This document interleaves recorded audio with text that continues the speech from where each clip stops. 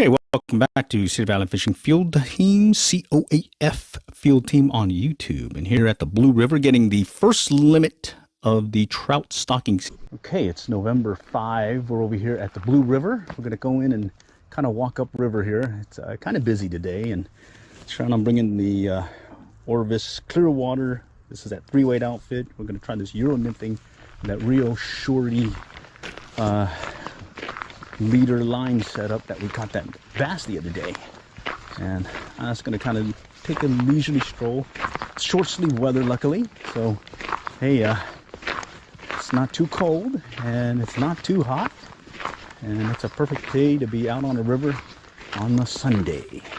All right, we're coming up on the fork in the road, and we've got the option to go further down river, try fishing that area, or there's a little crossing here that you go across to the other side and try fishing that part of the river, or you can head up this way further up river to my left and try fishing the different stocking spots. So today I'm feeling adventurous. I want to go up river and kind of check out what's biting up there. Okay, we're coming up on the first trash barrel, and let's just take a look at what the river looks like. Flow's looking really good. Water is there's a slight cloudiness to it,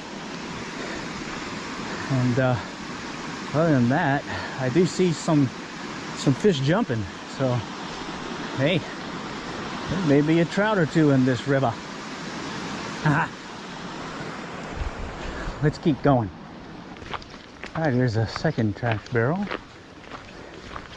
Looking good out here. Water flowing.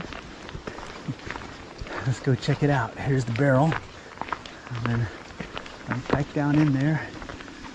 Just behind those trees are some riba, and I can see it's flowing. Let's go back over here and take a look. Yeah, right there. Nice. Just a little bit up from that one barrel, just a few steps away is the second barrel here. I'm not sure if this one actually counts, but well, we're gonna keep on going. Here's the next barrel. This is the fourth one.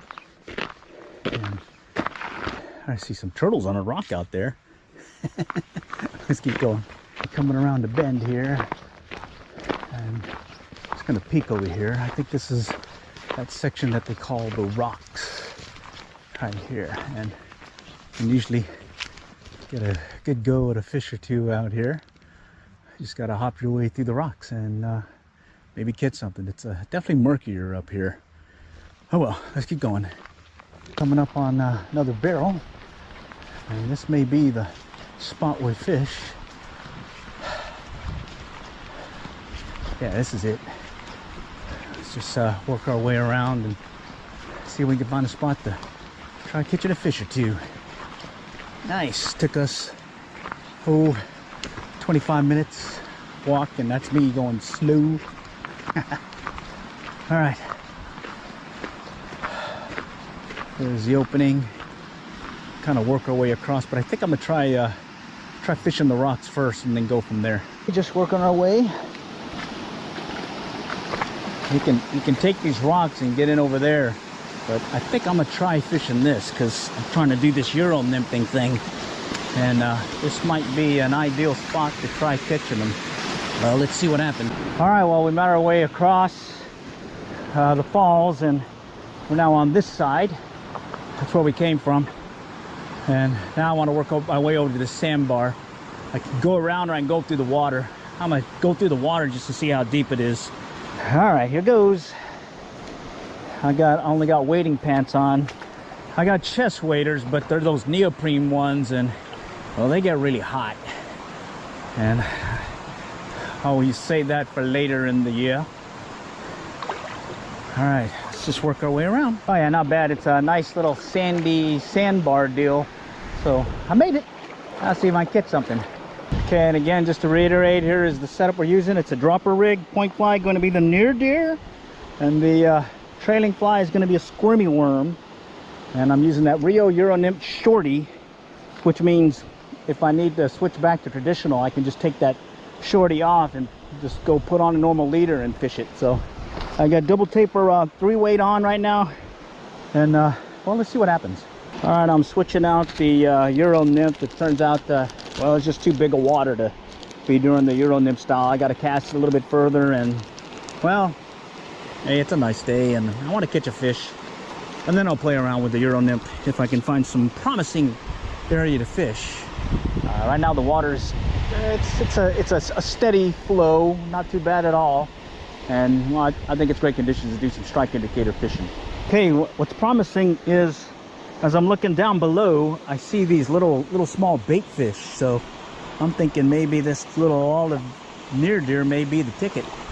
All right, I got one on the line, on the indicator, very light bite, like strike. I'm just gonna bring him in, and looks like he went for the near deer. Oh yeah, he's a nice size one. Of course, you got to keep the first fish of the day, you know.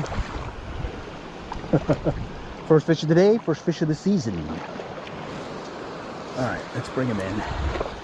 All right, let's pull the net out. Come on, come on, come on. Come on, come on. Oh shoot, I'm just gonna bank you. Oh yeah, he's a hefty one. First fish of the day, nice. Went for the near deer.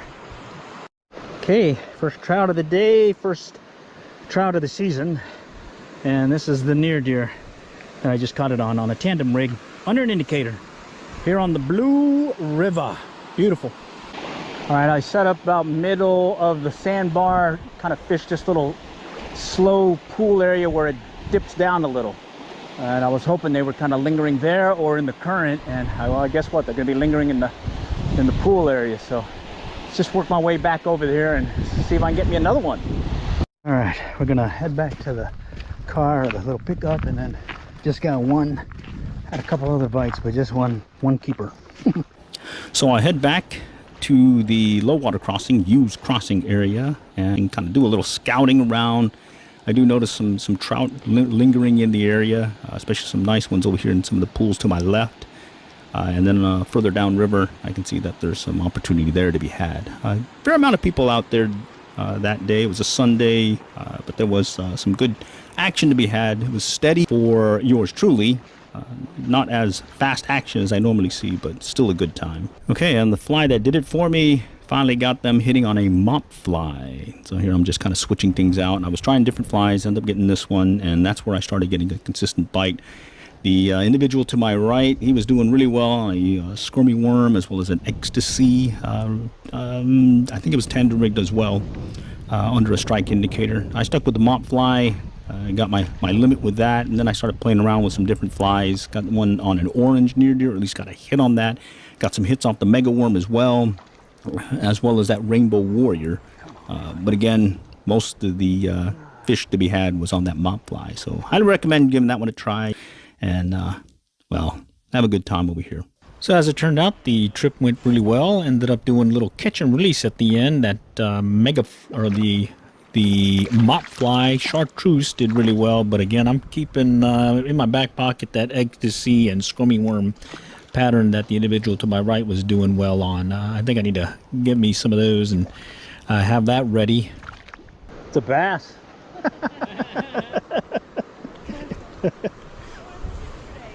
Green trout. All right, fun time on the Blue. Highly recommend if you get a chance to head up there, do so. Okay, it's November 16th, first day fishing over here at the Blue River for 2024-2025 stocking season. I stocked it yesterday with some trout. There was a delay this year. They normally stock at the beginning of November, but they were going to delay it to December, but now it's stocked. So let's see if we can get something today. And we'll be rebroadcasting this later, so I'm going to leave the GoPro running. I may have to stop it off and on throughout the day, just depending on how things are turning out. But well, let's see if we can get ourselves a limit today. Got the Orvis 3-weight, and using an olive near deer to start out the day. I did tie some little squirmy worms as well. So let's see what's lurking in the river. And this is the area called Used Crossing, also called the Low Water Crossing. It does have these cool lights now. Before that wasn't there. So, and one of the things I like making sure, I like using cleated boots, wading boots. And oh, the water's looking really nice right now. I think we're gonna go fish the rock. That's that point right there. And looks like we got somebody fishing downriver by the island. The water is flowing really nice, really clear. Oh yeah. It's another beautiful day on the blue. There's the view downriver from Hughes Crossing. And the view upriver from Hughes Crossing. Got my polarized glasses on so I can take a look at what's down below maybe. And I do have a little wading stick because you gotta have it. And oh yeah, nice conditions. Got some really good water flow. I did bring some ultralight bait casting gear, but I really want to do my fly rod right now. Okay, let's see. I think I normally go up this way. Let's go fish the rock.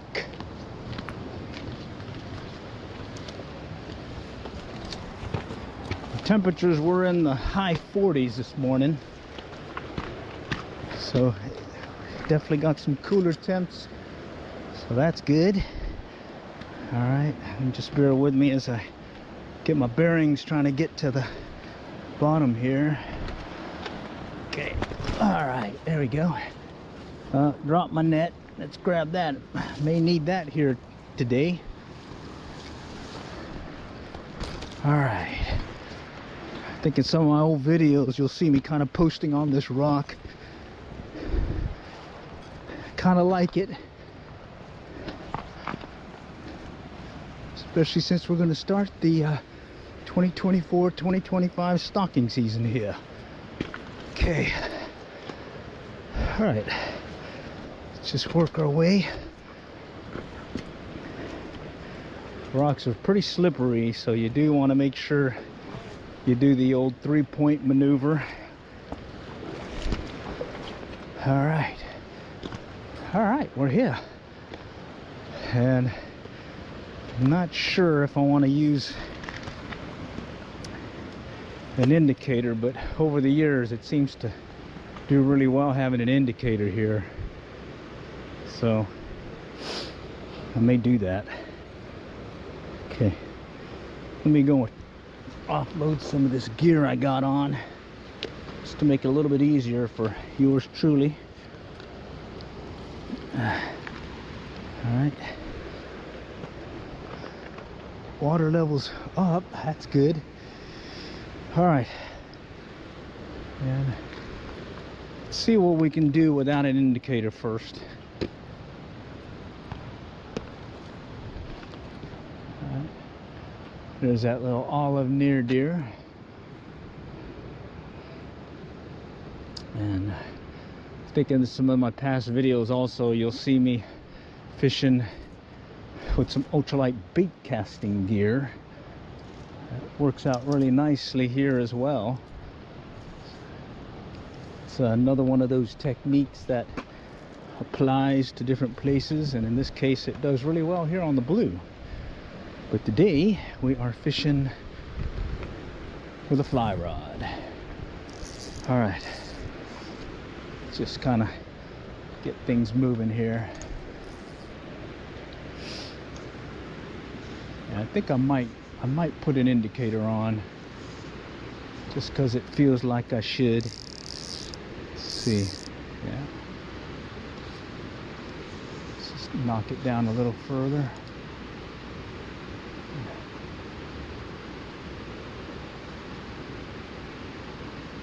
Sometimes they want movement, so let's see if they want movement today. Let's go back up.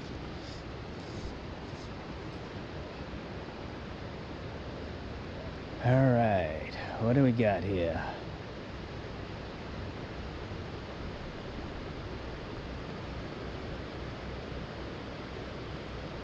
We're just kind of letting it drift along. Just Get out that way. Let's see what happens.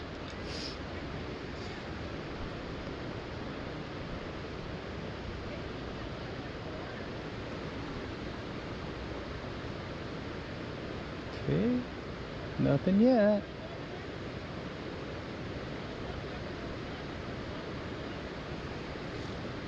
Yeah, I may put that indicator on. Let's go put it on. All right, we'll start out with an indicator and see what that does. I'm using the cork strike indicator. That one's got a little rubber gasket. I've used it several times in other videos. Let's start out deep. Let's go about 3-4 foot. There's a deep hole right in front of me, and then it kind of tails up a little bit as you get closer to the rocks over there by the crossing. And believe it or not, I've thrown my camera down here, and you'll see some of them just kind of lingering in the area just right down below here. So let's just kind of do a dead drift and see what happens. Maybe twitch it a little. There's a hit. There's another hit. Little tap taps. Let's see if I'll just set the hook as soon as I see it move again. Right there. Okay, we got movement. We got movement. Okay, I'm fishing fairly close. Just gotta let it drift along. No need to cast very far, it looks like. And I am keeping up with the bubble line right now. There's a hit. Oh, that one hit it. Very slight hit. The limit is three trout per day. I'm gonna make sure I got my tag with me. Oh yeah, it's down here. Okay. Gotta have a customer tag on your stringer. In this case, my creel. Just kind of letting it drift along. I did make some squirmy worms too. The other was it I think Lower Illinois, I was getting some really good hits off the little squirmy worm. Oh, another hit. Another hit. Okay, we got some fish. There's some trout in the water.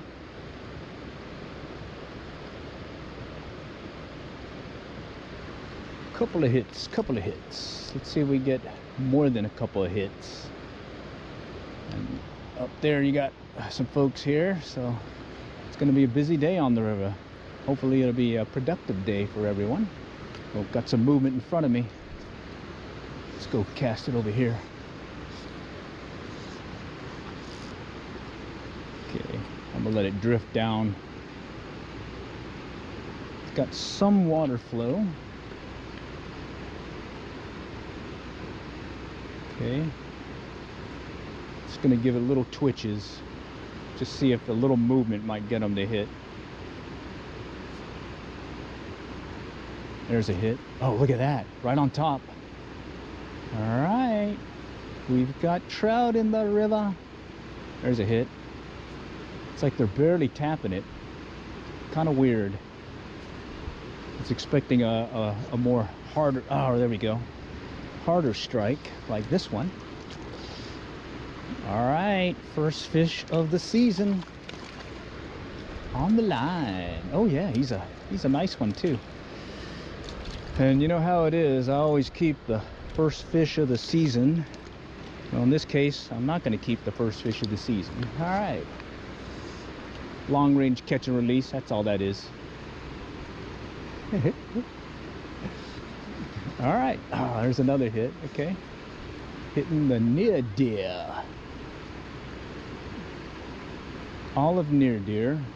Slow retrieve, sometimes dead drift, sometimes just let it drift. Right there, there's another hit. Yeah, oh yeah, they're here. We got trout in the river. I'm gonna go ahead and take my net off. There's a hit. Oh yeah, they're hitting. We've got movement in the river. Dead drift, dead drift. No, hardly any movement at all. So we're just gonna let the fly do the talking. Oh, there's another hit. Okay. Mojo's off right now, but hey, I'll get it back here so shortly. Okay. Let's do a little quick twitch here. See if we'll get them interested. A quick twitch. Something's tapping it. He's tapping it. Come on. Let me see. There we go. Ah. Okay. Okay. Good stuff, man. All right, we'll just kind of, oh, look over there, off to the left. We got some movement. So I wonder if they want some movement. Let's try that. Let's try the little twitchy twitch. So far, the dead drift's been working. There's a hit. There's another hit. 2 hits in a row, and I missed them. Mojo, come back, buddy. Mojo, come back. There. Ah.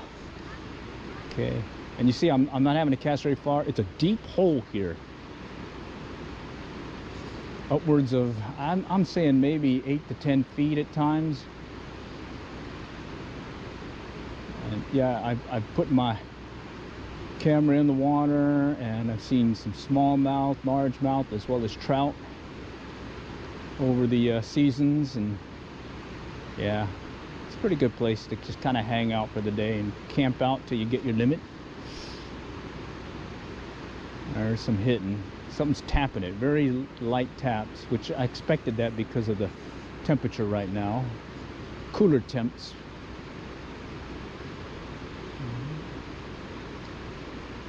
Just kind of let it drift along. There's a hit. And I'm using a small indicator, extra small cork strike indicator, about maybe a 1/4 inch, maybe 1/2 inch, not very big. You definitely want to go with the smallest size strike indicator. That'll still keep your fly at the level you want. I see a lot of times where guys will come out and they start out with this huge bobber looking thing, and well, you really don't need that big of a strike indicator at times. Okay, there's a hit over there to the right. Okay, over to the right. Let's go cast over there.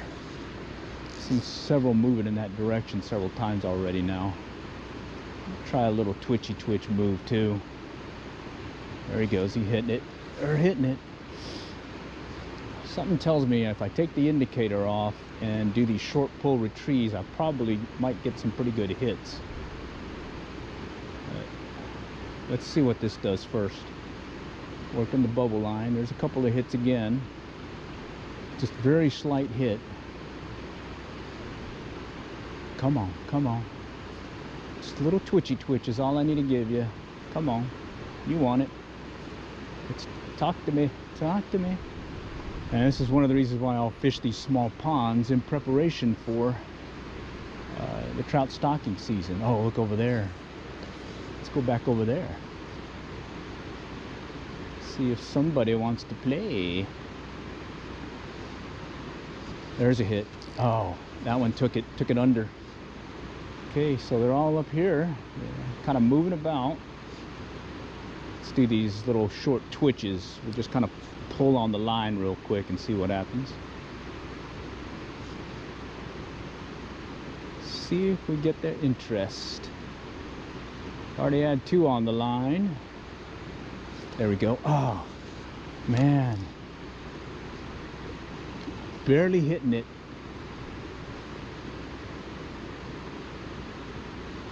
Yeah, I may take that indicator off and just do these short pull retrieves and see how that does. Come on, come on. Let's go, let's go. All right, let's take it back this way.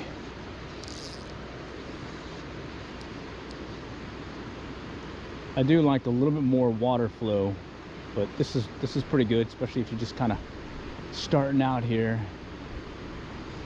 Don't have to worry about mending your line as much, and you can still let the river impart the action that you're looking for to get them to strike us. There's a hit. There's another hit. Very light hits.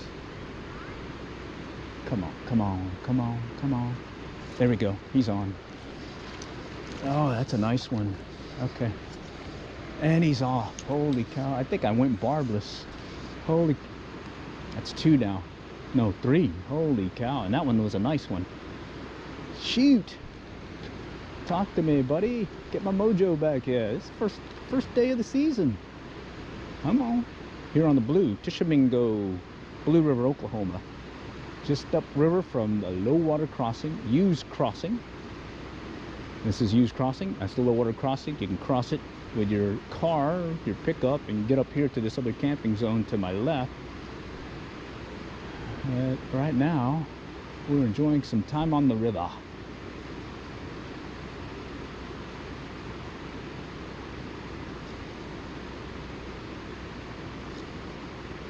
Come on, come on. There we go. Ah, he hit it again.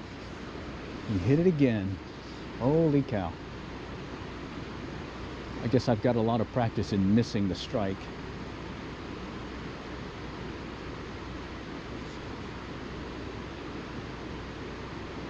Come on, come on. Let's go. A little twitchy twitch. Got a little leaf right next to it. See if I can get it to, there we go. Oh, that one hit it. That one hit it good. And then I hooked onto a leaf. Well, I got it pretty low. I'm gonna raise it up a little. Drop the indicator about 6 inches or so. Not sure why, other than well, just see, maybe that might help. Because my mojo is off right now and I must fix it. Okay. All right, that's about 3 feet. Oh, look at that, right out there. Let's get it out there.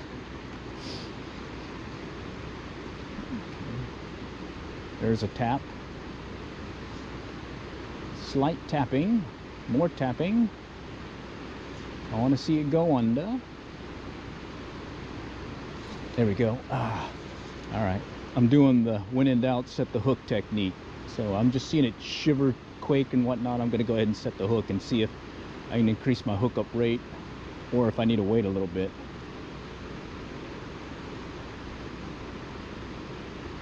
Come on, come on. All right, let's go back this way. Kind of work this one. There's some rocks there in the little pocket over there to the left. See, right there to the left, right over there. And I've had some hits right in front of me as well. Okay, got some good drift here. I can see it following the bubble line. Now I just need them to cooperate.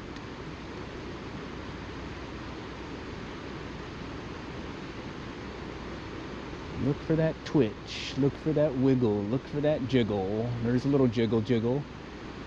Very slight one. Okay, there's a hit. That one took it good. I should have set the hook there.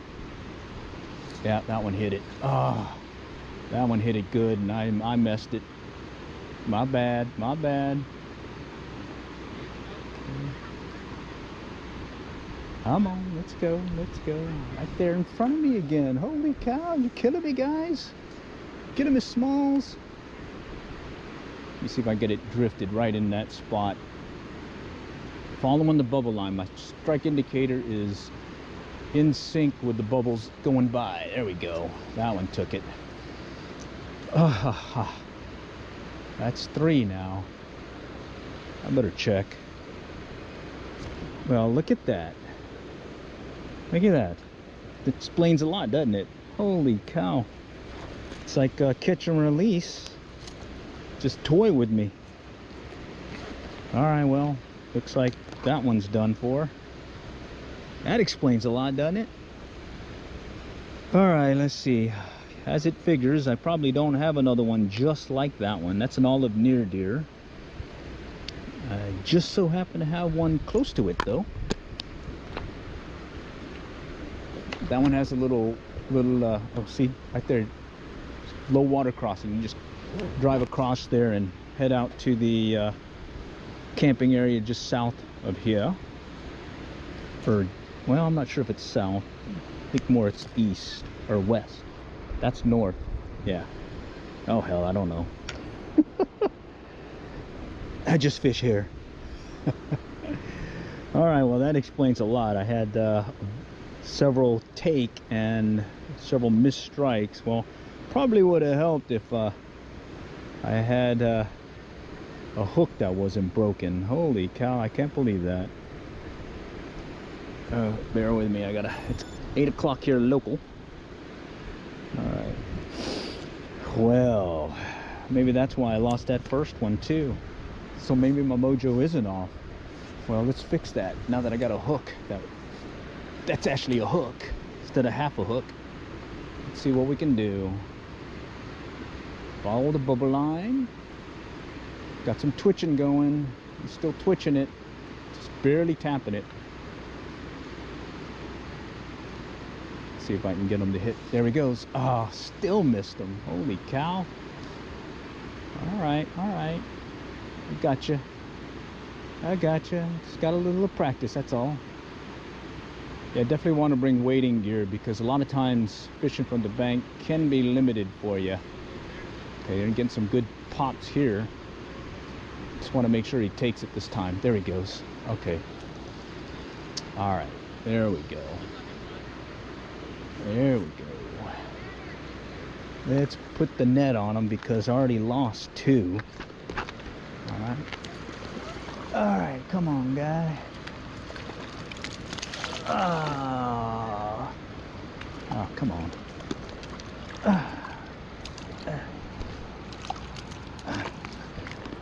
Well, it's just that's what happens when you got a 10-foot rod here. I need to take in some more line. By the time I get him in, he's going to be off. Shoot. Probably helps that my hook is good now. Okay. All right. Let's bring him in. Yeah, I guess rule of thumb, make sure you check your hook. Make sure it's good to go. All right. Come on. All right. First fish of the season. Beautiful looking rainbow trout right here on the olive near deer that this time has a full hook. So let's go and get him situated. All right, he's already off. Okay, awesome. Got him right in this crevice here. Well, let me get him into my creel. This is the one that I replaced after my old one finally crapped out on me after a hardy service of close to 30 years. I had that creel. Let me go ahead and take this off. All right. I guess I better make sure I don't lose them still. Holy cow, I even got them on the creel still. Can't lose the first fish of the season. All right. Yeah, that's what you get here when I do these live stream rebroadcasts. I don't edit anything, so you're gonna see everything. You'll see all the mistakes I make and everything. Nothing fancy here. Okay. Let's go put some water in it so that he's good to go for the day. All right. All right, I like wetting it so that it stays cool. And all right, well, the limit is 3 here in Oklahoma, so I usually keep the first fish of the season as well as the day, and then I get picky. I'll get picky for the next 2, and then as it gets close to time to leave, I'll get less picky. All right. Okay, so strike indicator using, just let me show you the setup. the small cork strike indicator. Very small. I'd say that's a 1/2 inch. Or maybe even smaller than 1/2 inch. And then 3 foot under, I've got olive near deer, which in the size 10, double duty, just tie you on a woolly bugger, that'll work also. And today they want not much movement at all. Yeah, not much movement at all, just kind of let it drift along. Oh, look at that. But I will take the indicator off here in a moment and see if they want some short pull retrieves. Okay, and you can see I'm not having to cast very far. There we go. Ah, he's on. Yeah, don't have to cast very far at all. Okay. A little twitchiness here, a little twitchy. Let's see. Let's see if there's anything across from here.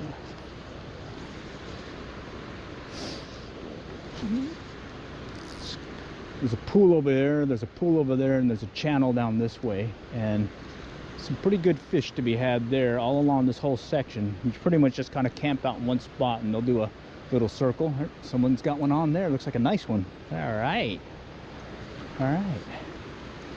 And I don't have the Opus T Skagit head. Instead I have a little weight forward line, so don't have as much flexibility as I have with that OPST Skagit head, shooting head style. But I'm still able to do some pretty good casting with this thing.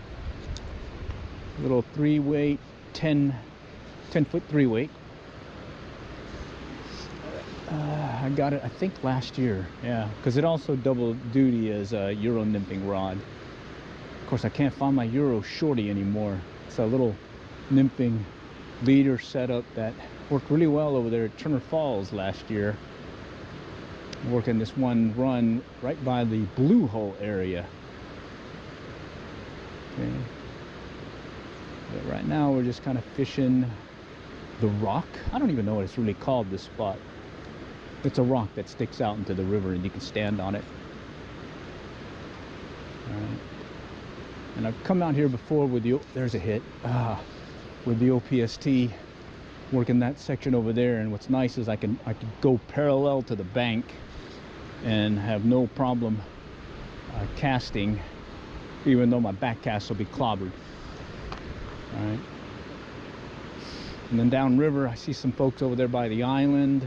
That's usually a good spot. No one's on the sandbar right now, so there's a sandbar that's in between that big rock over there and the island, and that's usually a real good spot. I'd say make sure you wear some chest waders, because you will get above your waist getting to the sandbar, but once you're there, it'll come down to your, I'd say, knee, if not smaller or shallower.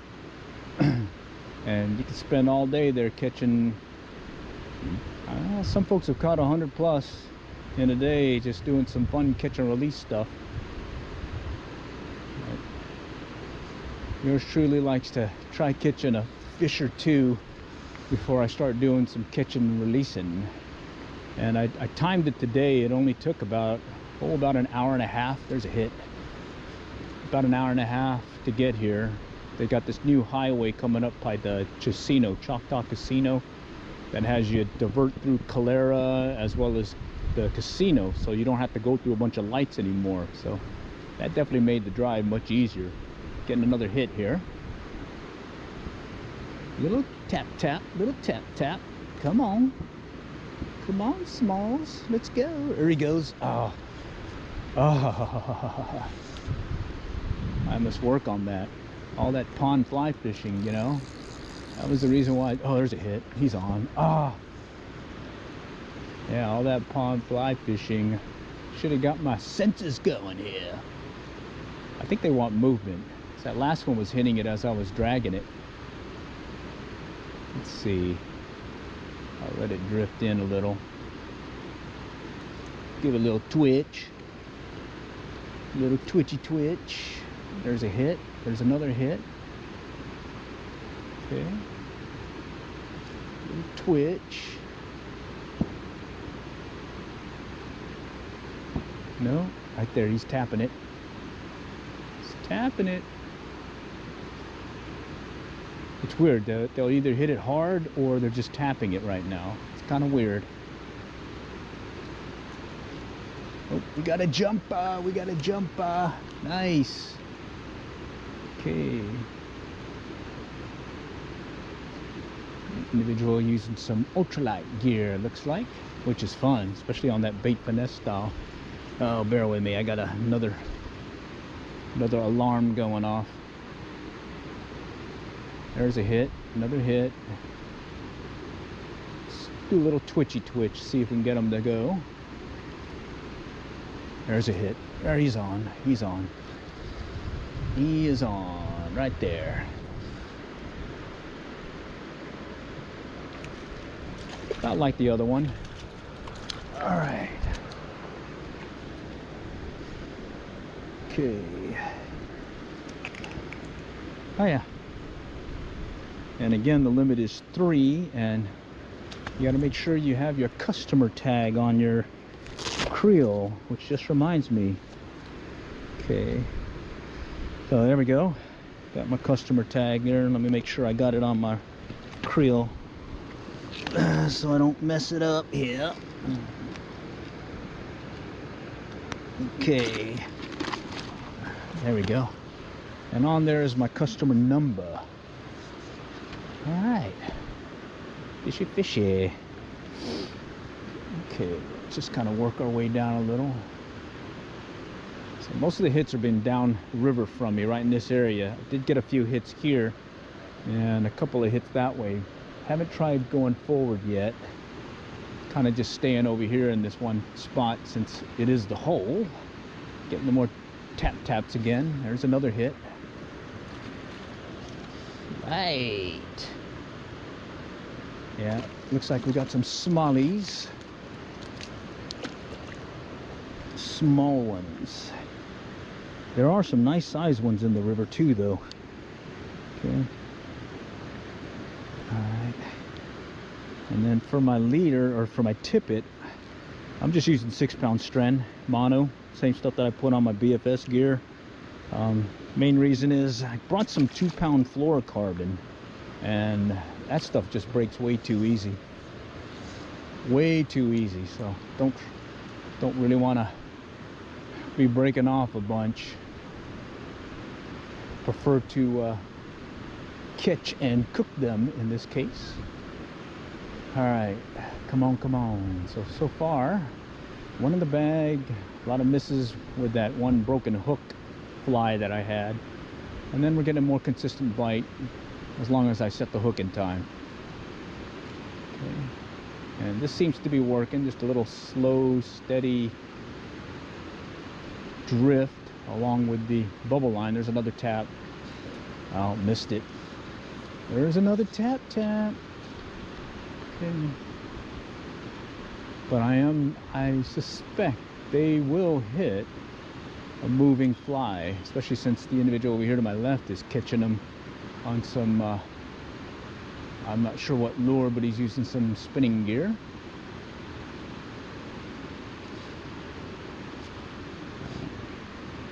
Just give it a twitch every once in a while, trying to get it to the money zone.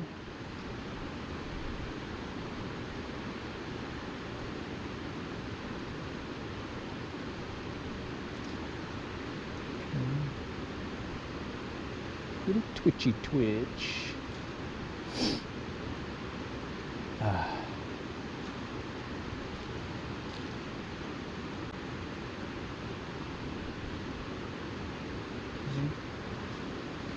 Alright, let's recast. Let's go back out this way. There's a little run down here that they'll sometimes go right behind that rock right there, and then it'll come in over here to its left. Just there's not much water flow right now, so I'm kind of sticking to where I can stay in the deeper section longer. All right, come on, come on.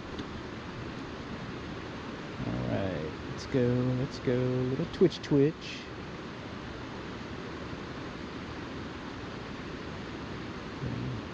And a lot of times they'll be kind of hanging in the rocks by those pockets. There's a hit. Right over there in those rocks, there's little holes and whatnot that they'll be lurking. Okay, got a slight tap again. Got my finger here ready to go to set the hook. That's another key thing to remember when you're fly fishing, is make sure you have the line between the handle and a finger so you can lock tight when he sets. When he bites. That one just barely took it under, but that was a strike. Okay. And I know I'm doing good right now. I'm following that bubble line, so I got the drift I want. There's another hit, double hit, another hit, another hit, another hit. Holy cow, a lot of hits. Okay. It's like 2-3 hits in a row right in that one section. Let's go back over here.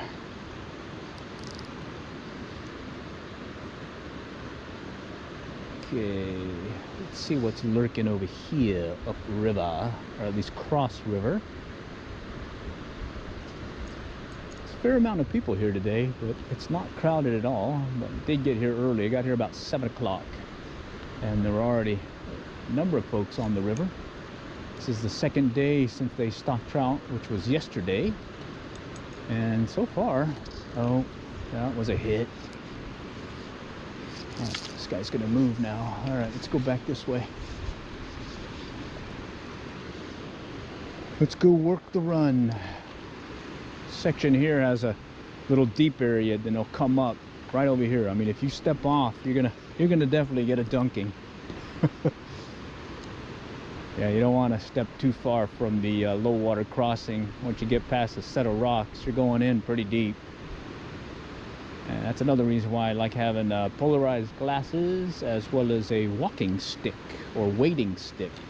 In my case, I just repurposed a walking stick as my wading stick. And it has a locking mechanism that allows me to lock it in place. Oh, here's a jumper. Oh yeah. Got me a jumper. I think he's about like the size of these other ones that were here. Oh, he's off. Okay. All right. Just kind of playing it a little bit here. Just have a little fun. I guess the slow dead drift style is what's working right now. There's another hit. All right, there's another hit. Fish on. Fish on like Donkey Kong. Let's bring him in. No net this time. We're not really being picky or picky right now, so we're not gonna keep them all. But holy cow, this guy looks good though. Too bad he wasn't the first fish of the day. All right, come on, home slice. There you go. All right, right there. Yeah, it's not bad. Okay. Fishing the blue. All right, let's see. Let's get them off. All right, come on. Let's get the old forceps out and go pop this off here real quick. There we go. And he's back in the river. Off he goes. These are, it's more of a put and take fishery, so yeah, it's seasonal. It's not a year-round trout stocking thing. Not like the lower Illinois or the lower Mountain Fork over there by Beavers Bend State Park, but it sure is fun here. They'll stock it November to March typically. And what's working right now, it's pretty much dead drifting a olive near deer, aka sort of like a woolly bugger. Okay. Just kind of work it again here. Watch for that strike. There's another hit. Just giving it a little twitch. Another hit. See if he'll come back and hit it. Kind of popped it twice. Just kind of pop it again, see if he'll come back. Yeah, there was one season right there. One season where this was flowing really fast and really muddy. Oh, a jumper. And I was getting all my hits fishing it downriver, but twitching it upriver. And yeah, that one did pretty well. Okay, so this one looks a little bit smaller than the other one. Okay, nice coloring though. All right, let's see what Mr. Fishy wants to do. Let's see if there's one a little bit further out. Okay.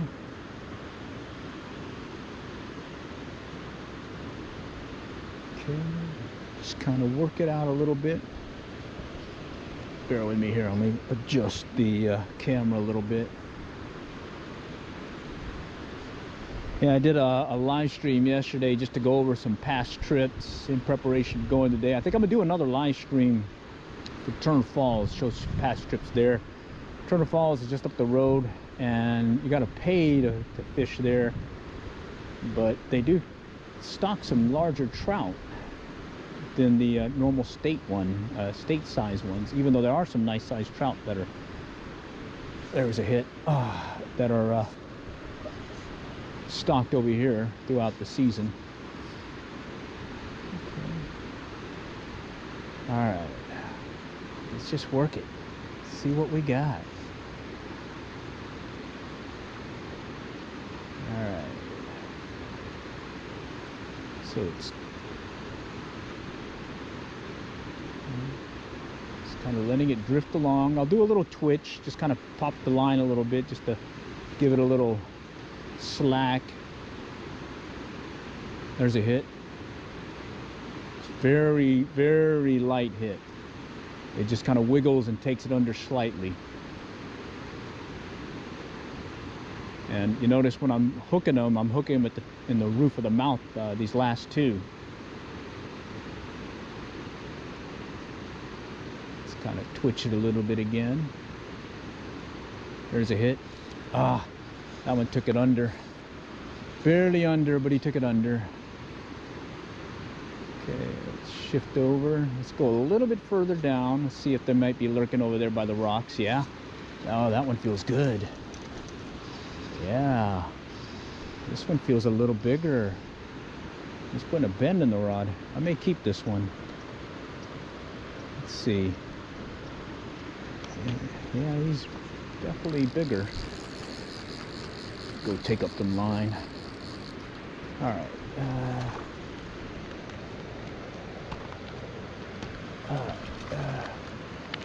Got my net. Now I'm gonna be really picky if I land this guy. Let's go take up some more line.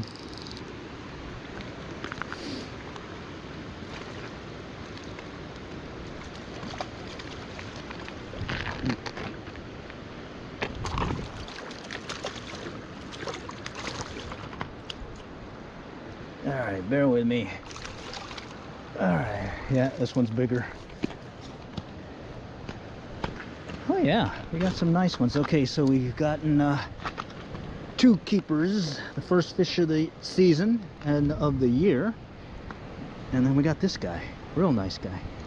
This one's going in the bag. In the bag.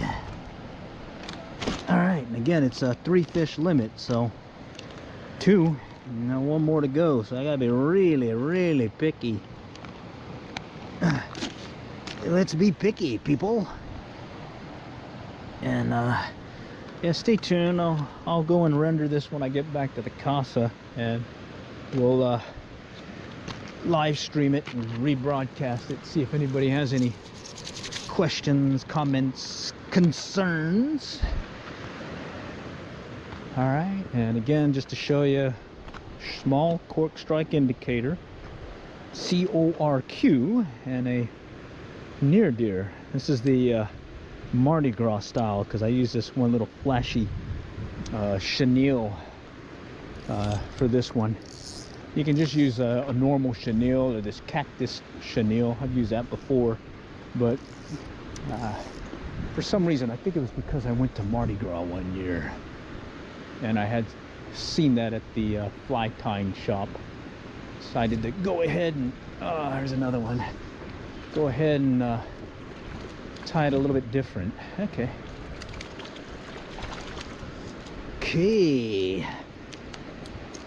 Swinning bad. Alright, come on. Yeah, he ain't bad at all.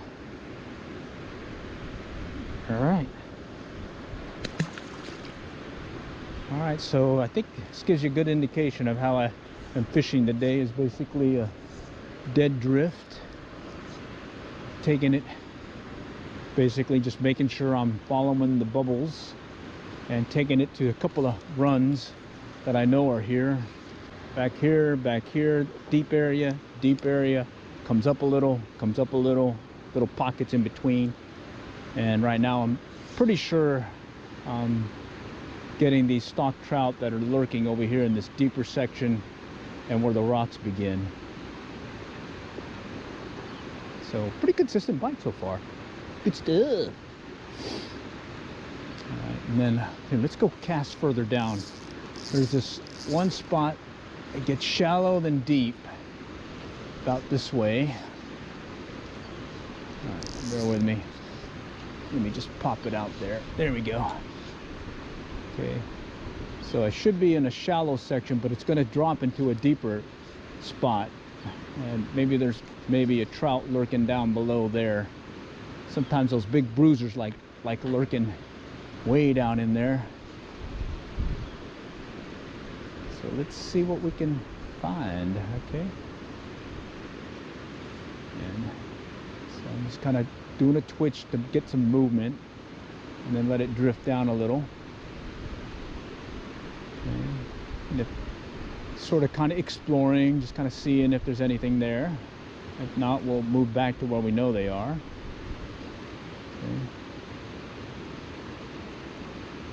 Okay, so consistently kind of over to my right. Okay, and then right in front of me, right here, let's go and try drifting one. Had some hits earlier, very light strikes. So let's see if we can get one up close.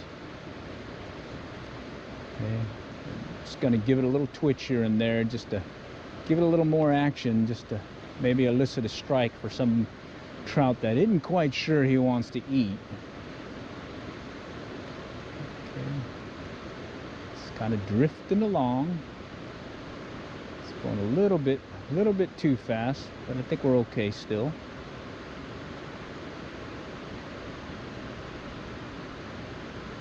Okay, just looking for that light strike.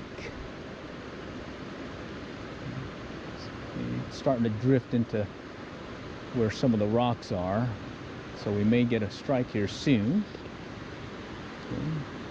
Just kind of let it drift. There's a hit right there. Oh, you seen that? Right there, right where it's deep and then the rocks begin. So let's go cast back in that spot again. See if we can get him to do it again. Yeah, there he goes. Yep, came out right there from the rocks. Little transition zone, and they're kind of lurking where the water is kind of drifting into. It's a nice size one again. Not as big as that last one, but it's got some heft to it. Got some really good heft to it. Look at that baby. Okay, get him released. All right, go back and have some fun in the ribba. Okay, let's go try further out where there's another transition zone where I know there's some rocks. Got a slight wind. It was in the 40s, high 40s when we first came up, and then I think I hit bottom there, and then it's supposed to get up into the 50s and 60s later. There's a hit. Oh, okay. Getting hits still, getting hits. Up close, not having to go too far.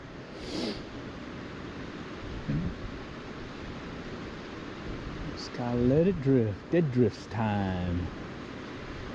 You'll see a lot of my videos where I'm pond fly fishing, and it's really... Oh, there's a nice one. Yeah, if it was later in the day, I might keep this one. But I won't. We're gonna bring them in and let them go. Oh, come on. He's putting a really good fight. All right. Come on. Talk to me, buddy. All right. Yeah, I think he's in between that last one that I caught or between the two that I kept. I mean, it's got a little sausage-like look to him. Get the forceps out. All right. Let's let that guy go back. Kind of work it again. Okay, so right in that little transition zone. Dead drift. Follow the bubble line. Set the hook. When in doubt, set the hook. Give it a little twitch just to kind of get a little something. Maybe there's one just kind of thinking about it, not really sure if he wants to strike. So that little, there's a hit. Little twitch is enough to remind him that he should hit that. What do you say? All right.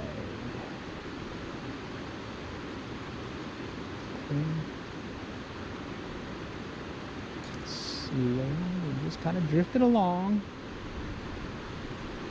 A couple of nudges here and there. Let's go back out again. Actually, let's go. Let's go this way.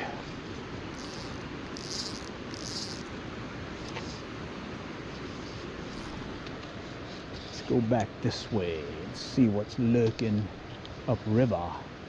Over here it's deep, then it gets shallow. There's a bunch of rocks right in front of me, so it's like a shallow run. Sometimes you'll get them kind of lurking between the rocks and get them to hit. But right now it's a little slow compared to what's going on further downriver to my left, but there's trout to be had, especially back in that area. There's a hit right now. Very light hit. Let's see if I can get him to hit. See if he'll hit harder. Come on.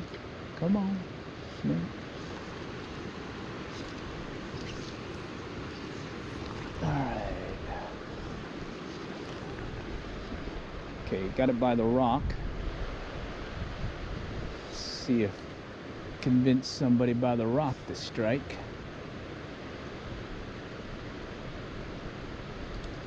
Come on. No. All right, let's go back to close again. We'll work that one run. Okay, so right here, hole and then rocks all up in there, but they will hide in those pockets and holes and whatnot, and that's where I believe I'm getting that last setter's right where it transitioned to where that rocky area is and that hole starts.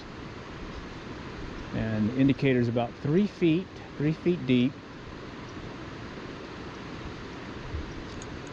and it's a light strike typically. They're not really hitting it really hard. It's been more of a light strike, barely tapping at it.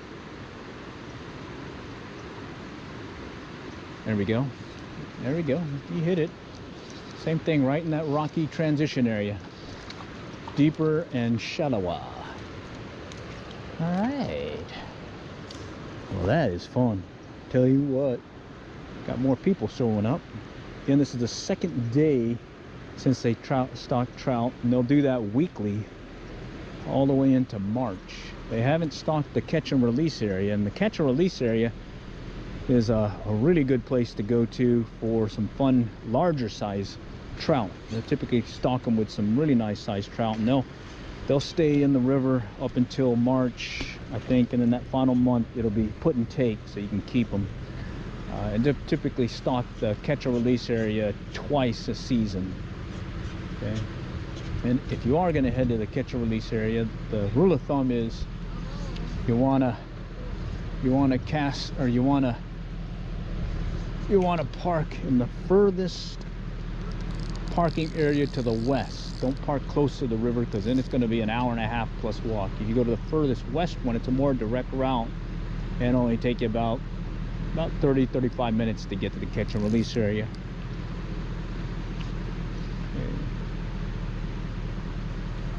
Okay, let's go back here and try that spot again.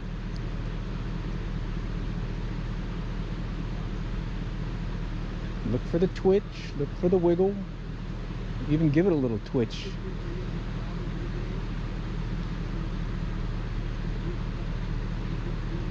Okay.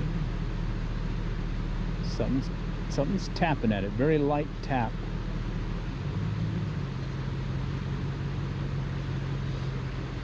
All right, took it under slightly.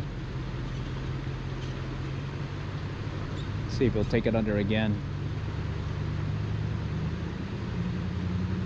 No? All right.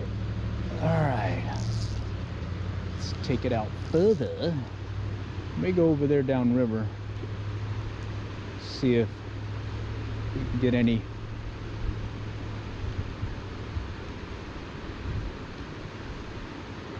Over there by the crossing. Usually you can catch something there as well. And then you got upriver as well. Oh, there's a hit. Had a hit. Wasn't paying attention. All right.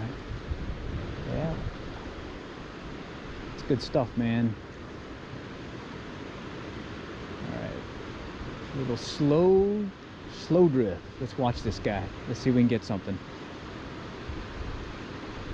Should be coming up on the transition area where it's deeper to shallower.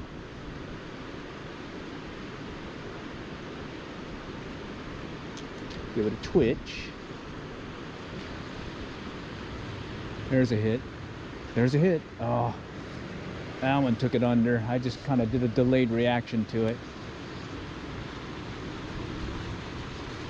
It's fun stuff still.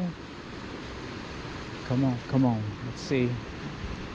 We'll do the when in doubt, set the hook technique, or the Hank Patterson rip dye lips.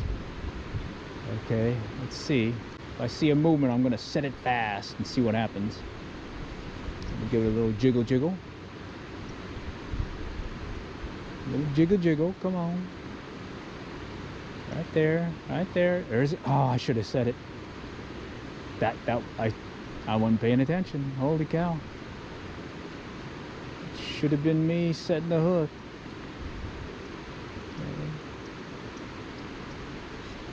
Nope. All right, let's go back out. That one wiggled and I should have set the hook. I was trying to do the rip dye lips technique and I wasn't ready.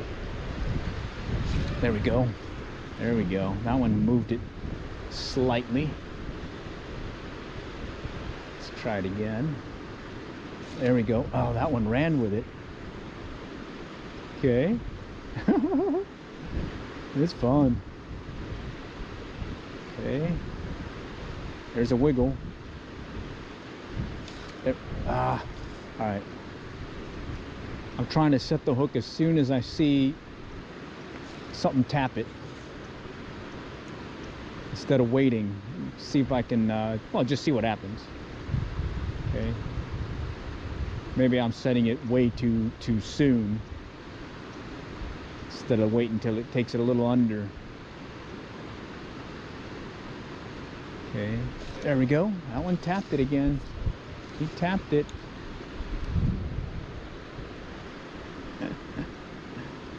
Tap City. All right.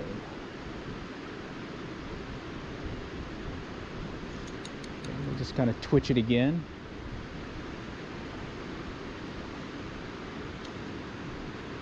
Yeah, there's been times where I set the hook on a slight strike and ended up catching a 20-inch trout. So you never know. Could be a little light strike, could be a big strike, and next thing you know, you got a bruiser on. Okay. We'll just keep working it.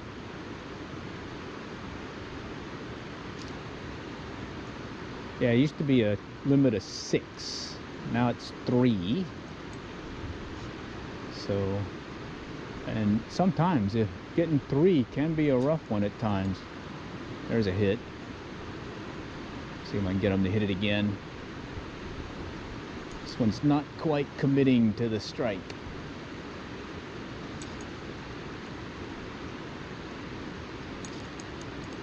Come on. Alright, I'm going to take this one out further. Just want to see what's kind of lurking by the rocks and the pools.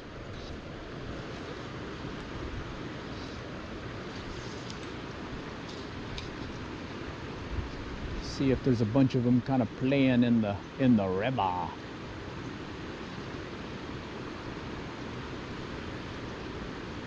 Come on. And I'm just gonna give it a little twitch. Just like that. Just to kind of keep things interesting for them.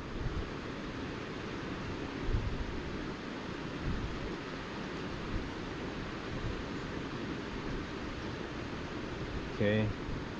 Something barely tapped it. Barely tapped it. Alright, come on, come on.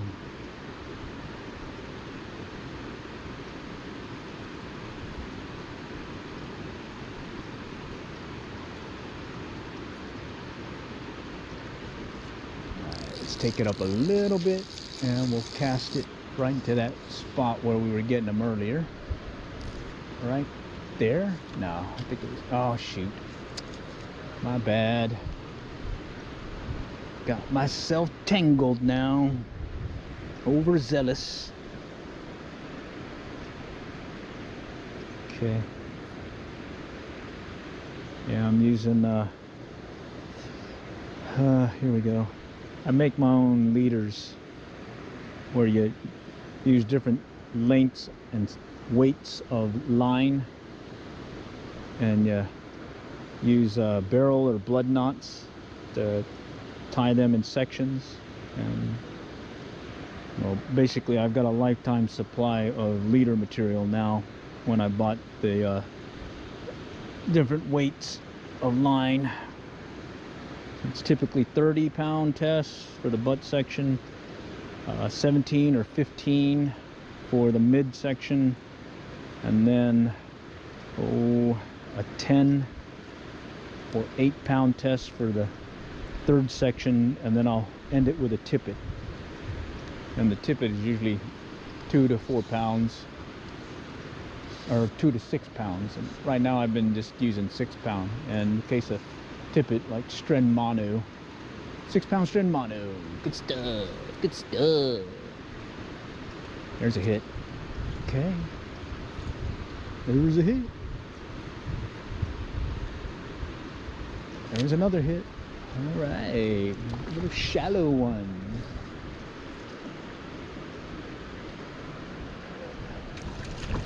It's not bad. Not bad at all. All right. Yeah, if it was later in the day, I'd be keeping this one. Woo-hoo. Famous last words. Holy cow. All right, so far they've been hitting the Mardi Gras near deer. So got some olive marabou for the tail, and a what you call it, Mardi Gras style chenille, and a grizzly hackle. All right, and it seems to be working. Right. And they're not very far. Not very far at all. I don't have to cast very far at all. But let me wipe my hands here. I got some fish stuff, fish slime on there. Pow! Just drop it right in there again.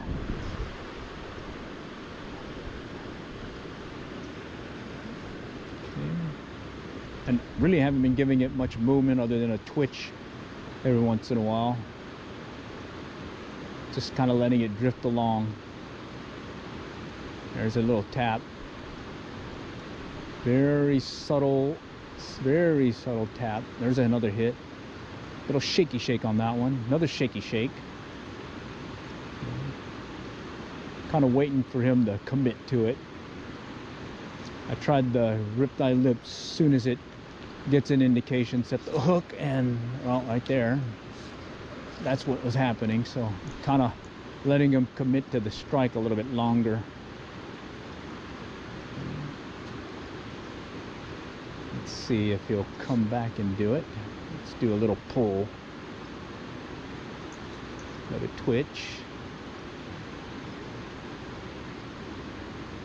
There he goes. He's tapping it.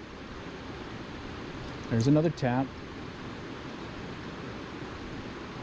Couple of taps.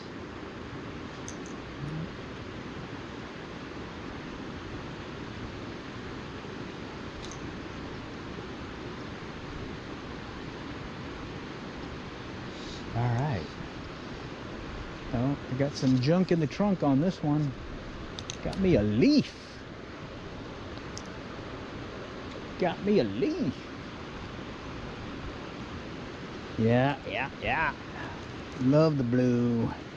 And you don't have to just fish this spot. There's other places that are less crowded, and I tend to start the season out here, and then later on in the season I'll move out to other areas that don't have as many people. Yeah, you can be surprised how you can find a nice stretch where there's no one else, because once you get past walking, I'd say a mile, it kind of really tapers off. The crowds, that is. And this one's very popular because, one, it's one of the trout stonking spots, and it does hold a lot of trout, and it's very convenient. There is even a disabled access where you can set off the on shore and come up to it and fish. We'll just kind of let it drift again. There's a hit. Oh, I should have set the hook there. Kind of wiggled. That was definitely a hook setting time. There we go. That one stayed under. All right. Oh yeah. Fish. Let's bring them in. All right. It's funny how you use a net when you want to keep them, and when you don't, you just kind of wing it. Oh yeah, nice size one too. All right. Working a pool, blue ribba. Huge crossing, low water crossing. Okay. You just let it drift along. Just let the fish do its thing. Let the fly do its thing. Okay. And I just used my rod tip to just give it a little movement, a little twitch, just to kind of give it a little up and down movement. There's a hit. A little tap, a little wiggle. See if I'll come back and hit it. I've seen it before when I put my camera out underwater, and you'll just kind of see them kind of tap and hit away at it. And they're actually following it along, especially if you're like using a power worm or something. There's a hit. And you'd be surprised how quickly they can nip at it and still not get hooked. Okay, just kind of drift along. All right, so we use the olive near deer. I'm kind of itching to try using these squirmy worms that I made out of a little toy that you can get at the dollar store. Those little squishy things. They can be a ball or a bracelet or whatever, and I made them last night in preparation for this. It was a It was a fly that was working really well on the lower Illinois earlier this year. And I just call it the squirmy worm. There's another hit. And I've got 2 in the bag. I've released several. And on this Mardi Gras near deer. And I kind of want to see if that squirmy worm is going to take. That's a very simple tie. Doesn't take long at all to tie them. In fact, I've tried a different tying technique this time just to see if it makes a difference or not compared to the last time I tied it. So we'll test it out here soon. Let's just see if we can get another strike on the Mardi Gras near deer.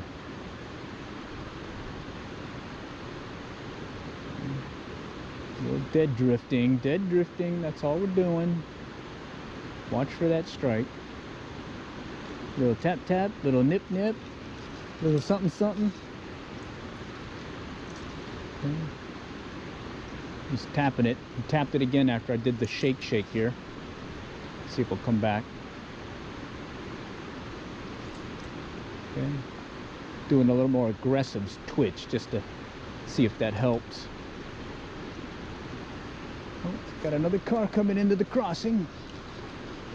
I see there's a smaller car. Give you an idea that you can cross it with, you don't need a big pickup 4-wheeler. Main thing is you just got to make sure you stay on the crossing because you don't want to go over.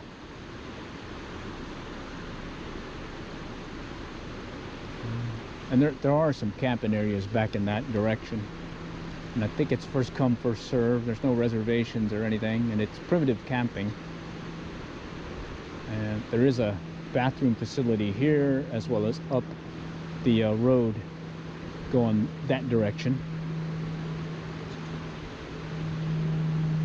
All right, let's see if I can get one more before I switch it.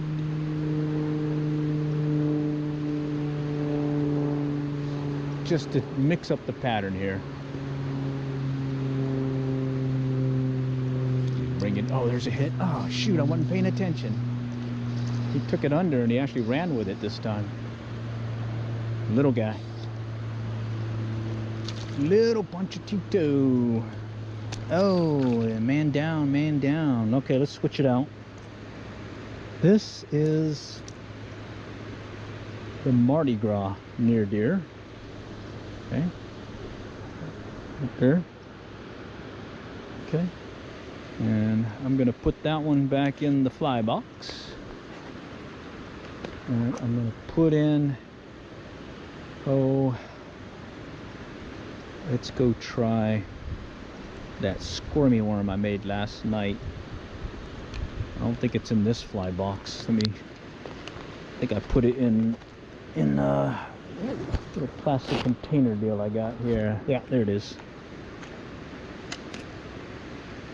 And these have some trout magnets in it. It's got some mop flies. Hey, yeah. We'll try a mop fly later too. Okay, these are very simple ties. Okay, and this is squirmy worm. All right, let's see if I'm trying to get the one that's a little bit heavier. Yeah, this has got a heavier bead on it because I want it to sink a little bit faster than I think those other two would do. Play around with that, and then we'll switch to a mop fly because hey, fish are biting. It's time to experiment, see what patterns to try. And this one's tied on a size 14 streamer hook, but it's got a little curvature to it than your standard streamer hook. And this is basically the same pattern I used on the lower Illinois River earlier this year fishing for trout. I fished it tandem style because I needed a fly that was heavier to bring it down to where the fish were lurking because there was some pretty good water flow. And then I fished the squirmy worm. Ah, shoot it. Bear with me, my tying deal didn't go the way I wanted it to. Let's see. Yeah, you get it all, mistakes and all. No editing here. I'll get home and render the video off the GoPro and load it online, and we'll do a little rebroadcast, and maybe you guys will see something that you may have a question on or have a comment on. I'll definitely be listening. I moderate that one so that we don't have a little too much craziness. And if you are interested in hitting the blue, you can definitely ask some more questions. All right, let's see what Mr. Squirmy Worm will do. Okay, let's take it back a little bit further out here. Okay. All right. Just want to get it out a little bit further before I take into that transition area. Let's see if the squirmy worm works here on the blue as well.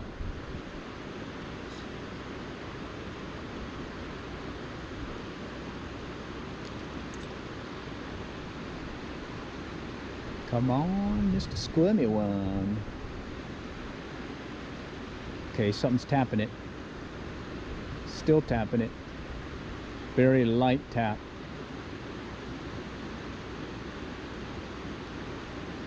There he goes. All right, Mr. Squirmy Worm works.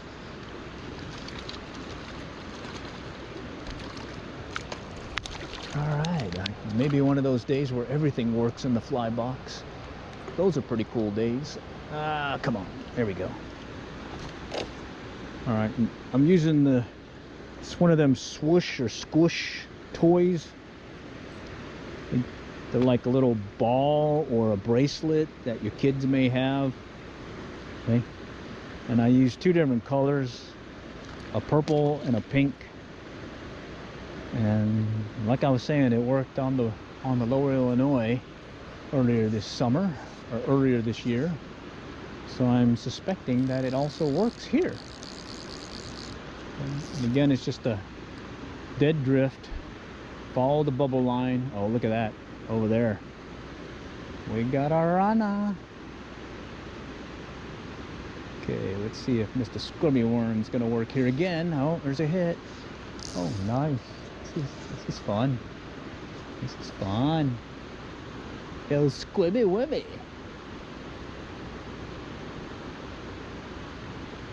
Alright, let's see. Give it a little twitch. Another twitch. Okay, something tapped it. He's running. He tapped it. Stopped. Let's give it another twitch. Okay, he hit it again. Very light strikes. Probably could have set the hook at least one time on that. Ah. Okay. Okay, I missed that one. Let's try it again. Squirmus wormus among us. I don't know what to call the fly. I just call it a squirmy worm because it's easier to call it that. Oh, we got a runner. This one's got a little bend in the rod too. Yeah, he sure did feel bigger. Sure did feel bigger.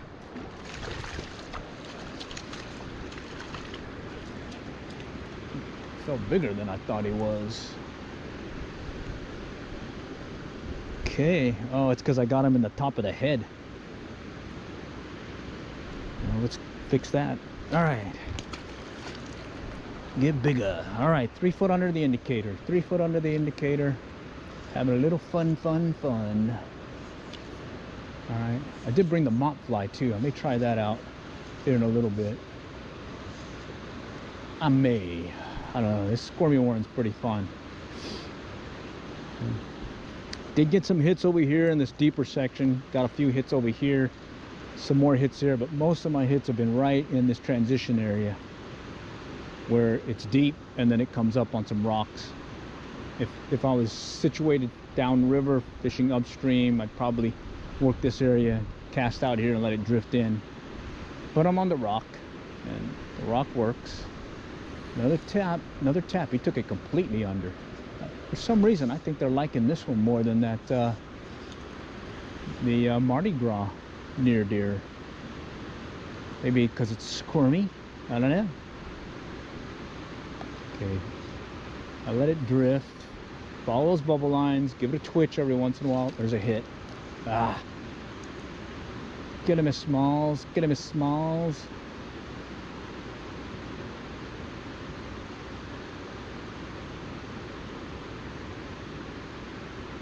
I just gotta let it drift again.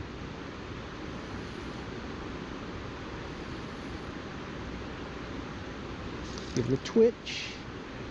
There's a hit. Oh, wow, Mr. Mojo. I missed 2 in a row. I was denied. All right, let's see what's happening here. Okay. Twitch. Come on. Twitch. Right there, right there. Come on. No? Not yet. All right, let's just pull it a little bit. See if I can get it back over here.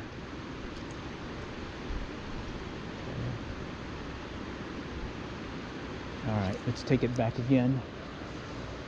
Let's go back over here.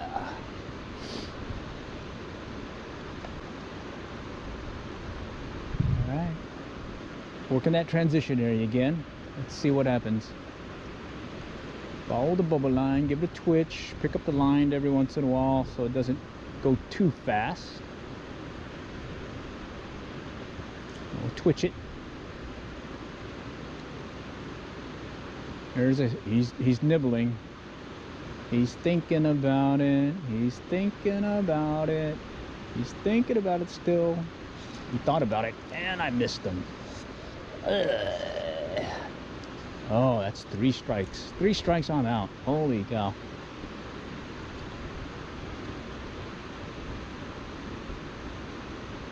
Okay. Let's see if we can get him right there again. Right in that little transition zone. Deep spot to rocky spot. And got a jumper over there to the left.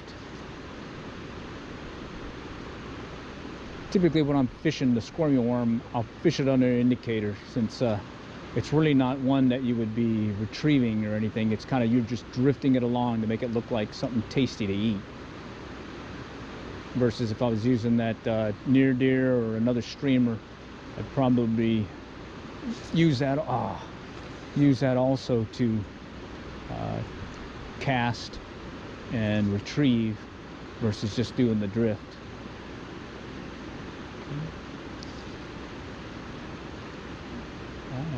I already missed. That's the 4th one in a row now I missed.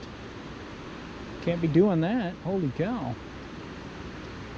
Okay, little tap tap, little tap tap. It's very, very slight movement. I can see the indicator kind of shake a little. Or you can see the little concentric rings that something hitting it imparts onto the cork strike indicator. All right, let's take it a little bit further down here. Haven't gotten really too many hits in this section, but let's see.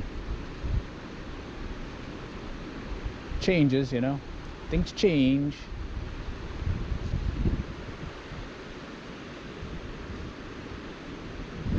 Of course, I did get some hits up close. Let's try here real quick. See if something's up close and personal. Do a close one. Okay. It's drifting along. Okay. There's a hit right there. That one took it way under. Another small one. A little ponchatito. Little ponchatito. Oh, and he's down. Okay. That was fun. Le squirmy wormy. Not one very far at all. Didn't even have to cast it much. There's a hit. Okay. Let's see. We've only been here about an hour, 2 hours, I think. Maybe an hour and a half. So probably could have limited out already, but I'm kind of holding off on the last one because I'd like to get the last one to be a little bit bigger.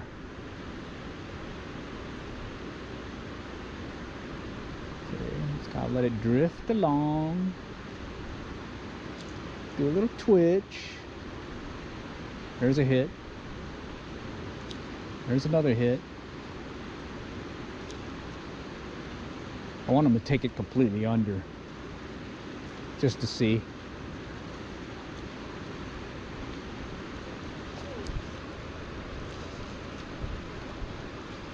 My hand's cramping up. And is cramping. Did bring some water. Yeah, I brought some water. Okay. Let it drift along. Okay, something's tapping it again. Very light tap. And he stopped. Let's see if I can get him to hit it again. Little poppy pop here. Oh, look at that. Here, let's go cast over there. I think that guy's toying with my feelings. I think that's the third time now that he's done that. Just drop it right in the area, the general vicinity. And we'll kind of let it drift in to where he was. Maybe he wants a squirmus.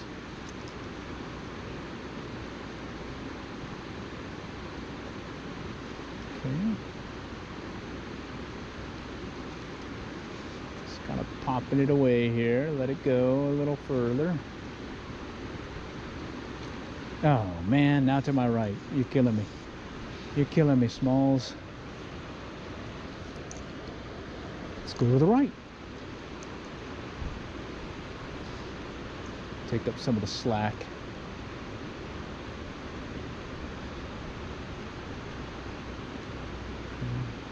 There he goes. That one took it under. He took it under. Took it under.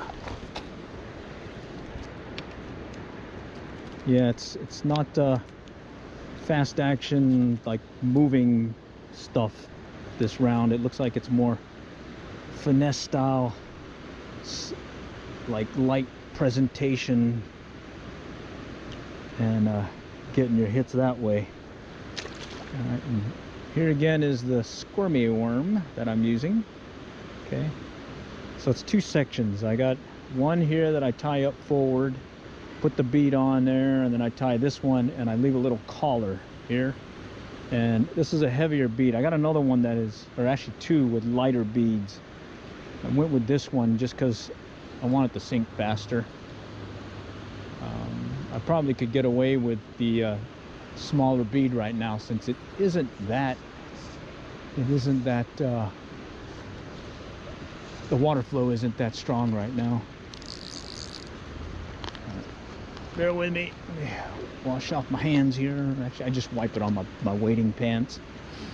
I am wearing some wading boots right here with cleats, and I got wading pants on. I do have some chest waders as well as some hip waders, and hip waders is when it's less water area, like Turner Falls and all that, and chest waders I come when I'm going to be in the water more and it's cold, because those are those neoprene ones. The pants ones, the wading pants, that's pretty much the one I use year round. If it does get really cold, I'll just put some extra pants on, or extra like long johns, thermals or whatnot. And like I was saying, it started out in the 40s, high 40s. I believe it's now in the 50s. Okay, there's something kind of drifting it along. Okay. Just Having a little fun here on the Blue River. The Blue River.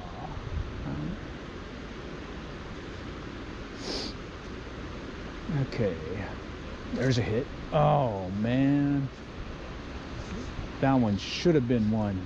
He was actually running with it.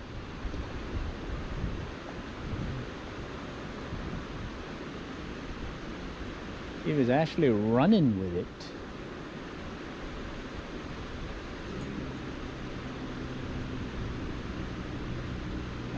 Still, I'm gonna let it drift along again. Just kind of pop it again. There's the hit right there. This one's putting a bend in the rod. What is this guy? Oh, foul hooked. Hit him in the back. That's why he looks like he's so strong. Holy cow. Oh, come on, come on, come on, come on. I foul hooked him. Got him in the side. Oh man. Let's see if I can get that out. Nope, forceps time. Yeah, so yeah, give yourself a try on this little squirmy worm. Okay. Definitely can catch a fish or two with it. Squirmy worm. And I tied it different than before. Mainly I added more of a collar here to give it a division between the two colors. Before I was trying to make it all look like one, and what I found out was it doesn't really matter. That little collar doesn't bother them. And, hey, it works still. Plus it makes it look like a longer piece. When I was doing it with the no collar, it was a shorter fly, about like so. Now this is about like that, and it's got some nice wiggleness. So I'm guessing that if I shake it like so, it gives it a nice wiggle. And maybe that's what they want when it comes to, there's a hit, when it comes to striking on these trout. All right, yeah, it looks like we're getting more people here. Come on, come on.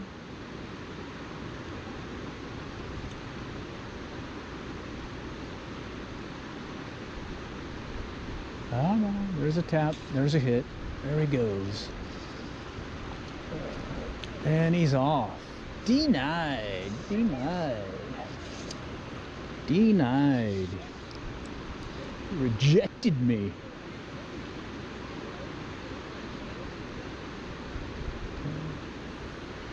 Let's see what happens this way.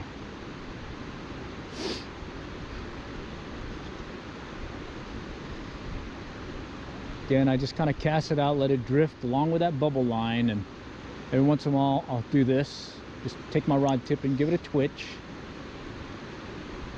And I'm actually working the transition area where it's deep into the rocky, shallow area. And most of my hits have been right here in this area. And I haven't moved from this spot. It's on this rocky outcropping. I can show it to you when I leave where I was. And it's just upriver from the low water crossing. And you've seen a number of folks driving by already, taking the water crossing to one of the campground areas behind me. All right, and then what's behind me right now? A bunch of woods and rocks, and goes uphill. Alright,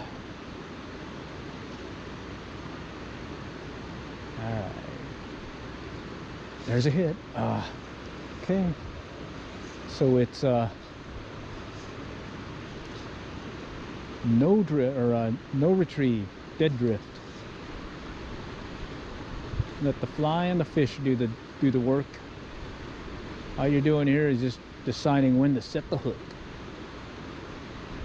Of course, you do a little twitch every once in a while too. Look at that. Oh God, and he took it under too. So something jumped and then something else hit it. Get him, Smalls. Get him.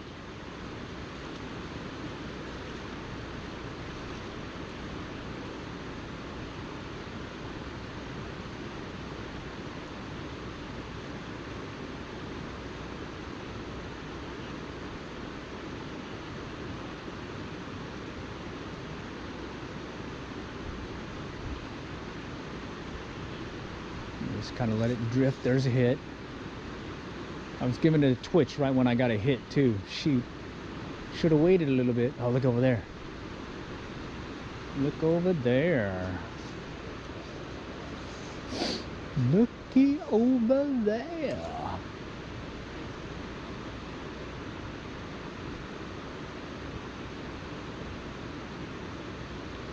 I'll just kind of sit back here and just kind of enjoy my time here fishing.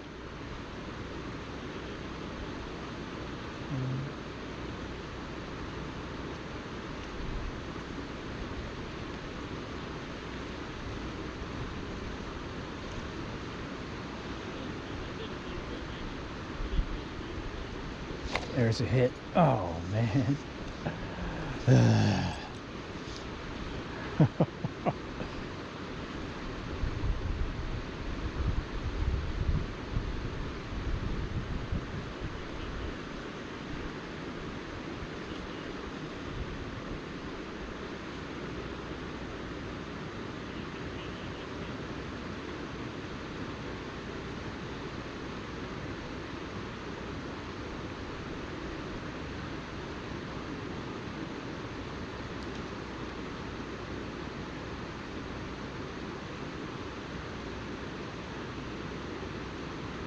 Got a little tap there.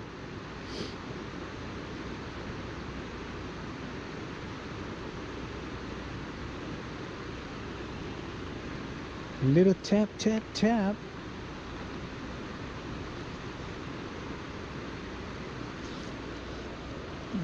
Okay. Let's see if we can cast it upstream a little. Little upstream, maybe.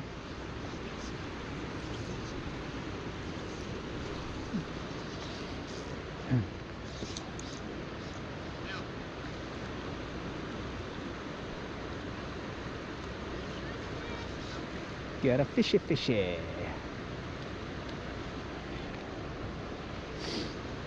Okay, let's see if something's lurking upriver.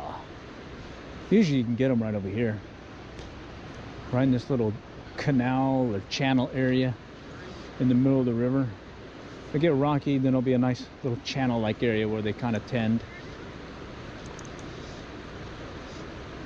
Let's just see if we can get something in this direction. So far they all seem to be in this area to my left.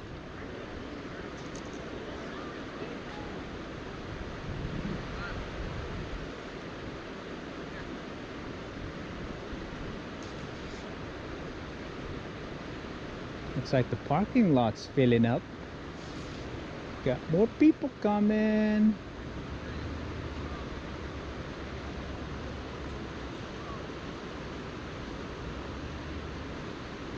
Wow, no hit in that direction. That's killing me. Normally that's a game getter there. Let's go back over here. Transition area.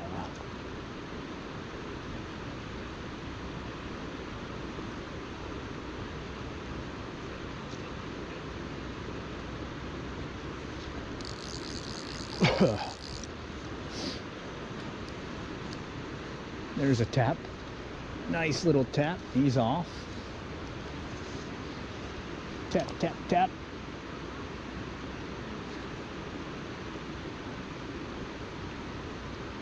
Let's see. Just kind of let it drift along. Little twitchy twitch. Okay. They really don't want any movement, it looks like. So we just kind of let it go.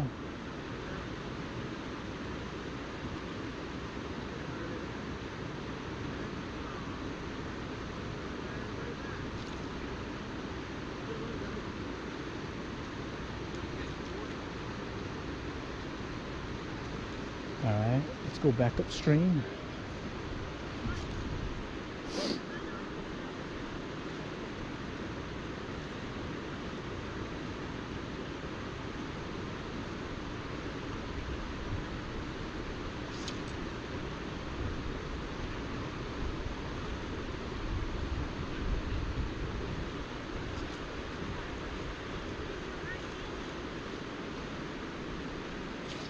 There we go. All right, he took it under. Got a jumper.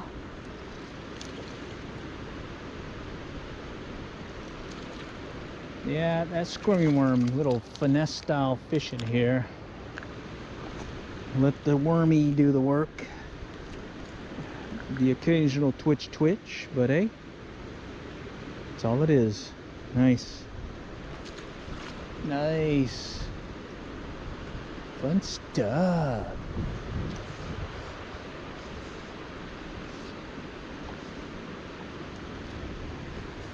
Let's take up some of this line. We don't need as much.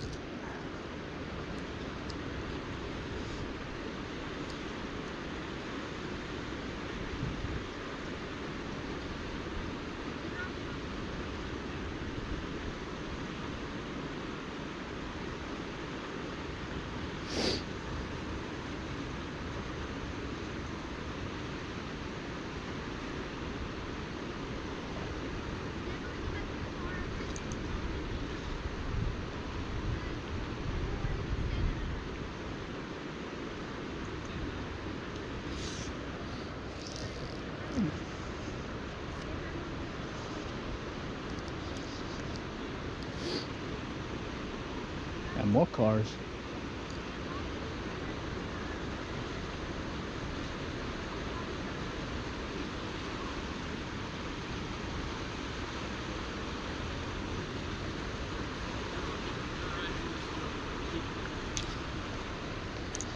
All right, we got one a little bit further out. A little bit further out. And he's off. He's off. Off.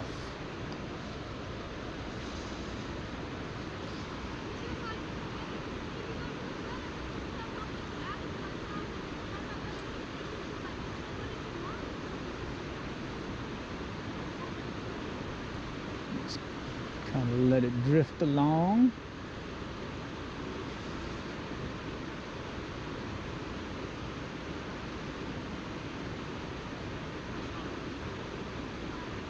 Water's going really slow where I'm at, right where that indicator is.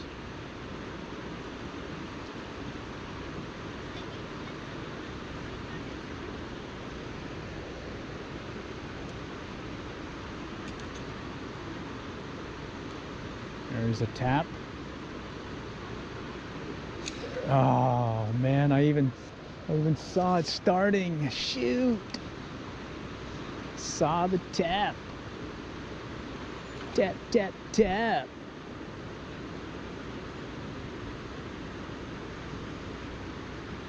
It's like I could see it wiggling, and then he took it under, and well, I missed him.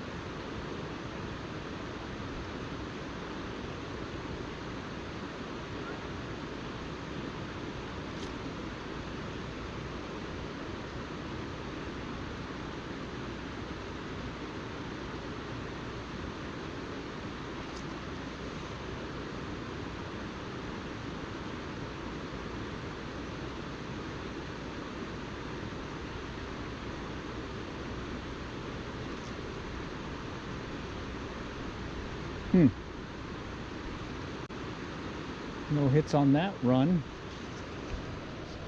Let's see if we can go a little bit further.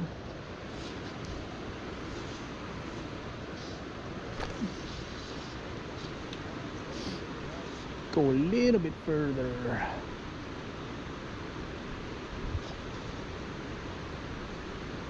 A little bit further.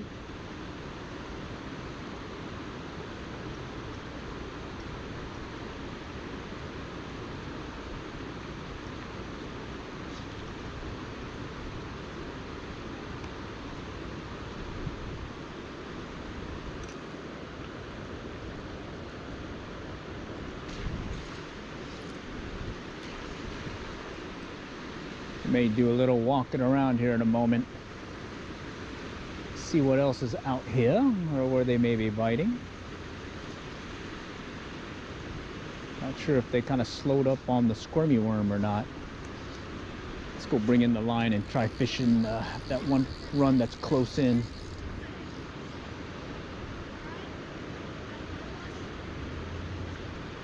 Should we see something? Oh yeah, it's fine. Okay. Just take it right there. See if Mr. Trout is lurking nearby.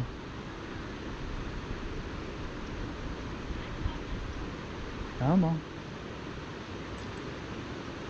Mr. Troutus.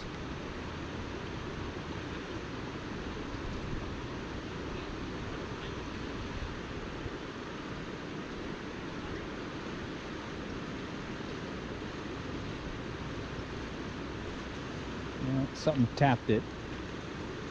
I should have struck. He tapped it good.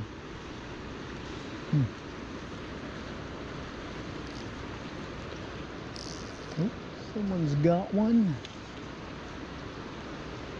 There. Nice bend in the rod there. It looks like a good one.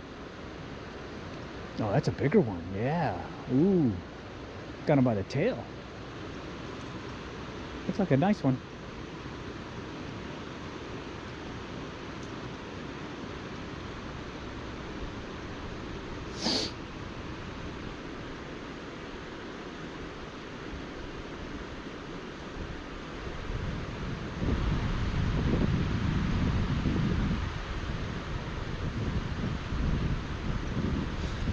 Okay.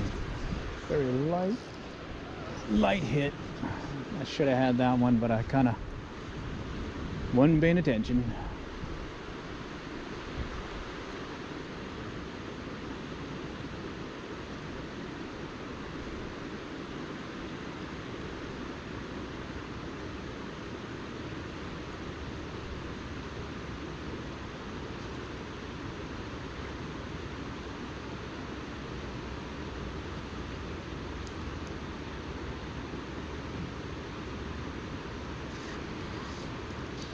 Wasn't paying attention. I should have had that one.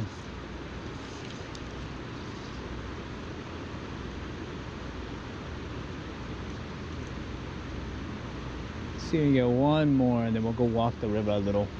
Maybe go by the island. See if anybody's over there. I think there was somebody. One person.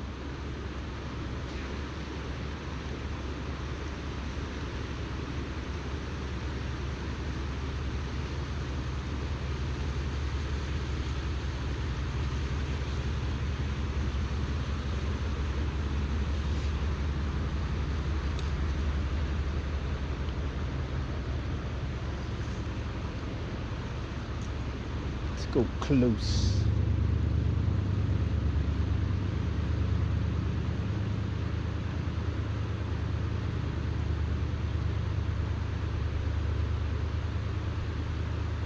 Okay, something's playing with it. There we go. I guess they came in closer. Closer.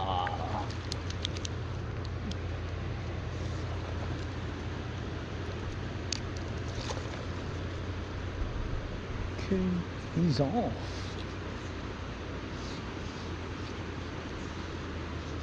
Alright, let's see if they're close again.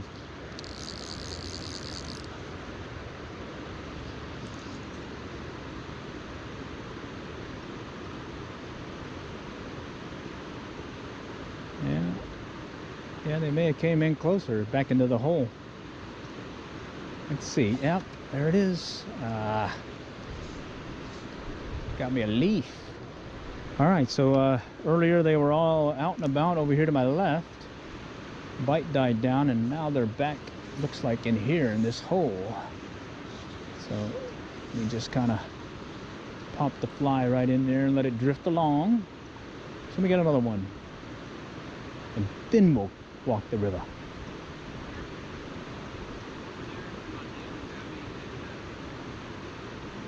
Come on, come on, Mr. Fishy.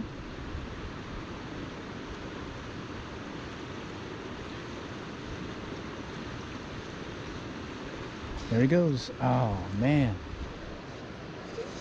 two close ones.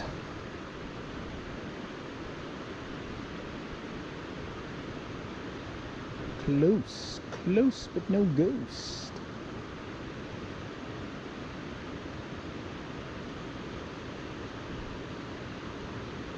Okay, so yeah, earlier they were over here.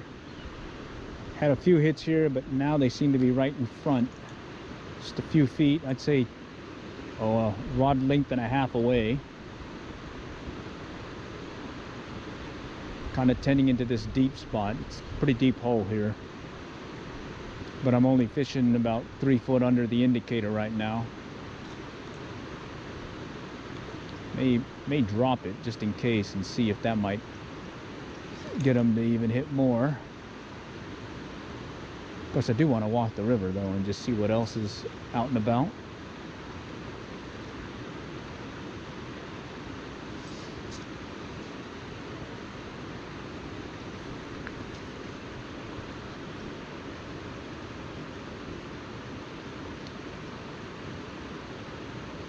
It's got a nice little drift here.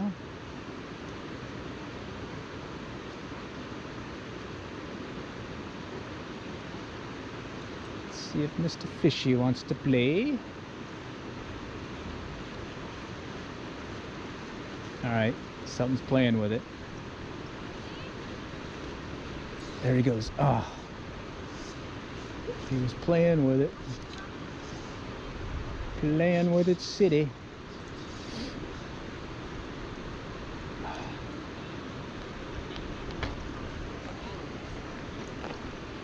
Playing with it. Okay. It's that little finesse fishing here where you're just kind of letting it drift along, and it's really the fly and the river and presentation that is getting the strike.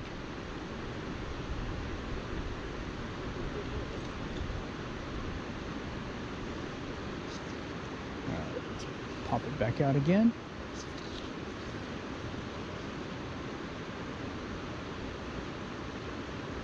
See what's lurking below.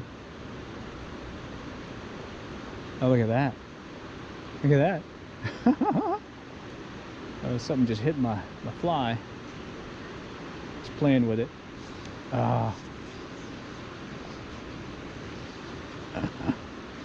Hit my fly. I think they're back again.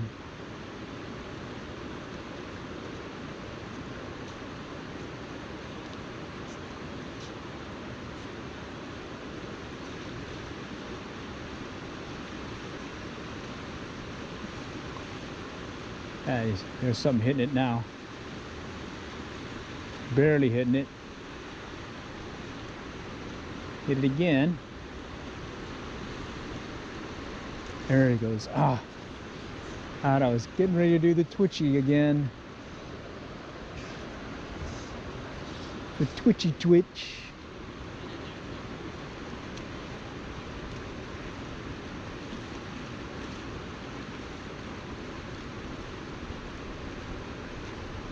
Just kind of dead drift it right in that spot again.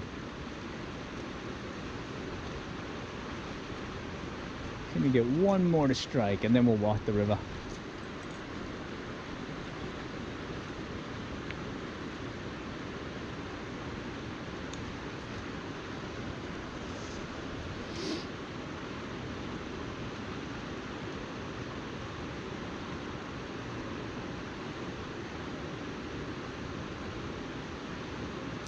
So it's funny. I think starting out here is where I was getting him to chase it. Let's see if that's the case. There we go. I'm looking for this drift so it's moving a little bit faster, so it's along that one water or current.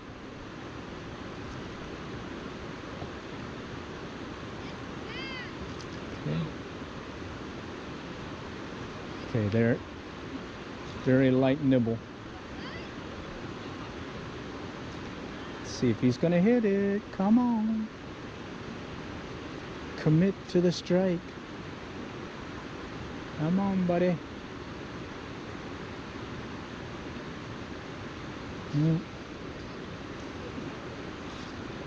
Look at that. Got one moving out further again. Over there to my right.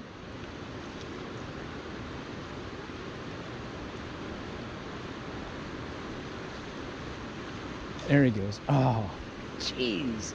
God, I can't believe I missed that one. All right, let's try it again. And then we'll walk the river.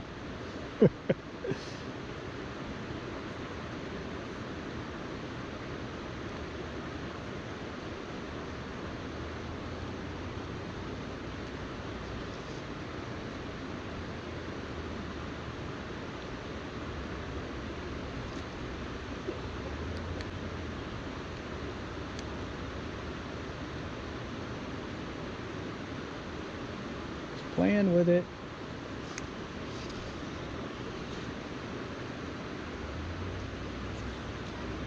Played with it. I think that was a rock. Something hung up on it because it kind of hesitated. And then when I lifted up on the rod, it felt like it grabbed onto something. Not a fish, but probably a rock.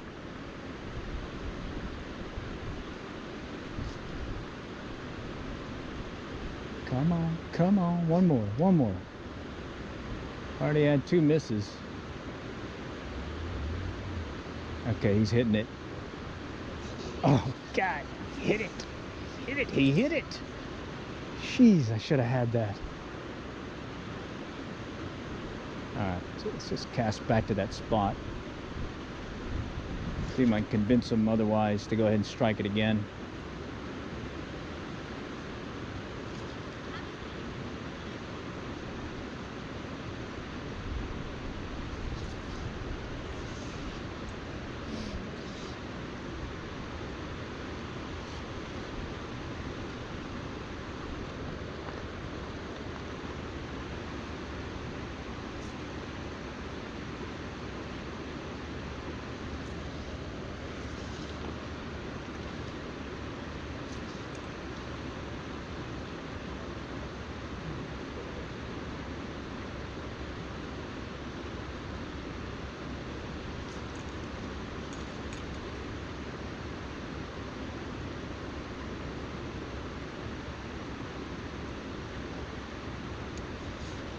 All right. Oh, God. He was on that time. He was on like Donkey Kong. Took it completely under. I had him. I felt the tension. He was pulling out, and then well, I missed him. I lost him. Bite is definitely slowed, but they're still here. They are still here, and I just want to see if I can get one more before I move down the river. I still have one more to keep to make a limit. I got what is it? Two in the krill right now. First fish of the day. Oh, look at that! First fish of the day, / season, and then a bigger one. And now I'm being picky with this last one, because I still got a good ways to go. It's not even 10 o'clock yet. 9:30. I think I started about 7, a little bit after 7:30. It's about 2 hours so far. Not bad, not bad. Day on the river.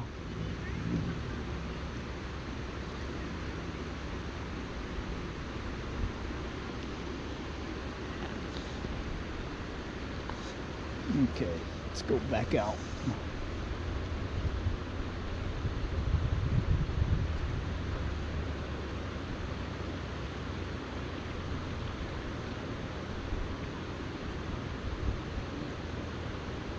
Come on, one more here, and then we'll walk it.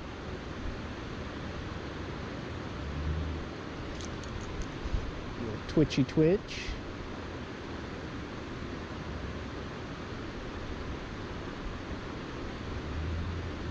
There's a hit. Barely tapped it, but he hit it.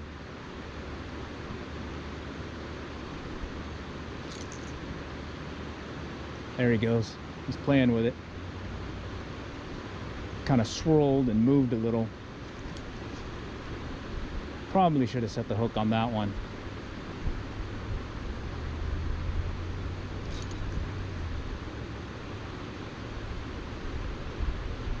Yep, I probably should have set the hook. And let's go right there where that guy just bubbled up.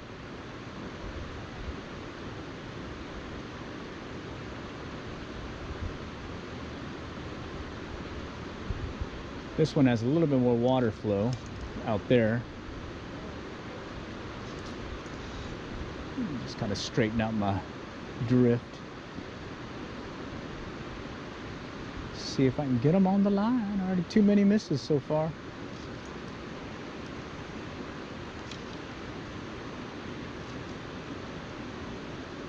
All right, come on, come on.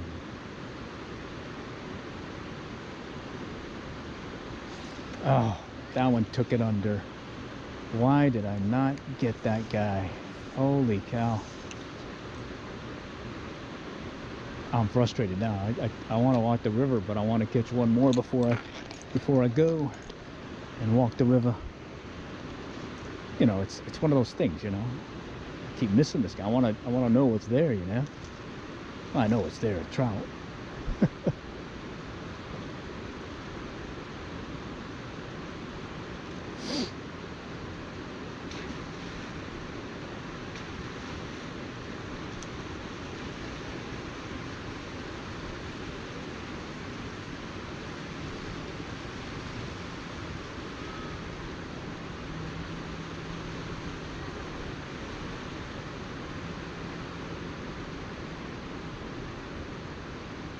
I did a complete drift on that one.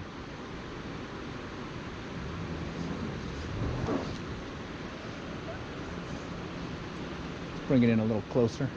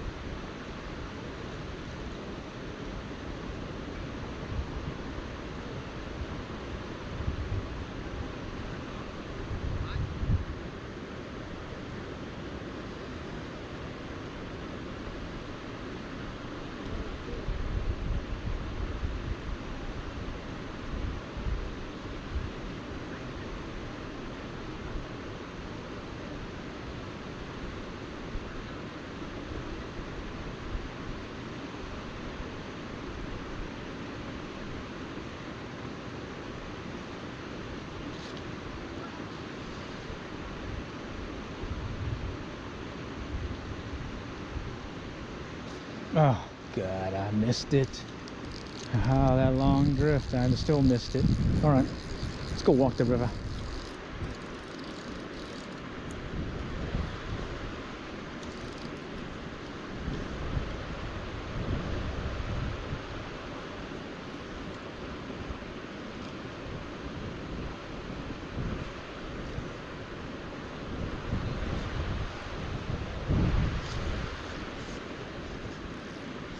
try one more time though.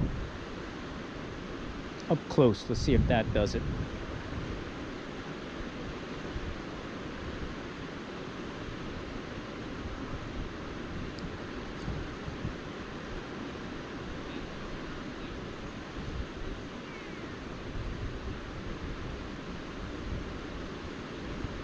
No. All right, we'll walk the river. We'll walk the river. Oh yeah, that's right. It does have a line guide. It's worked out to be a pretty good nymphing rod too, is what I noticed. Oh, that explains it. Maybe that's why I'm not hooking up. I got a squirmy worm attached. All right. Well, let's go and let's go downriver.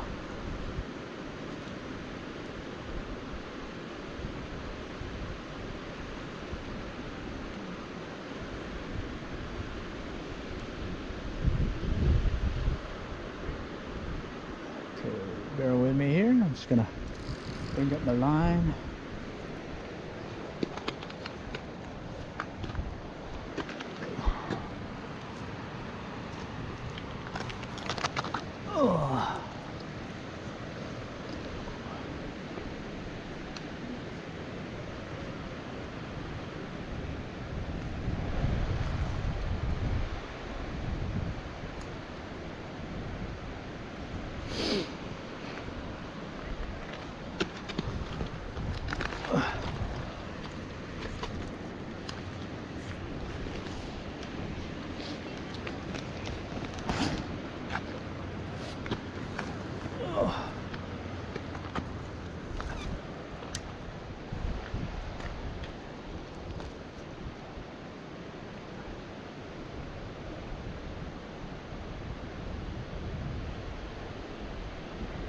All right, let's go walk the river and see what happens. And then hopefully I'll have enough time later when I get back to the casa and be able to rebroadcast this in a live stream later this evening. So let's just kind of work our way up and around.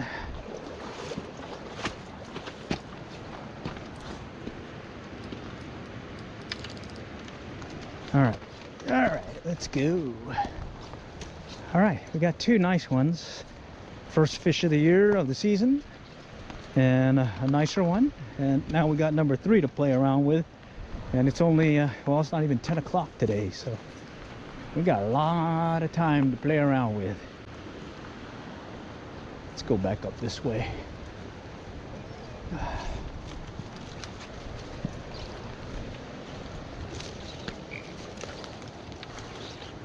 Go through the woods.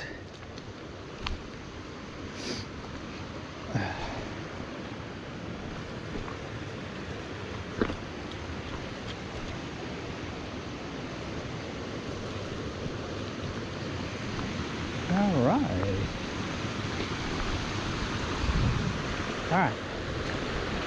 Show you the rock I was on. That one right there. Casting just in front, as well as behind, but mainly in front of me. This is the view downriver. Should be able to catch a trout or two here, no problem. And then, of course, you got the island.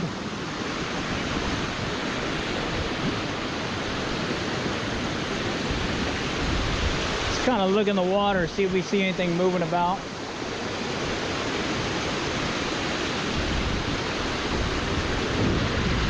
Usually you can work these runs as well as where the white water is on that bubble line. You usually kind of get them hanging out there, especially when they stock it. The first few days they'll be kind of lingering here for a while, as well as back in there. So kind of wondering if there's anything lurking there right now. Bear with me, I'm just going to put my wading stick up real quick.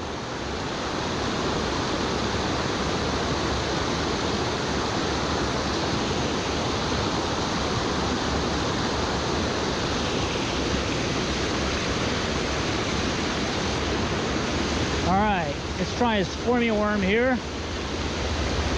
Maybe there's something lurking below.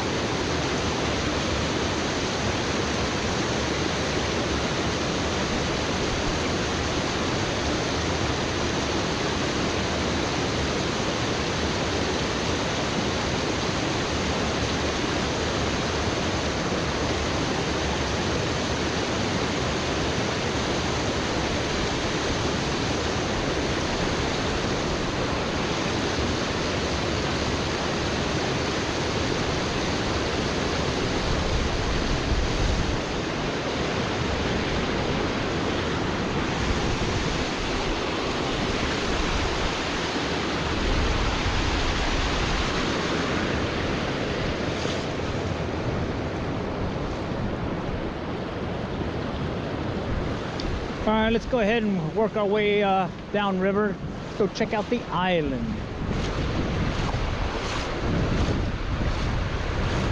See if we can play around there, and then, well, I got a lot of video on my stream here, so I don't know. We'll see how long it'll last.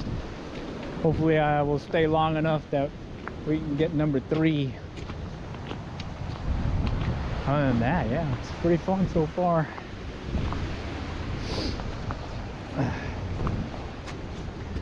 Alright, this is Hughes Crossing. A lot more people in the parking lot. Just gonna walk the river here and get back to the island area.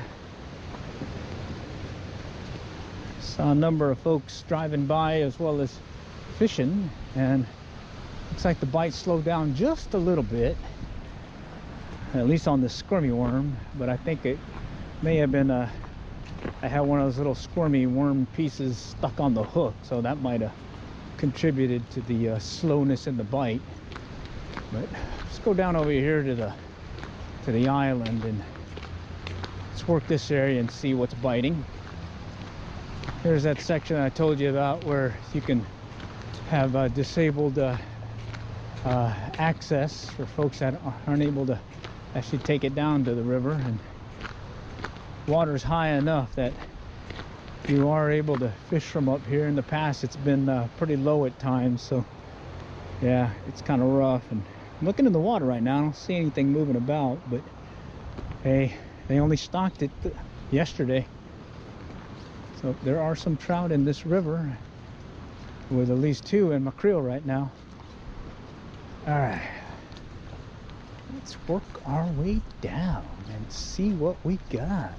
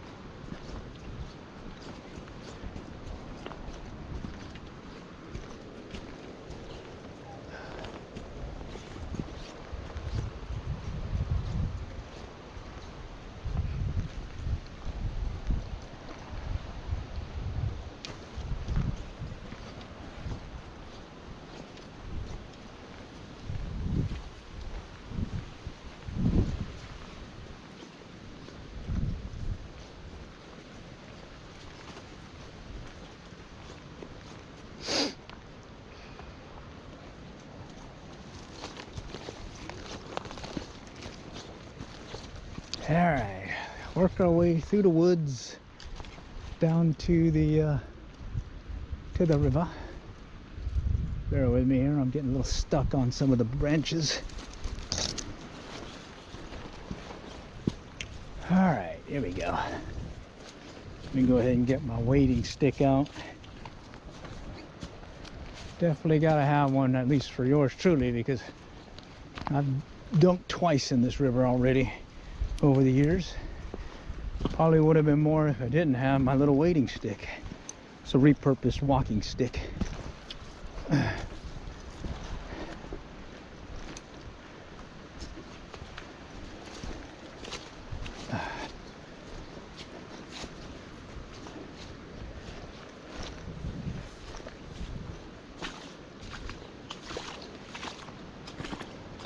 All right. Okay. Water's really clear. Hey, how's it going? Filming today? What was that? Filming today? Yeah, I'm gonna rebroadcast it later, live stream it. What time? I don't know. It's gonna depend on how long it takes to render the video. I mainly just stream, and then anyone has any questions, I'll answer. They're all stacked up right here in the middle like they usually are. All right, nice. Yeah. Fish first cast this year on the pier. This never happens. Oh yeah. Yeah, I started out with a near deer and got hits, and then I switched to this squirmy worm. Squirmy. Yeah. Gotcha. Okay. Olive. Olive, okay. Yeah, that's been working pretty good. Yeah, I think I saw one person here earlier, and he looked like he was doing good.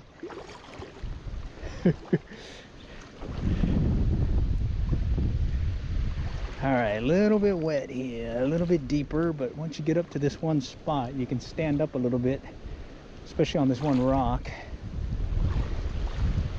Right up here. Yeah. So right here is just above, it's about thigh deep. And now I'm coming up on this little rock here, and the only thing you got to be careful of is don't go past this rock right here, because it will drop on you.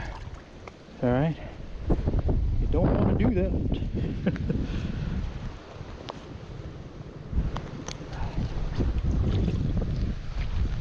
We're gonna go fish the squirmy worm again and see how that goes. Got it 3 foot under the indicator, so we'll see. And just kind of work it over here. Take advantage of the wind. Let it take it to wherever we need to. Okay. Now let's see what happens.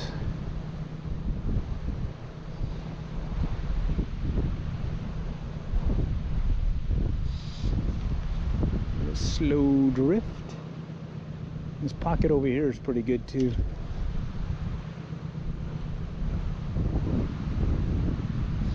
And here you just pretty much just follow the current and let it take your fly. There's usually some bass are stacked up over here on the other side of this fallen log.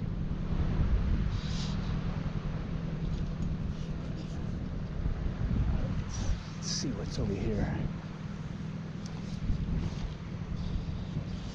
And there's like a little drop off right over here, a little overhang.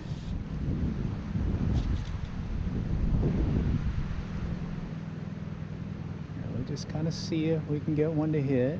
If not, we'll switch out lures or flies. There's a hit. Oh man, I missed it. Shoot, I had that one. He ran with it good too. Took it under and I missed the hook set. Let's see if we can do it again here. Again, it's just like up above, dead drift. Oh, we got one on the line here. Nice. Stacked up over here by the island. Oh, that's a big one. Nice.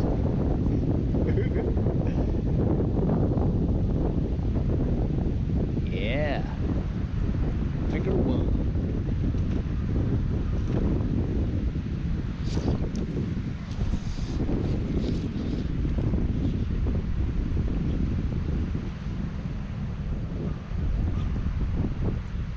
Okay, just kind of let it drift along.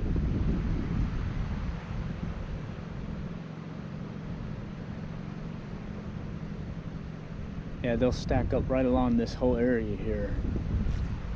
Pretty much just be ready, set the hook.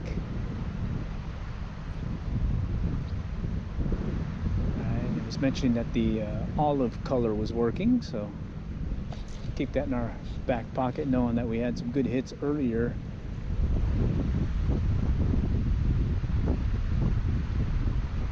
Alright, let's move up. I want to try working this pocket area here, see if they're lurking below, and then I'll come back to this spot. But bear with me here. Gotta grab my stuff and let me grab my stick. Definitely like having my walking stick.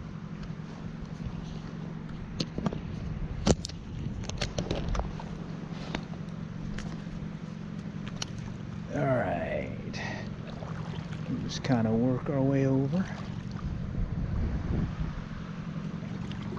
Water's pretty high up. Normally this one sticks out a little bit more. Oh no, actually it broke off.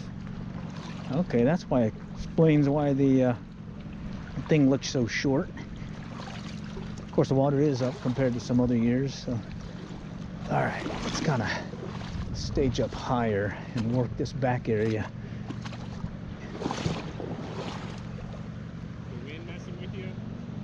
No, I just want to try this spot here. Yeah. Oh, they're always in that tail out. Actually, the better fish usually in that tail out. Yeah. Okay. Try my luck with the long cast before the wind takes me out. Yeah.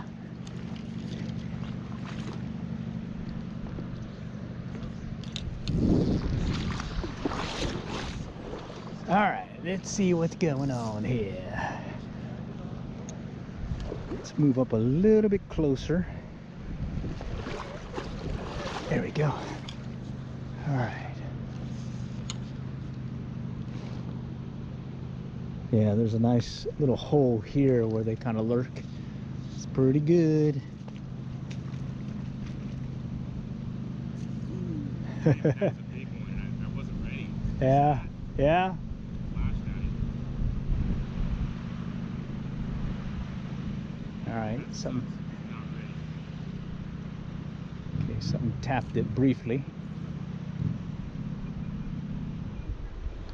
You can see the fly or the indicator move forward, and I should have set the hook there, but I didn't. Oh, there's a nice one.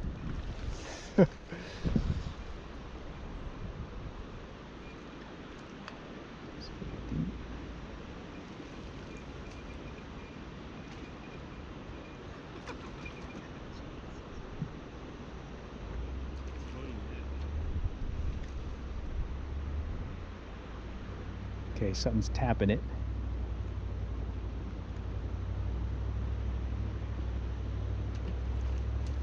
Tap, tap, tap. All right, let's drop it.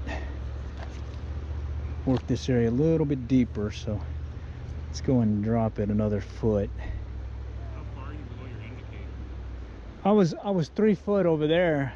I'm gonna drop it some more now. Yeah, I'll go for it at least.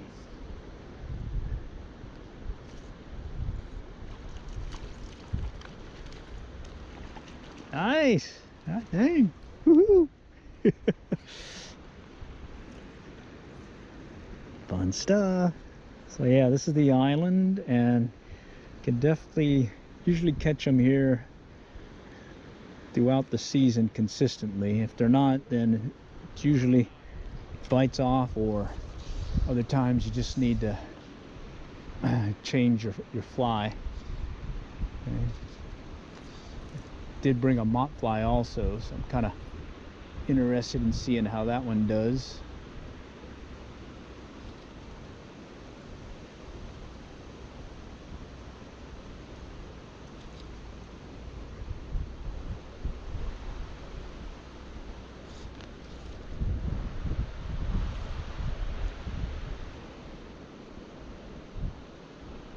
Okay, let's see. Something's tapping it.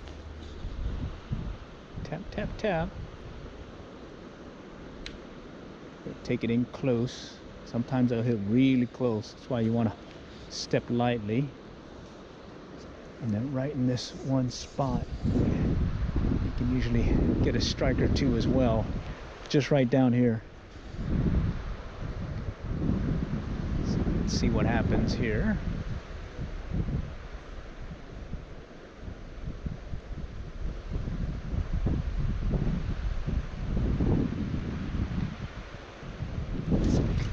Takers there.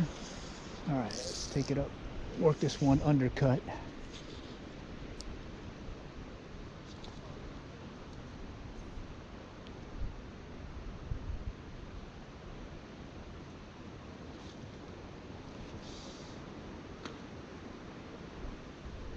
Yeah, I had a good one take, and then they let go on me.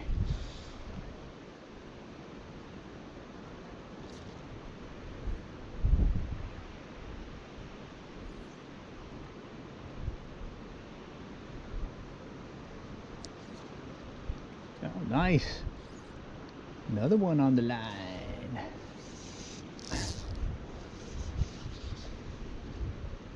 All right, see, they're stacked up in here. Just kind of work it through.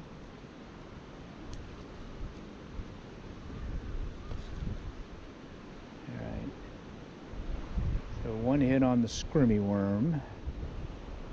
May switch back to that olive woolly or the Mardi Gras near deer.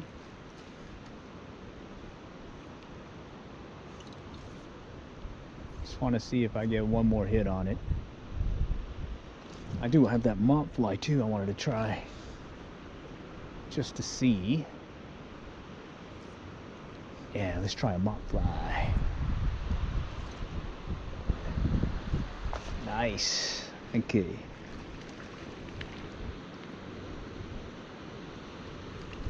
Ooh, that's a nice one.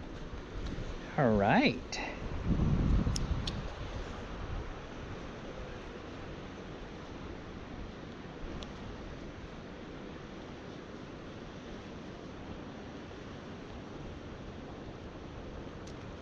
Okay. This is the mop fly. I'm going to try that one real quick. See how that one does. And then we may switch back to that olive near deer or Mardi Gras near deer. Oh man. Should have checked my knot.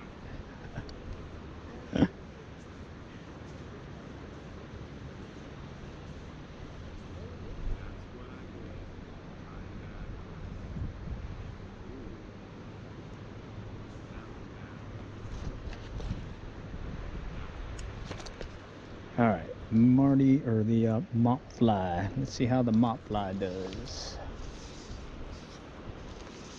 Okay, and we'll just kind of work it in the channel here.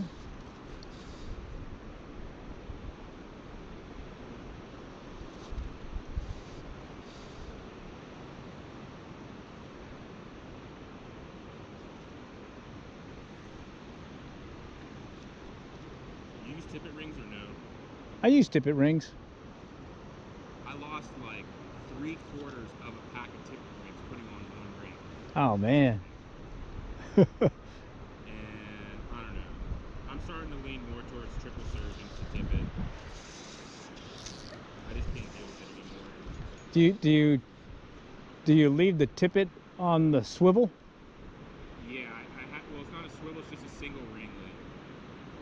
No, I mean when you buy them, you know they come on that little swivel. Yeah, I leave them on the swivel.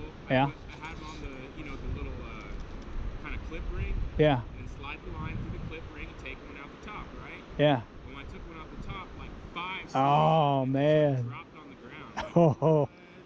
Hey, you're not gonna find them either. They're gone. They're gone. That's like 3/4 of the pack of tippet rings. Oh yeah. I think I'm just gonna do triple surgeons to tippet.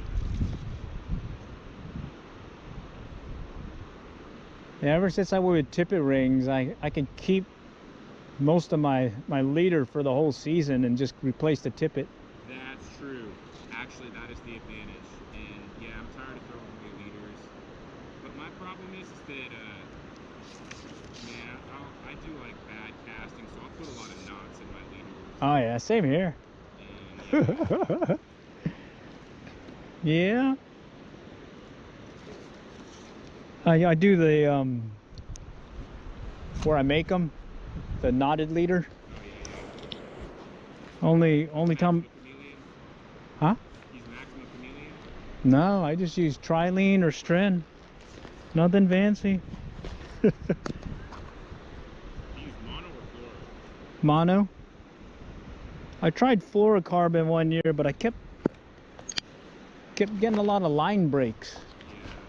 Yeah. And someone had said that if you leave it in cold temperature, Brittle. it gets brittle. Yeah. And I left it in the, I think I left it in my pickup one winter, and it was you know, frozen temperatures and all that. Yeah, the only self-tied leader I've really had any satisfaction with is the George Harvey formula. Uh-huh. I really like that. And I've gotten so used to fishing it now, it's like, if I don't have it, I won't fish dry flies or dry trout. Okay. I just love it so much. It's just, it really is the best leader for that application. And even sometimes, like, I'll buy the pre-made George Harveys from Crocs. Uh-huh. Yeah. Just because I like them that much, man. It's a classic formula, and it works so good for dry flies.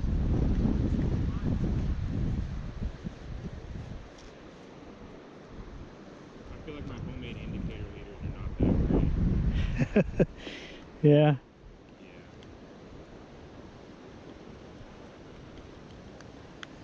All right. This is what they were hitting on earlier. So let's see if we can get the action picking up again. And then, well, we're on our quest for fish number 3. And that one we're hoping is bigger than fish number 2. Because fish number 2 was the biggest one so far that I've caught today. Did some catch and release up over there by Hughes Crossing. Now we're, oh, there's the hit. Oh, wow. I put on that olive near deer and they hit it. I guess that's the color. Oh yeah, there he goes in. Holy cow. Nice.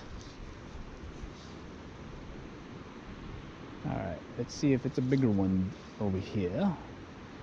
And there's the sandbar over there. You'll see a lot of folks go out there and fish from the sandbar. And I usually get some pretty good hits. Seen some folks out there fishing all day, catch and release 100. Yeah, it's doable.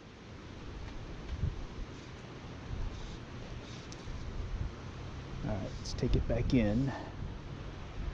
Couple of hits and it stopped. Just gonna let it drift along slowly.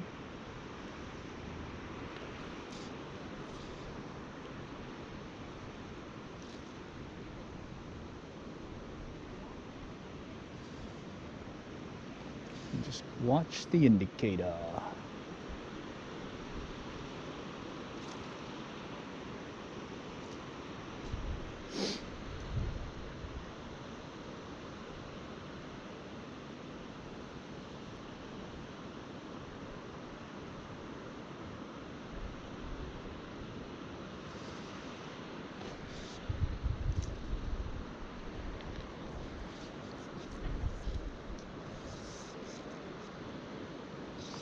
Drop it over here, see if we can work that other bank right where those rocks are.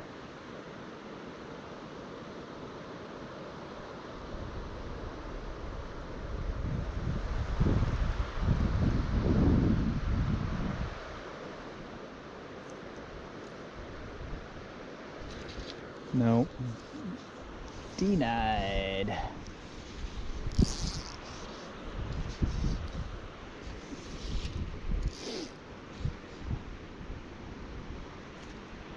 All right, nice. Oh, got off.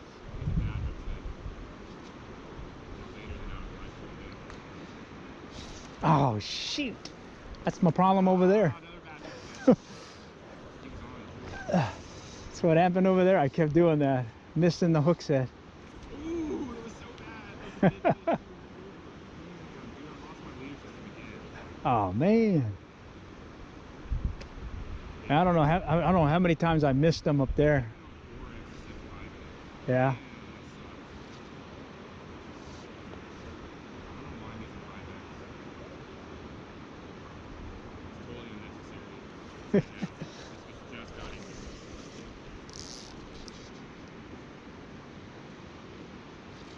Some fast action. It's like one moment it's slow and then boom, boom.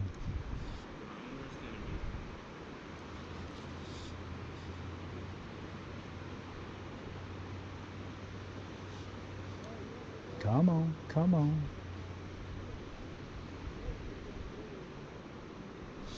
There we go. He's on. That one's on. Nice. All right. Took a while. What is this guy? Oh yeah, he's got some heft to him. All right. So that's what they were hitting on earlier. It looks like they're hitting on them again. The Mardi Gras. That's a pretty one. Let's see. There. All right. Well, let's go let this guy back in and oh. And bear with me. Let's get the forceps out. Okay. Yeah, sometimes color makes a difference. There. Color makes a difference. All right, he just took off. He went under one of those rocks. It's good to go. So they're pretty much all up and down this spot. Just pretty much camp out, and you can probably limit out in this one spot. No problem. Water's really clear. Got my polarized glasses. I could see the bottom easily. And now we're just gonna cast it out ahead of us here. See if we can get another one to hit. And here I'm just kind of letting it drift along, and then every once in a while I'll pick up the line just to mend it so I don't get any weird drag on the strike indicator. And it's pretty much the little waves or wind waves is what's really giving it any action to the fly.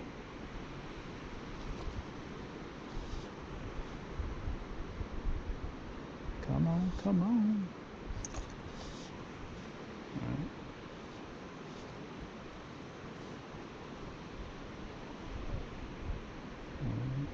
And they'll just kind of come in and out of this spot. Like groups of like 5 or 6. Other times there'll be a whole bunch of them just kind of lurking here. Oh, missed it. Missed it. Missed that one completely. Took it under.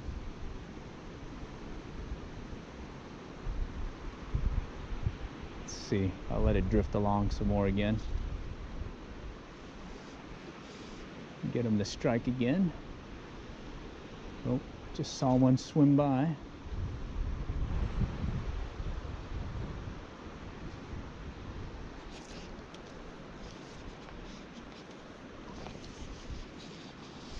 Okay, let's try working this one bank.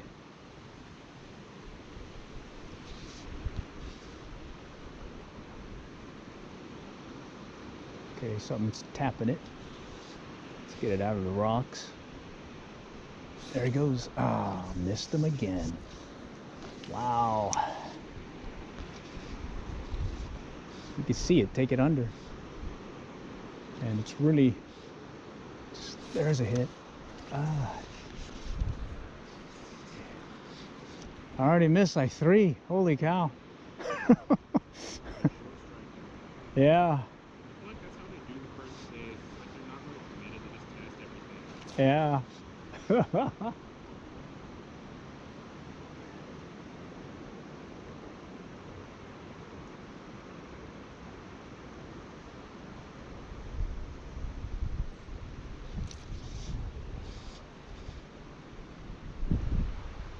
Okay, he's playing with it. Oh, played with it again.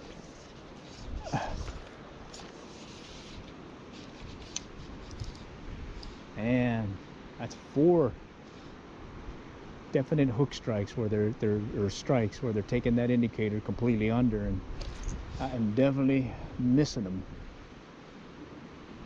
Okay.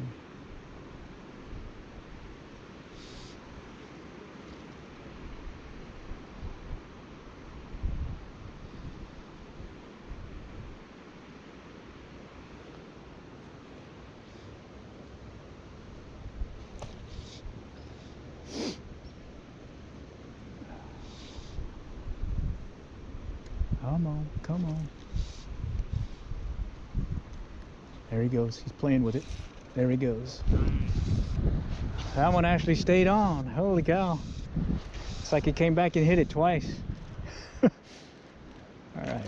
Oh, another pretty one. Yeah. A lot of color on it. Oh. Okay, and different from earlier. We were about 3 foot under the indicator. This time we're about 4 foot under the indicator. Okay. What was that? Oh, geez. 6 pound strand mono. So like 4x, like almost 4x to like 3x. Yeah, I think what is it? 7 pound, maybe that's like 5x. Yeah, I mean before I used 5x, and then ever since I went to just using cheap mono or strand mono, I just go by poundage now. So I'll go to 2, 4, and 6. I do have some 2 pound fluorocarbon, but it's in my deal here, but I'm not using it. I tried it this morning and put it on, or back at the house last night, and I went to go tighten up and it just snapped. Uh-oh, yeah, it's too old. Yeah, and I just got it this year. That's what's weird. Maybe it was sitting somewhere for a while. Yeah. So I'm like, that's not a good sign. Yeah, it is a sign.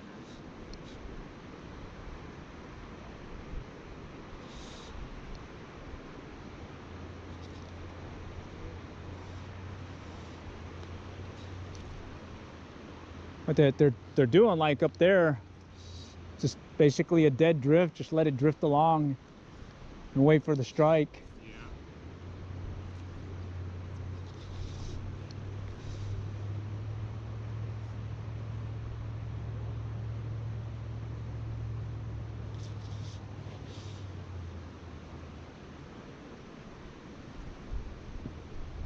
Let's see. Oh, man, they're here.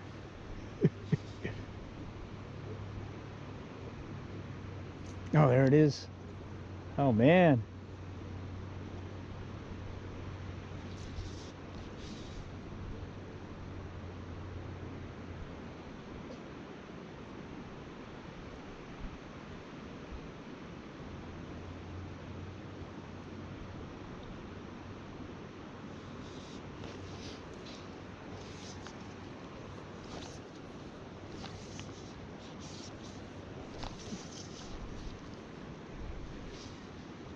There you go.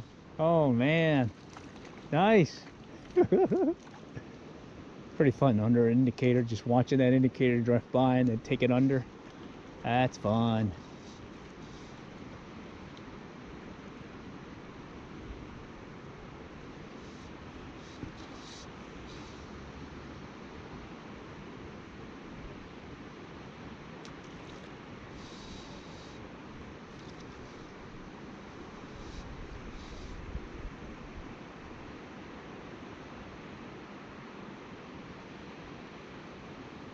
Just a nice slow drift.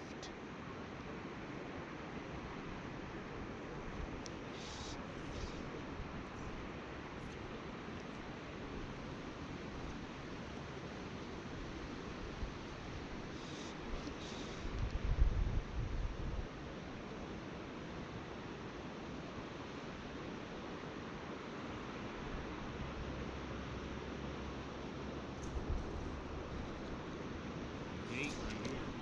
Nice. Tiny fish. Like a big smallmouth. And what fly are you using? Poacher. What is that? It's a squirrel jig. Okay. It's a leech pattern that uses a squirrel tail strip. Okay. A little crystal flash.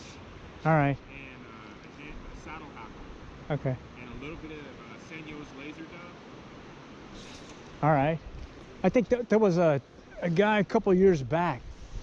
He gave me one. He said he caught like 100 something that day. Yeah, I've had some 50, 60 fish days on it out here. It's a great pattern. Wow. And it doesn't just work here either. It works on tailwaters that are pretty heavily pressured too, like Lower Mountain Fork. Okay. South Platte in Colorado works really good. Wow. Is that a local fly or one you made? No, it's by Lance Egan. Okay. And I think he developed it for South Platte, I'm pretty sure. All right. Nice.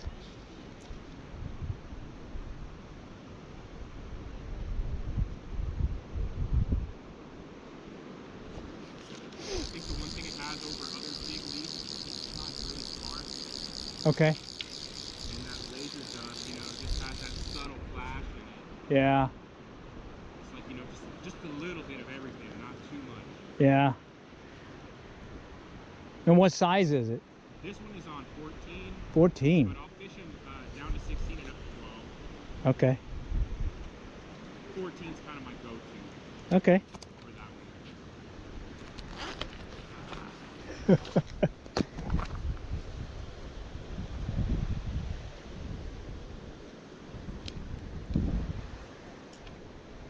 All right. Let's see what we got in here.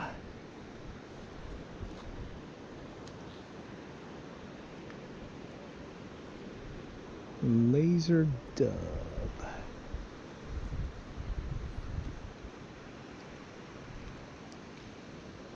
I got a white near deer that has some color to it. Let's try that. Maybe they want a different color.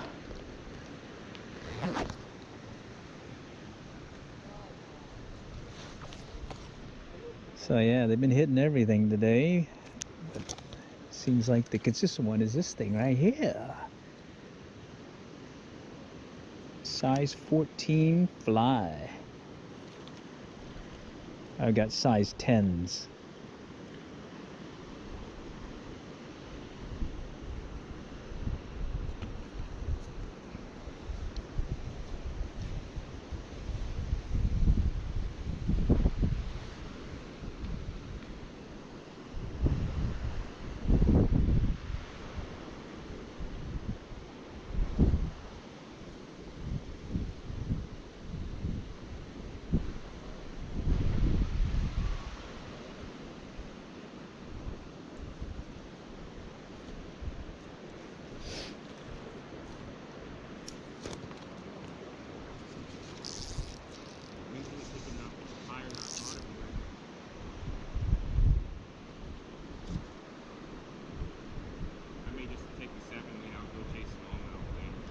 All right.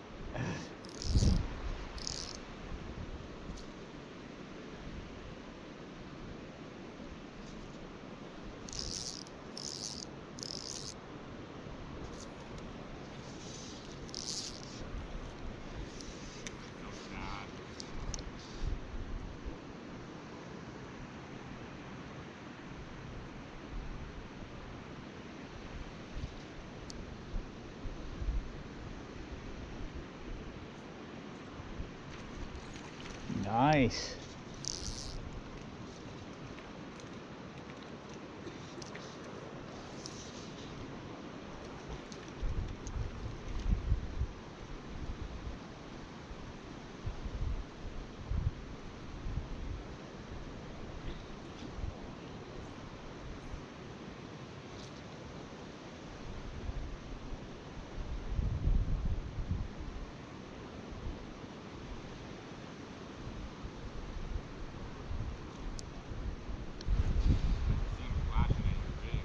Yeah.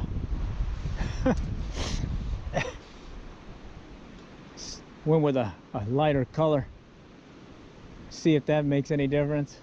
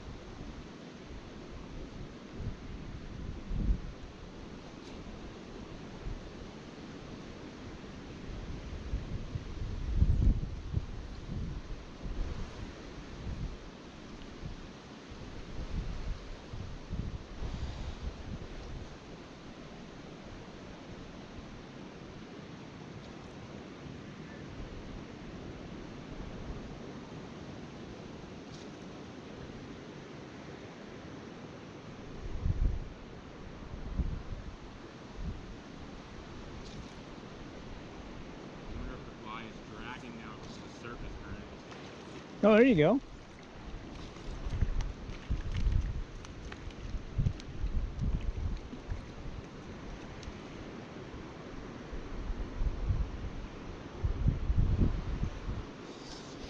All right, let's try a different one.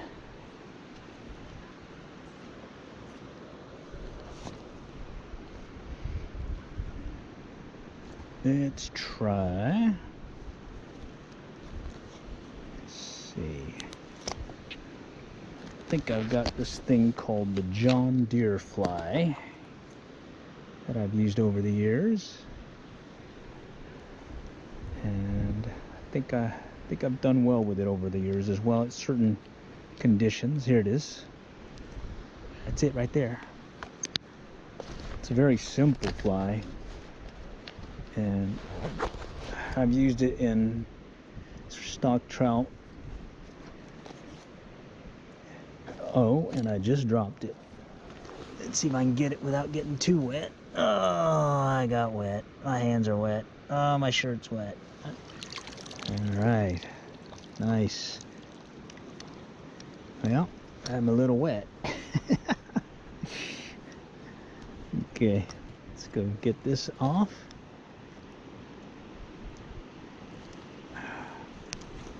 Alright. This one is like a little midge-like thing that made popular, and it's called the John Deere fly, but I haven't painted the jig head with the classic yellow color of a John Deere tractor, and it's what I use to make, or is the grandparent, I guess, or father of the near deer that I like using. So today we're going to try adjusting to this little fly, because maybe that's what they want, a smaller fly. All right.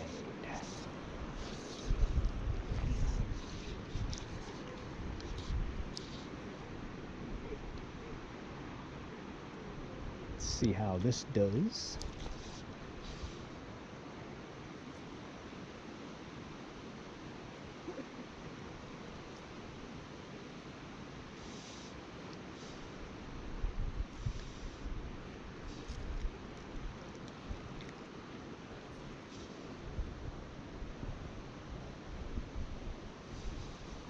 It's kind of sitting still and see if I can get it moving a little.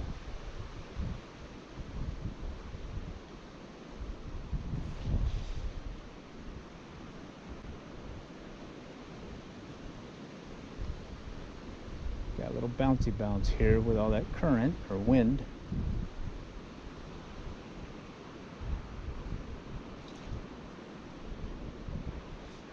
Normally you get a hit by now, so that may not be the fly today.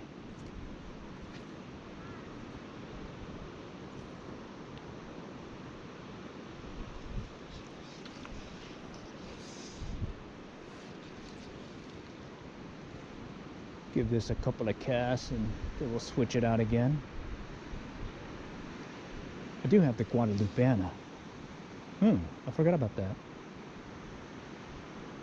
Yeah, I might have to Switch to the old Guadalupeana. Alright, let's try that. I forgot about that. Guadalupeana is a fly that I used on the Guadalupe River a lot, and it's done well for me over the years. So this John Deere one is usually meant to fish pretty much under indicator on a slow drift, dead drift, and just kind of let it do its thing. Alright, let's see. Where's my Guadalupeanas in here? Oh, there we go. Right there. Alright. Guadalupeana. Let's see how you do today. I haven't fished you in a while, I think. I think I used it at one of the ponds this past summer.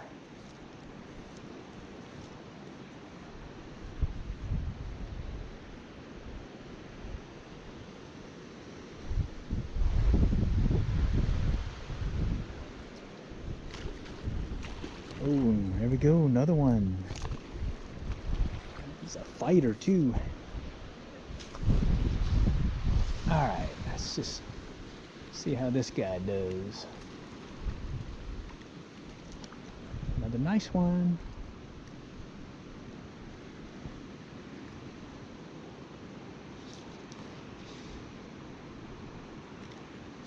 Oh, missed him. Missed him. Alright, Guadalupeana's working.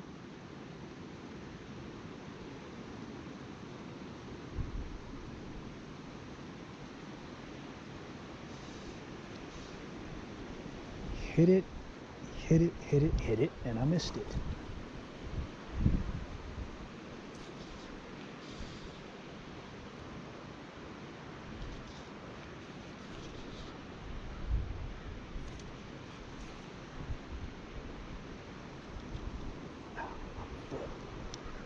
Really tested my reflexes today.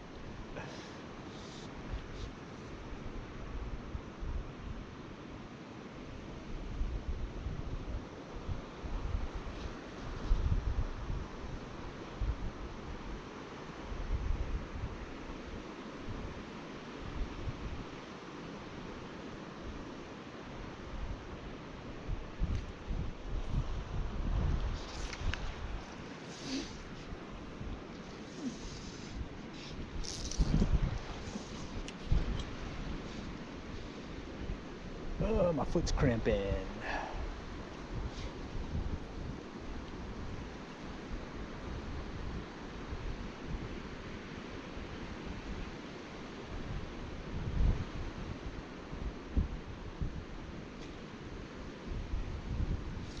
There we go. Went straight for that log too.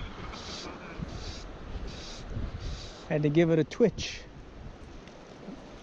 Oh, that's a jumper there. Nice. Alright. Guadalupeana.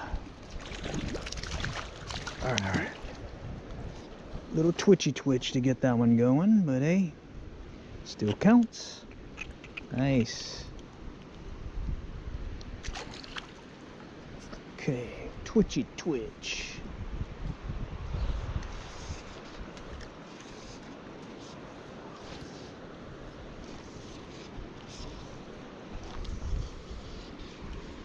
Twitchy twitch.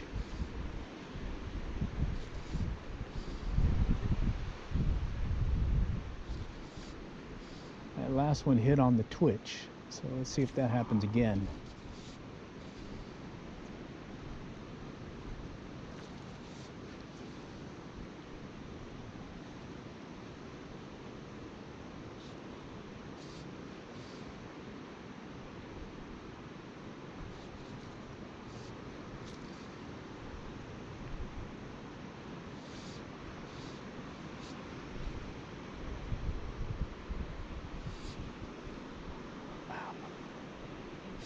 There we go. Little twitch, little twitch. Here we go.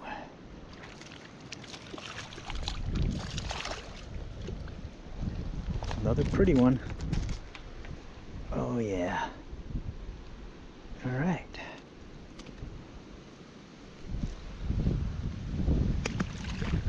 And this is Guadalupe. Use a Palmer or dry fly style hackle. And I'm kind of stuck right now because my line is all messed up. There we go. And this time for these last 2 hits, it's been a twitch that got them going. Ah, wind's messing me up. All right. Oh, it's all right. Wind's messing with me. Oh, there's a hit. Shoot, I missed him. There we go. All right, that one was no twitch. All right, so it's Guadalupeana this time for yours truly. Guadalupeana.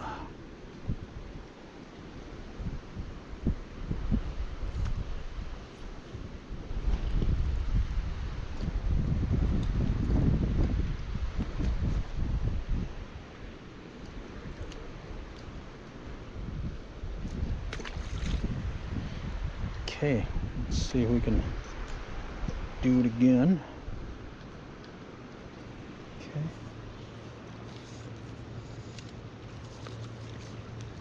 They're just stacked in here. Nice. All right, let's get it out there. Oh, wind, a lot of wind. We'll let the wind give it action.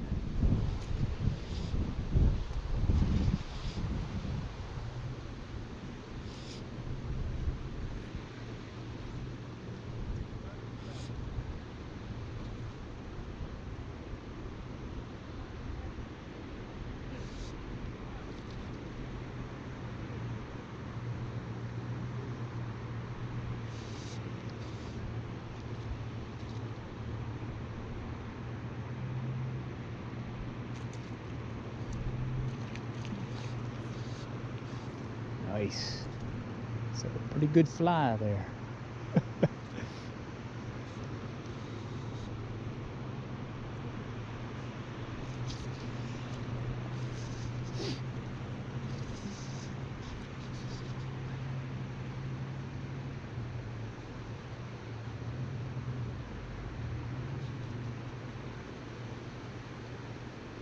Let's see if I can get the little twitch going.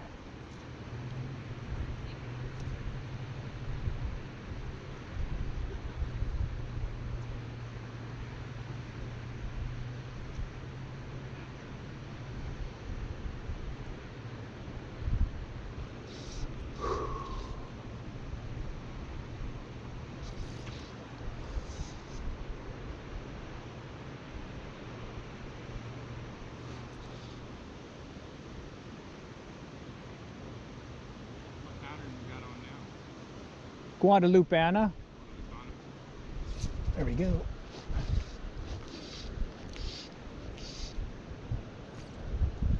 Ah, nice. It's like a leech, I guess.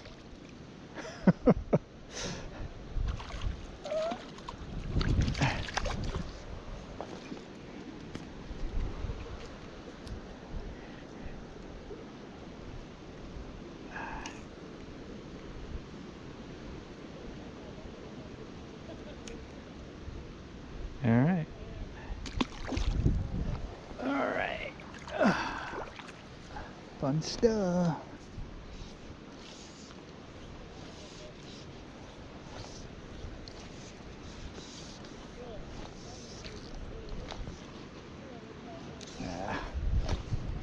Come on. What's wrong with this? Huh, okay.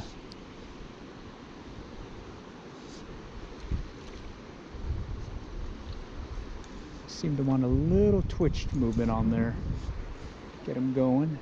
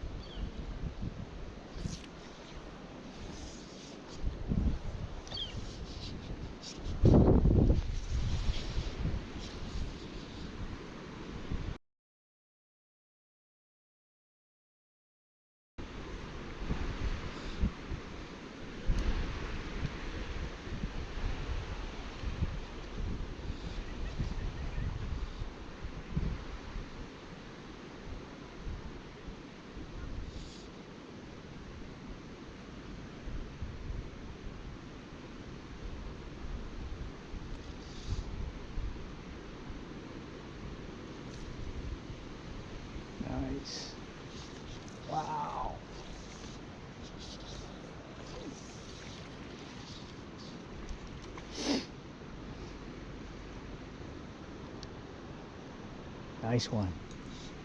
Good stuff, man. Fishing the blue.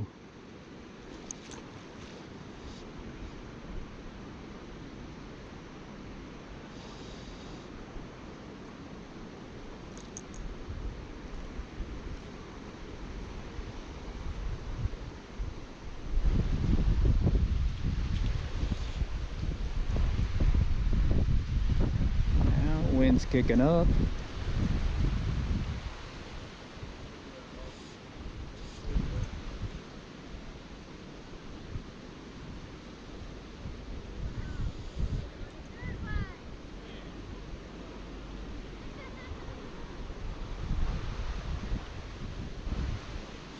Ah, shoot.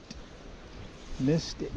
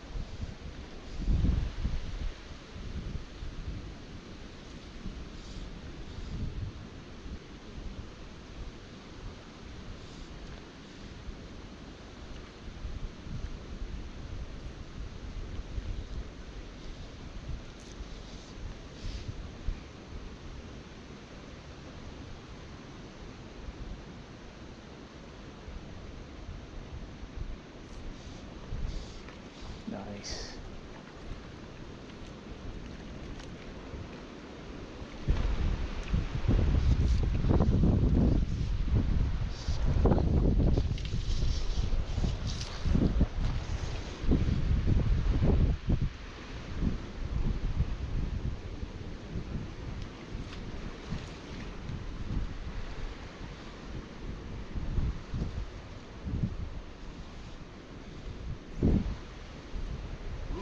Ah, shoot, I missed it.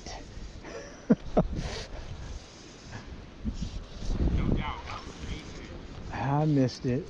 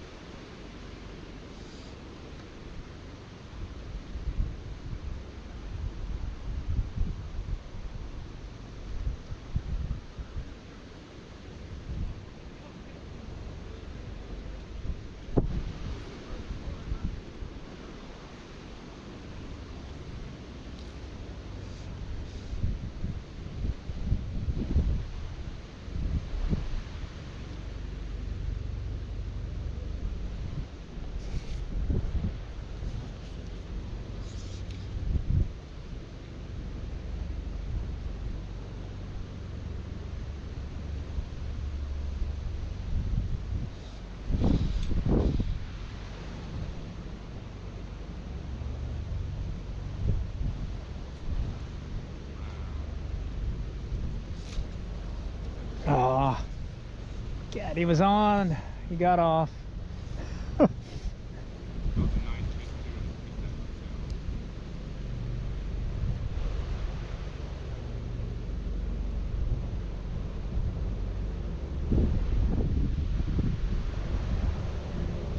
that It's twice now.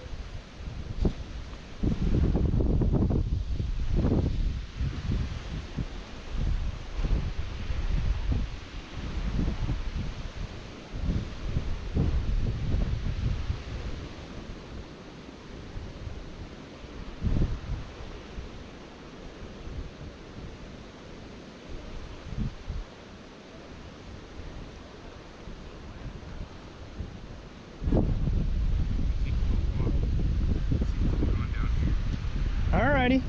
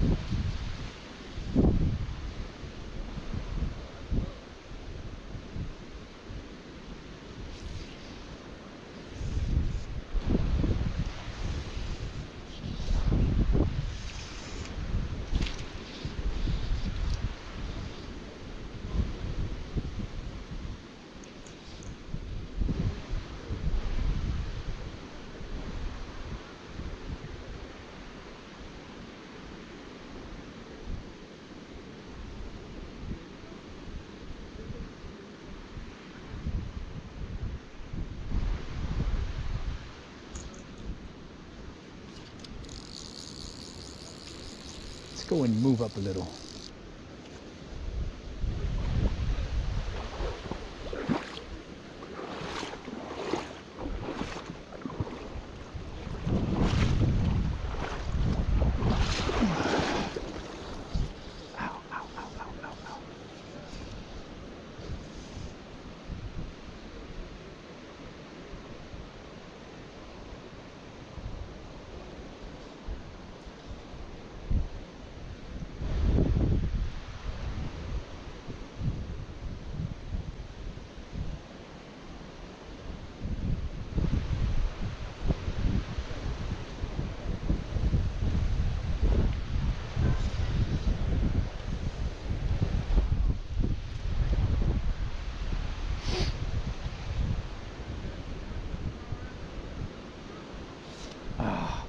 Missed them.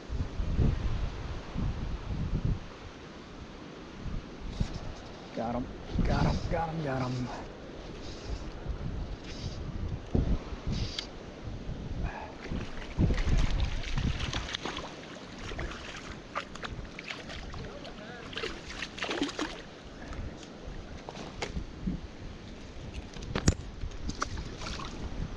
Okay, well, he's off. See if we can get a bigger one.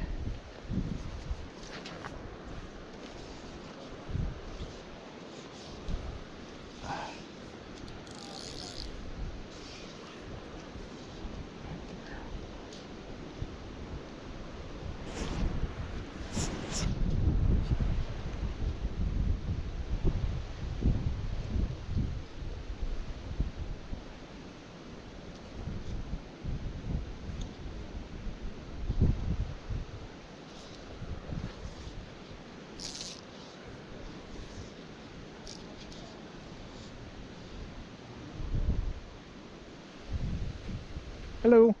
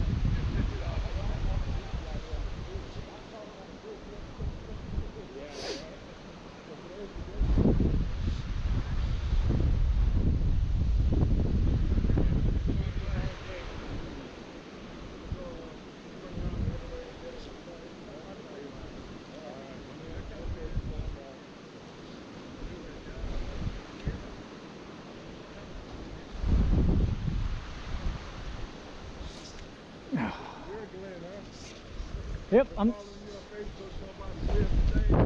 Oh yeah. All right. And what's your name? Blake. Blake. Okay. Yeah, I'm just having fun right now. Playing around. It's trout stocking season. Yeah? I don't know. No problem. There's no rush.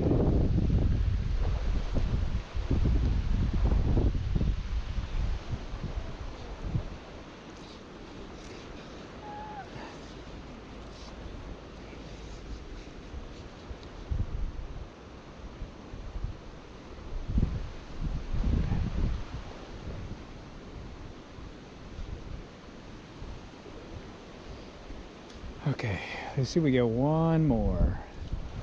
And we can call it. Then we can call it quits. Maybe get a burger. What do you say? Oh man. That's 2 in a row now, right in that spot. Let's try it again.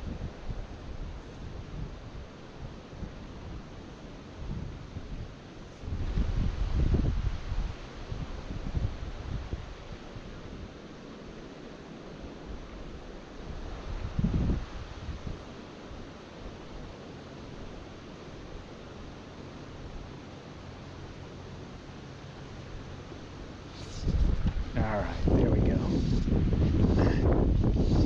All right. Got a little fighter. He's kind of small. I think we'll try getting a bigger one here since we got time. Okay, that's on the Guadalupeana. All right, come on, Guadalupeana. Okay. All right, let's go and see if we can get Mr. Big One. Mr. Big Guy.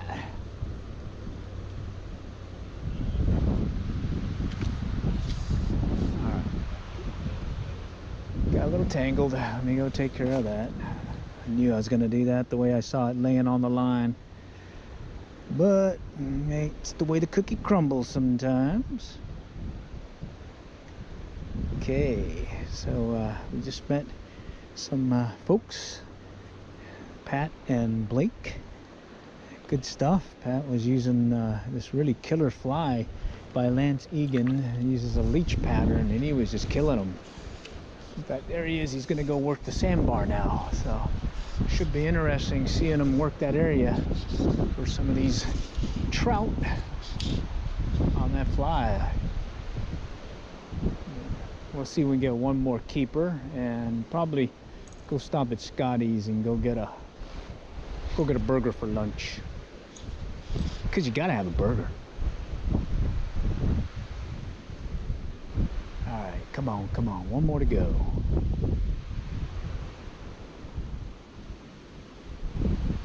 Just gotta work it in slow.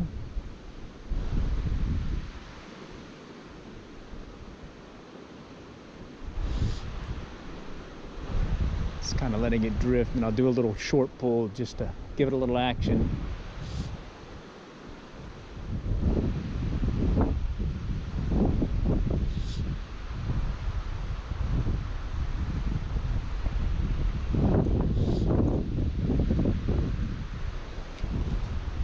They've been pretty close too, so let me try working the fly in close too and see.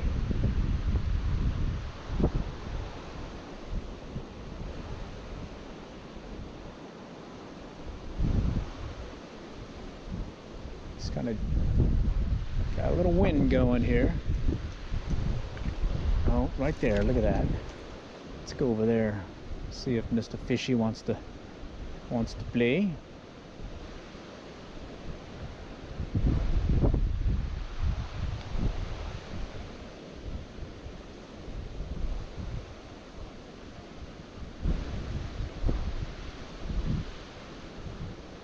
No takers. Let's go back out this way.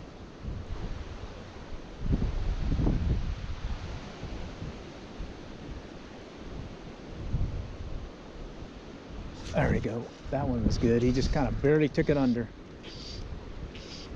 Barely took it under. Looks like another one of the smaller ones. So, hey, let's keep going. barely took it under. Let's see. I think I'm gonna drop my indicator. Let's go a little bit deeper. I think it's back to 3 feet after I made a few snips and changes on the fly. So, go get this re-rigged real quick. Gonna drop it another foot and see if that gets us into that money zone where hopefully they're lurking. Bear with me, I just gotta pop this fly leader thing or whatever. Interesting. Normally I can pop it pretty quickly, but this one don't want to give. Looks like it's giving me a hard time. Oh, there we go. I got it. Okay, let's go give it another foot. Let's see what that does for us. Hoping that maybe they may be lurking a little bit deeper. I might get some of the bigger ones maybe. Who knows? Let's see.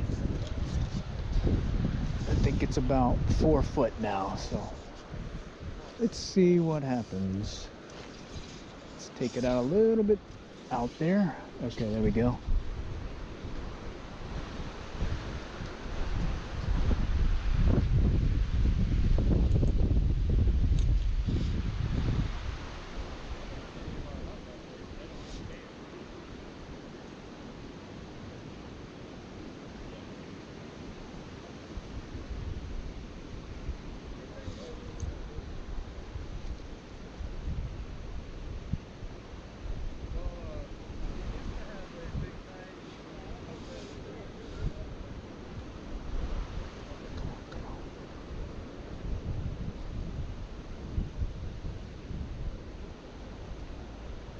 Gonna work the fly slowly and kind of let it drift back and see what happens.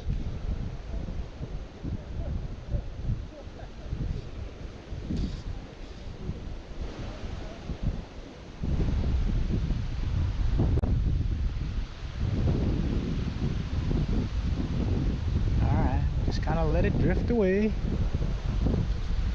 Do a little twitch here and there.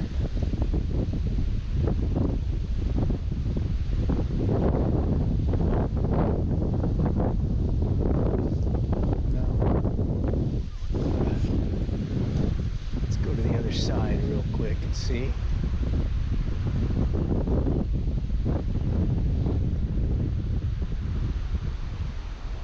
Let's see if Mr. Fishy's deeper.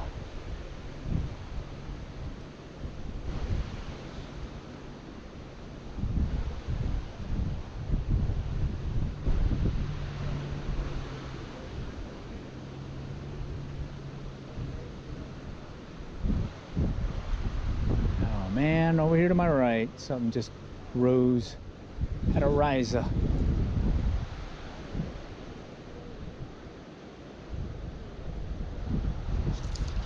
All right, let's go back here.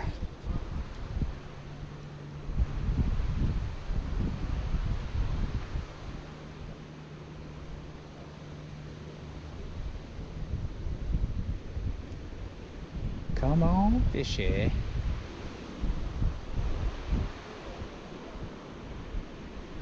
Definitely see it when he takes it under.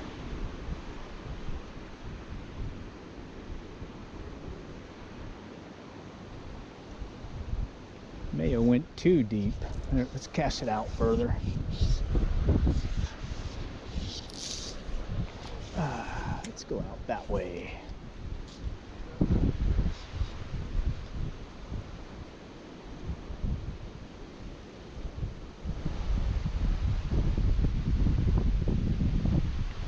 Mr. Fishy is deeper. Okay, got a leaf behind it.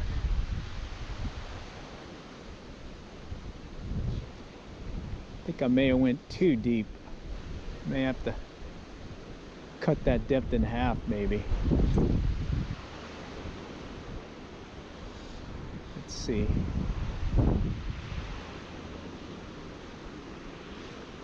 Yeah. All right. Okay, we'll just cut it in half now and bring it down again. think I went way too deep. More like 5 feet maybe. Let's go take it to, let's go here. Oh man, I'm seeing some little minnows coming up right behind it, trying to hit it. The fly. It's pretty cool. Right by my feet. Let's see. Yeah, it's funny. Alright. Alright, let's work it back here.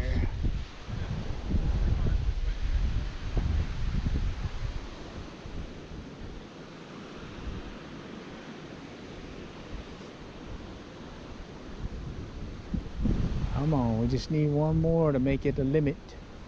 First limit of the trout stocking season for yours truly.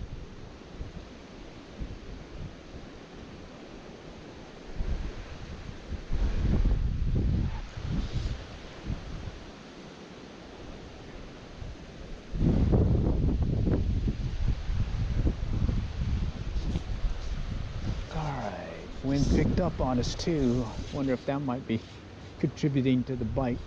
Slowness in the bite.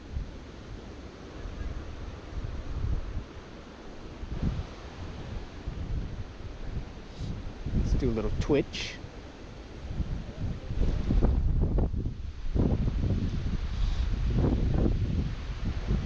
Come on. Where are you?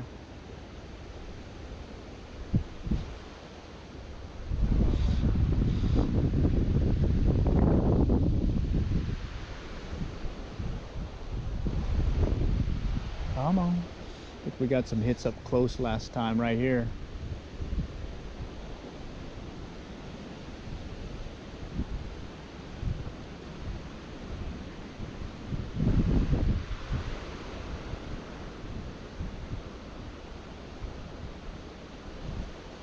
Come on, where are you? Just pop it over here. See what's over here, maybe.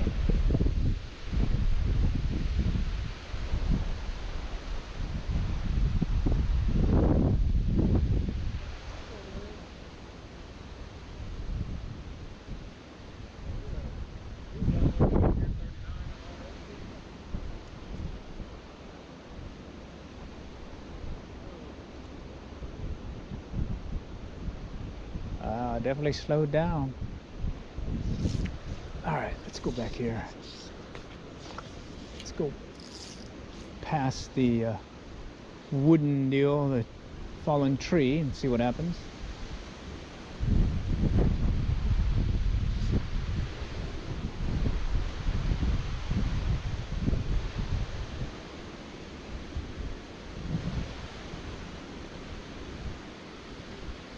Come on, let's go, let's go.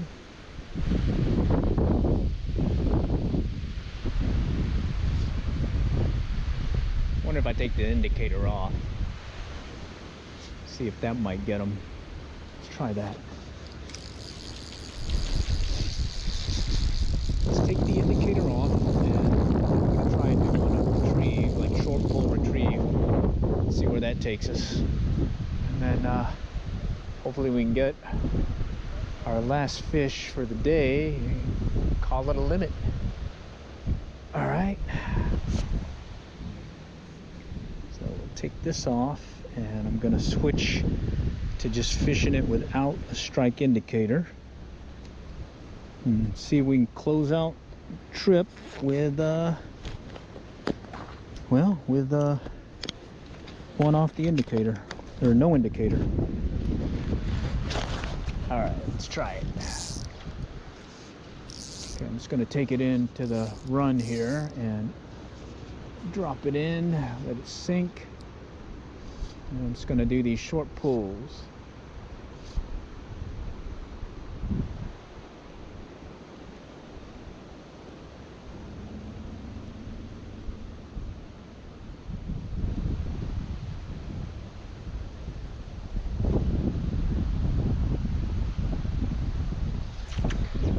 Take it across. Let it sink a little.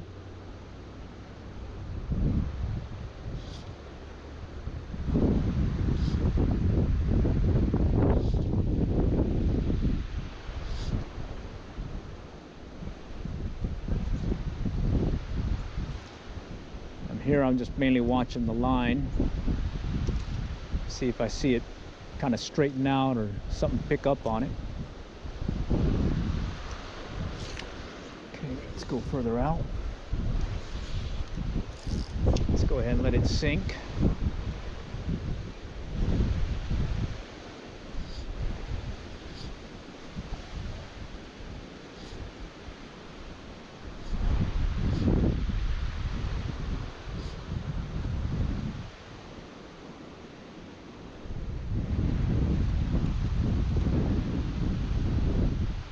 Okay, no takers yet.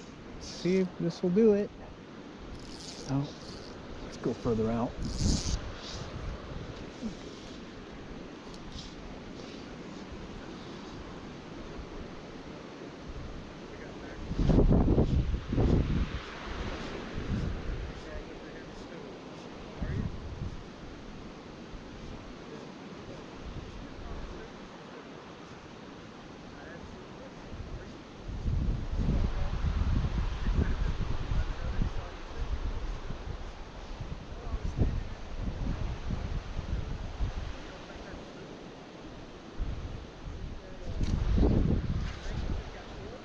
Let's go back out here.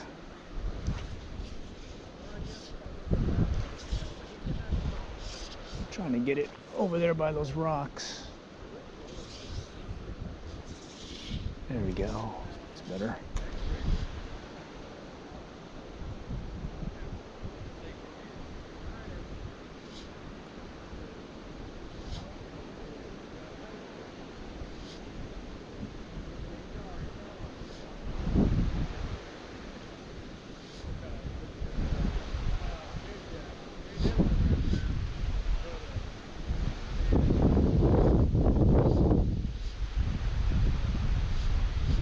Wow.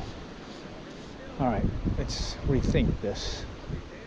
Let's go put the indicator back on, and we'll switch out flies this time. See if we can try a different fly. Okay.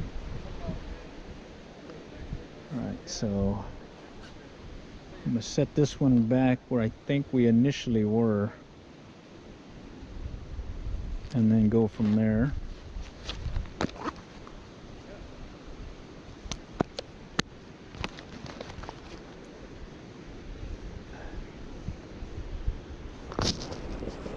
Did try that mop fly. Didn't get anything on it. I was wondering if I would. And then the squirmy worm, I didn't get anything on that one here, but I got some up there. So I'm not sure. Maybe I'll try something different. Let's try something different. Okay, it's the Guadalupana. Got some, I think that's the only thing we got hitting over here, except for that Mardi Gras near deer. And I got this thing. It's another version of a squirmy worm. Try this. Another variant of the squirmy worm. This one has a little chenille as well as little collar to it. And it's not like the ones that I was using earlier today. Had a two-tone color to it. This one's just a straight purple. And let's see if we can get something to strike on a squirmy worm. Another variant of a squirmy worm. All right. Let's just drop it in close and see what happens.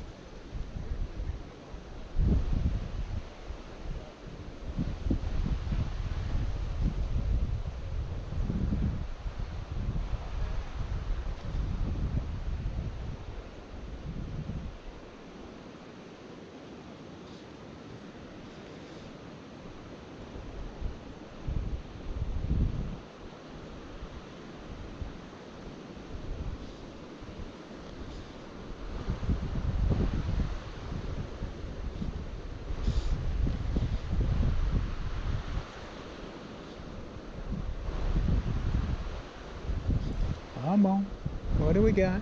Show me. Show me the money.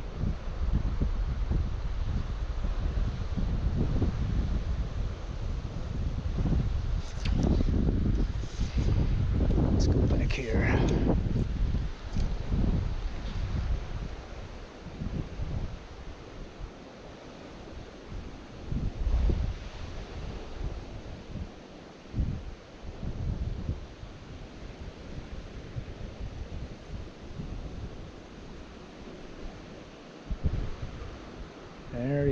Very slow. Not seeing much of anything with this one so far. So let's go try a little bit further out and see what happens.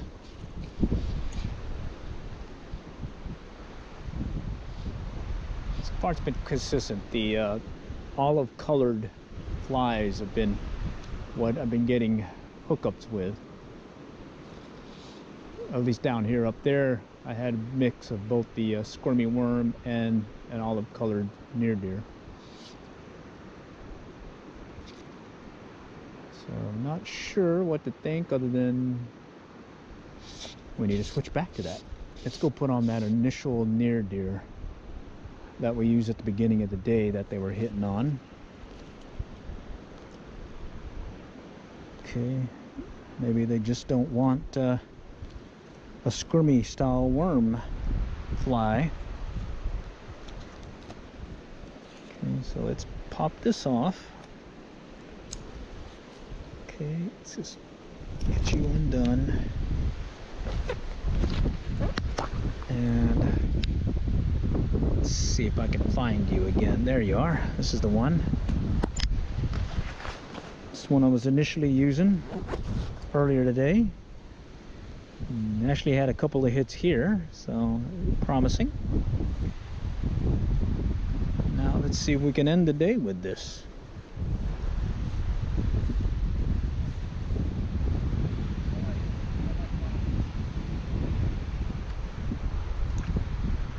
Wow, got one right over there, just rising up here on that little channel deal again.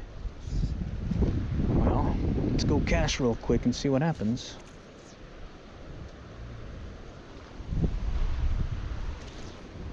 Take it right here.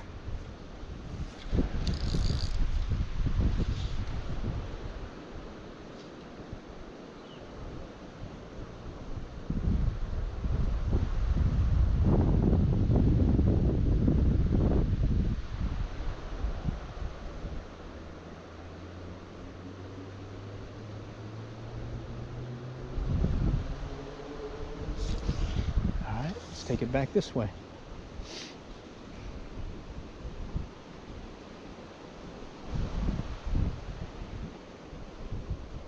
There we go. Oh. Man, he took it under good too. Okay, well, that olive is, I guess, the key today. Took that indicator all the way under. There we go. That's another one. Holy cow. What's up with that? 2 in a row. Can't be doing that.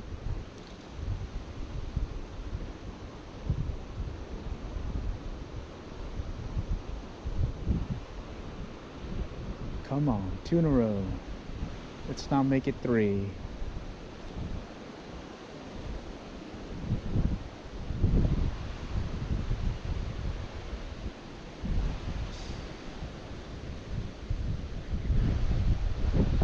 Alright, let's just pop it over here again.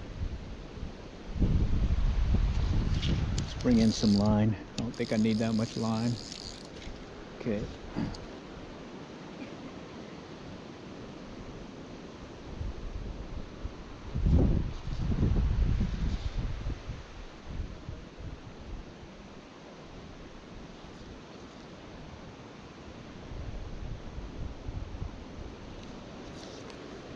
Take it across, see what happens.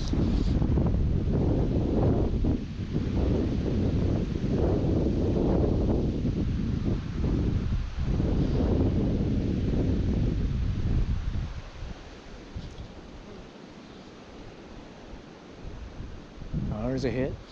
Oh. Oh man, that was a hit and a half. What's up with that? There we go. Oh, that one took it good. Holy cow, I missed 4 now. There's a hit. There we go. There we go. 4 in a row. All right, now he's off. 4 in a row. All right, let's see if that one broke the oopsie there, and see if we can get him to hit again.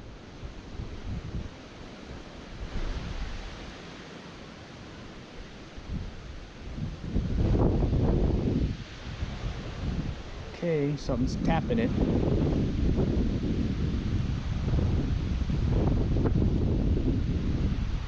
There we go. That one tapped it. Oh man! What? I wonder if I broke off the hook again like I did earlier.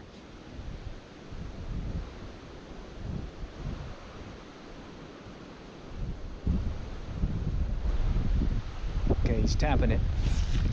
Oh. Okay. Enough of that. Enough of that.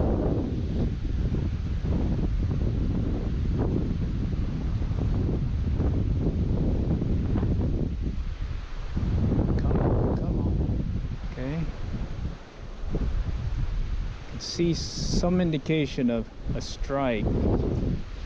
Very subtle hit, and then they take it hard. Okay.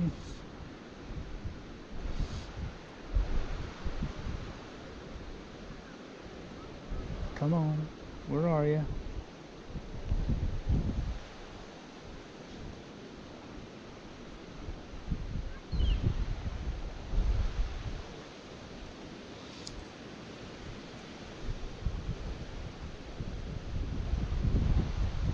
Let it drift along.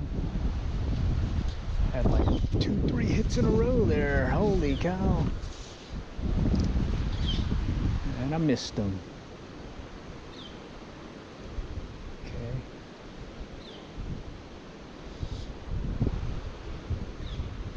Oh, that one took it under slightly again. Holy cow. It's tough to tell sometimes with all that wind also. But just got to pay attention more, that's all.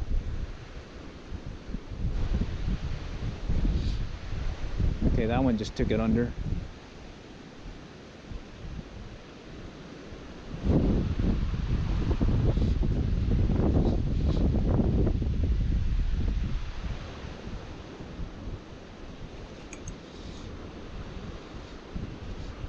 Come on, come on.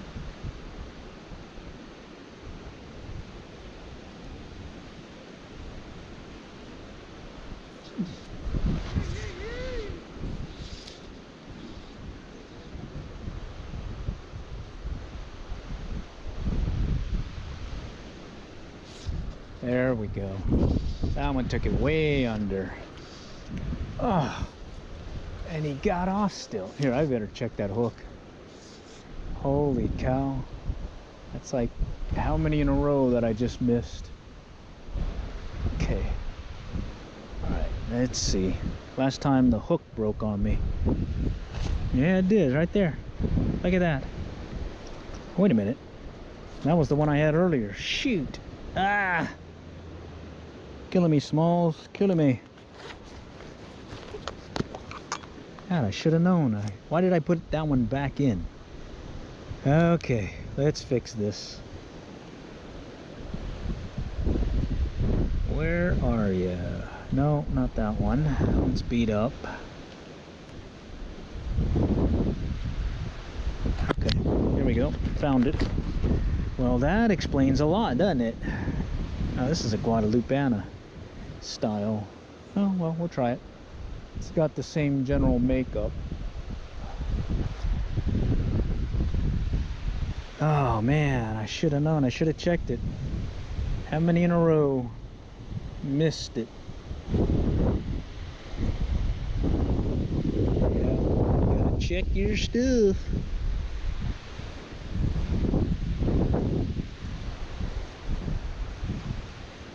Alright, we'll do a quick check. I want to just see how quickly this thing drops when I let it go in the water. This is sort of a Guadalupana, but not. It's sort of a mix. Oh yeah, that'll work. Okay. I tell you, that explains a lot.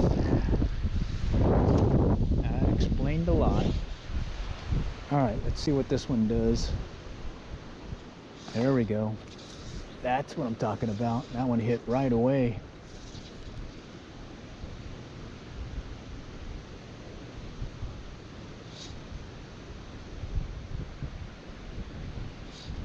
Oh, that one hit. Oh, he took it under.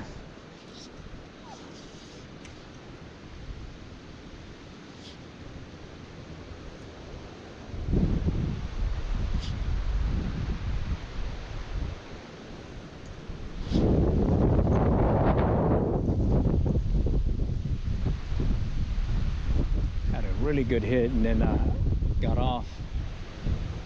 I checked the hook this time. Hook's good.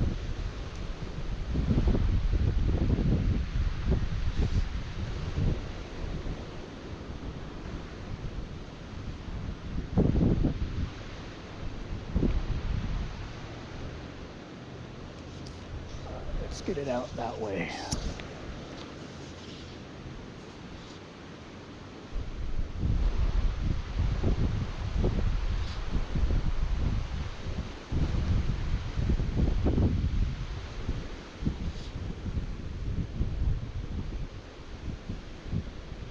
There. Oh, wow, that one took it under again.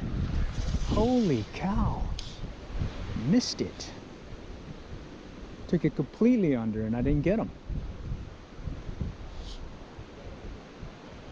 There we go. That one's on. Nope. Ah. All right. Let's fix this.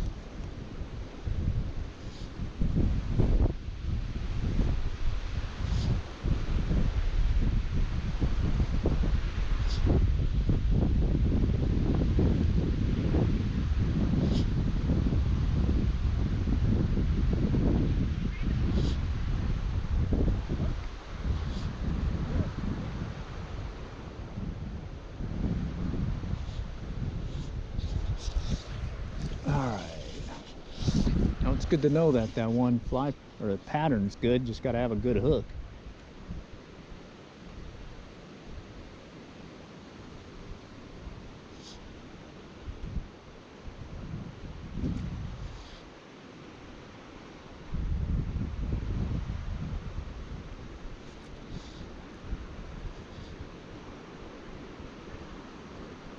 All right, where'd you guys go?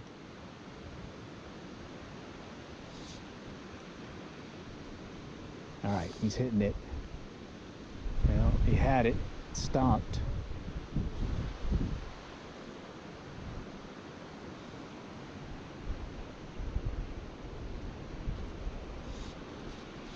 Oh. I better check this again. Holy cow, this cannot be. God, how many hits on this thing? No, that hook's good. Very good. All right. Let's see if we can get a bigger one.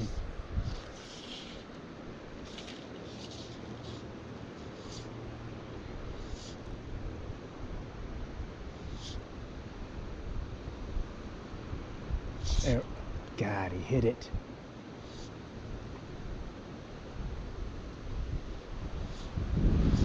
That one hit it, took it under again.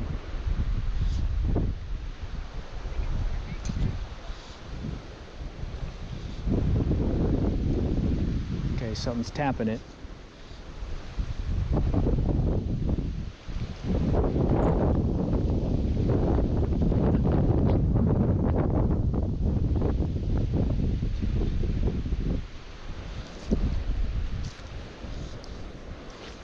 Let's go back out.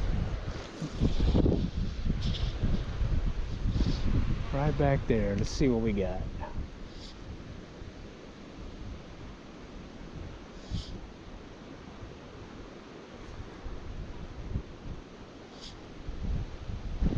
Come on. Number 3. We're looking for number 3.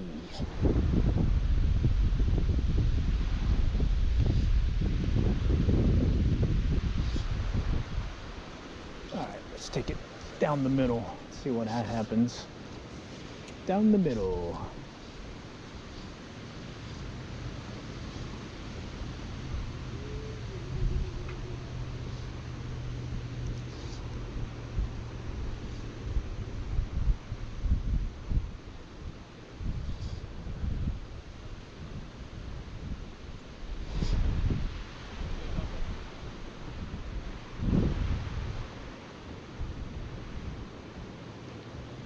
Way too many missed strikes.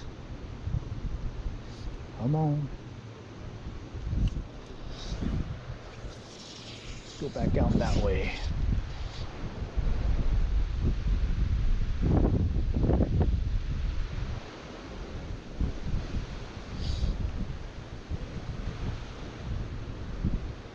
I wasn't ready for that. He took it under.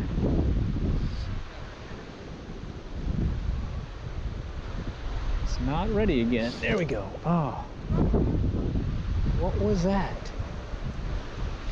There we go. Wow, that took too many missed strikes. Too many missed strikes. Okay, let's go grab the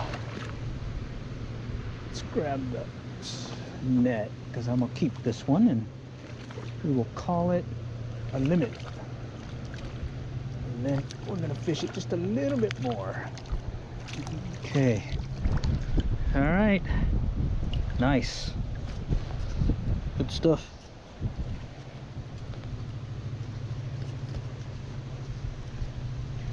All right, let me get this guy put up in the creel, and we will be playing catch and release for a little bit.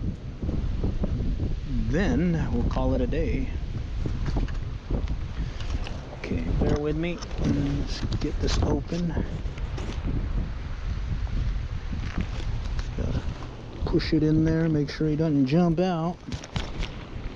Okay. 3 in the bag now. 3 in the bag. Now we can play, and if we get a big one, well, he's just gonna have to be let go. All right, and this is the, it's a variant of a near deer and a Guadalupeana. Okay. And right now the theme has been fishing under a strike indicator with something with green in it, olive green, olive color. And I've already made a boo-boo. I forgot to check my hook, and I had a fly that had a broken hook, so that was not good. Let's see if we can play around here for a little bit before we call it quits. It's almost lunchtime, so call it quits, run to the casa, render the video, and maybe tonight we'll be streaming. All depends on how long it takes me to render the video. And it should be a fun time. Oh. Well, let's go real quick over here. I just saw something rise. It caught my eye.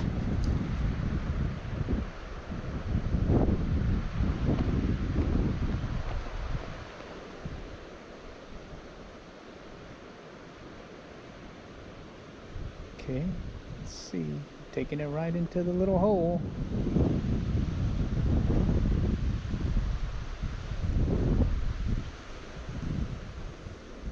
Be surprised. Sometimes there's something lurking there, like 5, 6 of them just stacked up right there waiting for something to go by.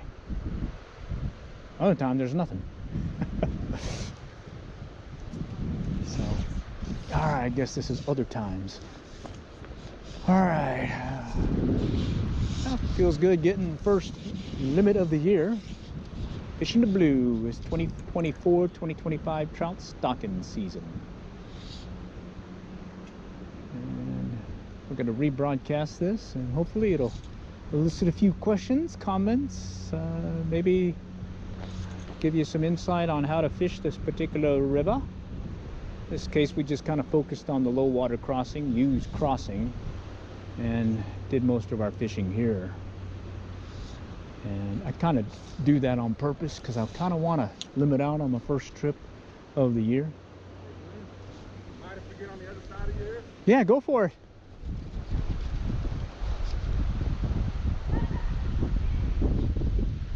Just kind of working it through.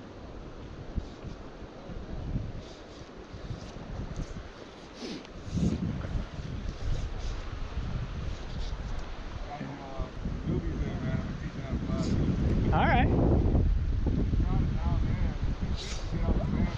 Yeah. Oh, I guess Pat was here earlier. He was cleaning them up on this one fly. Pat was? Yeah. He caught like 10 right in front of me. I was like, holy cow. But what I noticed is they wanted something with olive or green. Olive. Yeah, that's all I've gotten hits on over here. Yeah.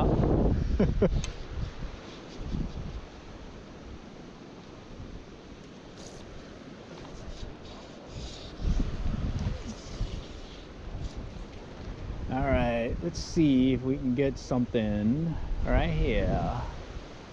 Yeah, that fly was awesome, I'll tell you that. He had probably 10 fish to my 1. There's a hit. All right, 10 fish to my 1.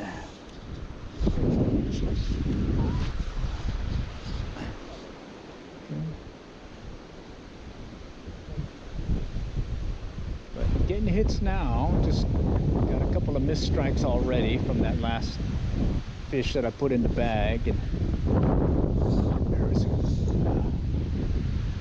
there we go. Ah, came back and hit it.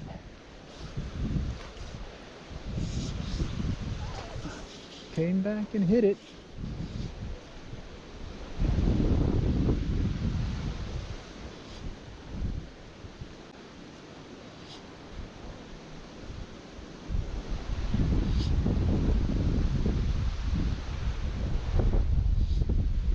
Came back and hit it.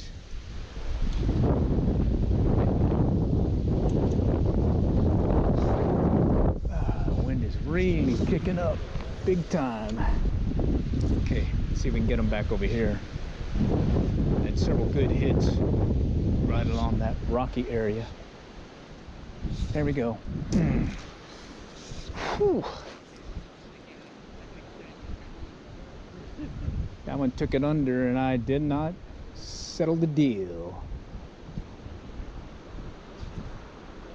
Okay, let's see if we can get another one to strike real quick.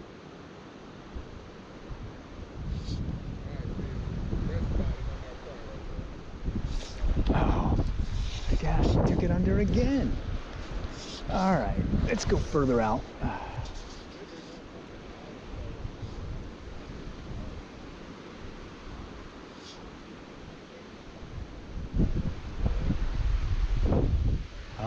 Come on, talk to me. There he goes. He hit it. He hit it and pulled it, and I didn't set the hook.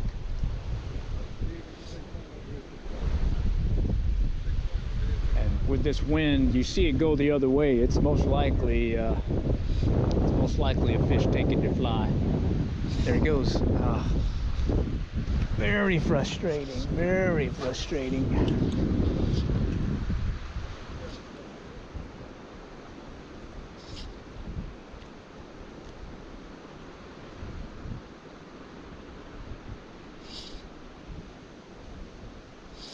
Okay, something's taking it under.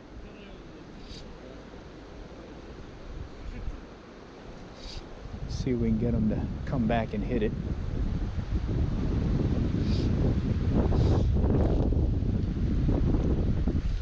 No, not that time.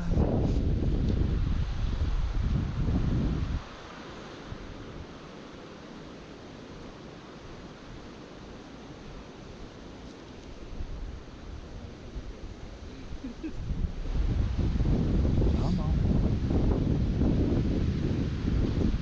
Hey, talk to me. I do think it's supposed to get colder this weekend, or this week, so we'll see how that goes.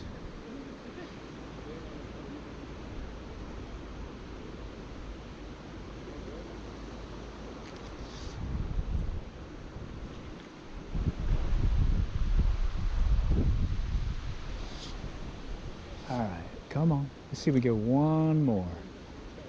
One more.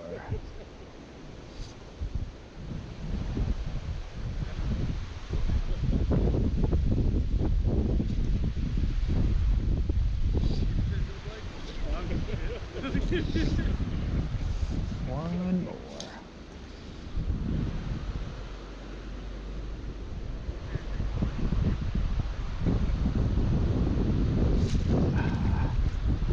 Must be something there. It keeps hanging up.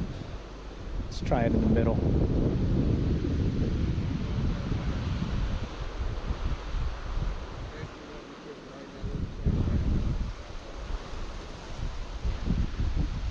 There, something popped it. Oh, Jesus.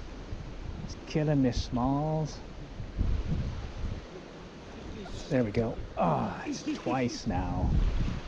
They're here. Not very far. I think they just came back full circle now. There is it again. Back full circle.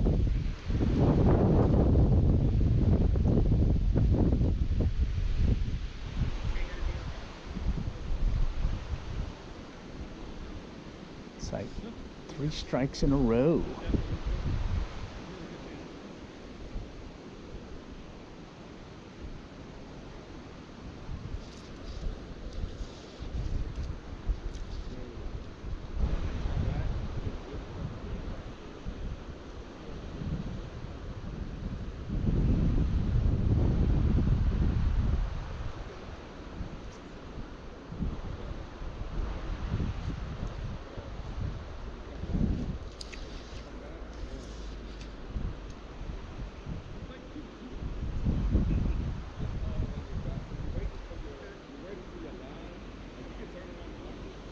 Come on, come on.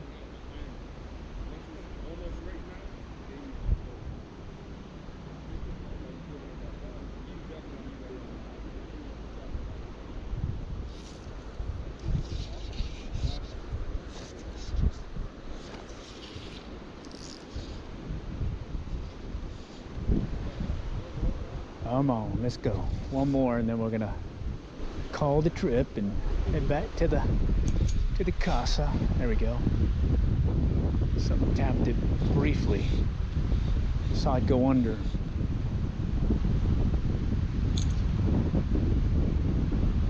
It went under. Come on.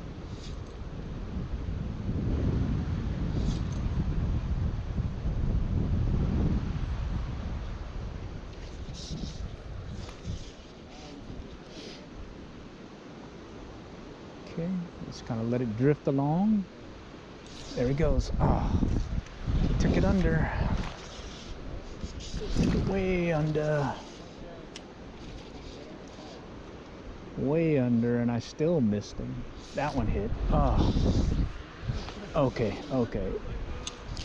My mojo is gone. Look at that. How many of those took it under?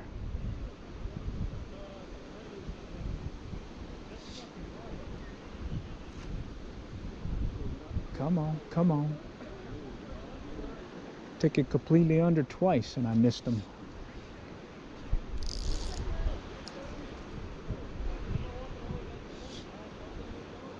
It's kind of drifted along.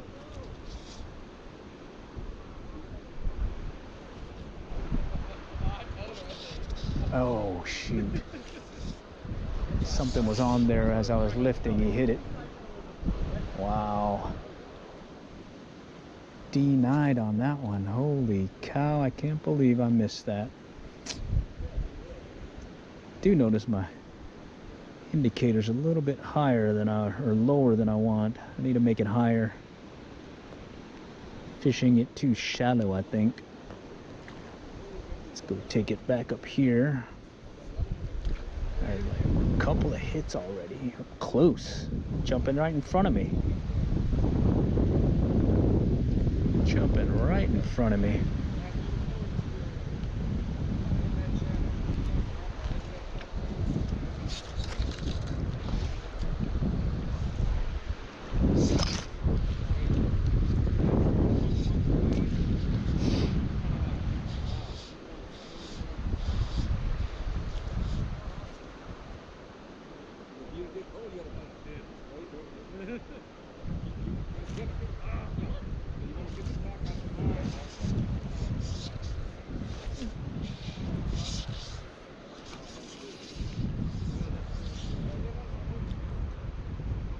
Alright, let's see if we get this guy to hit.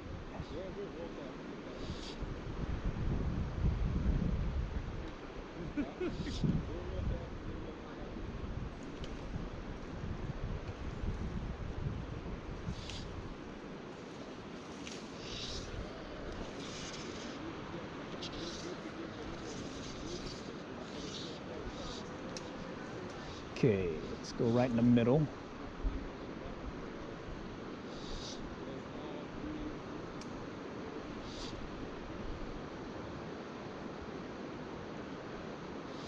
There we go, you hit it. Tapped it, and I missed him again.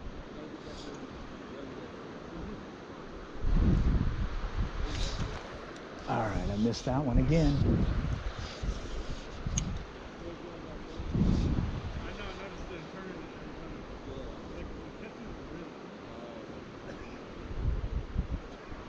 Alright. Come on, come on.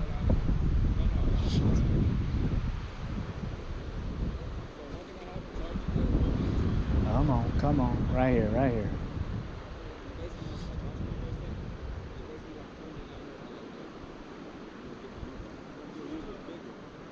Nope. Couple of hits and then he stopped. There we go. He's tapping it. Tapped it again. Oh, missed it. Okay, they're close. Look like they're coming close again. There we go.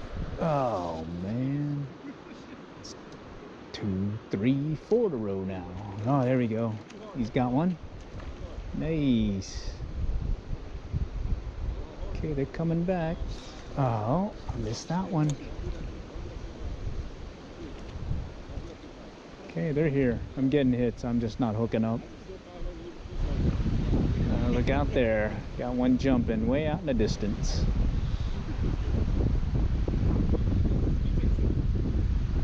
Okay, I'm just gonna let it drift in.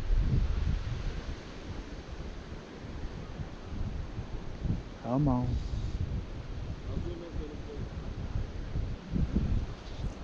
All right.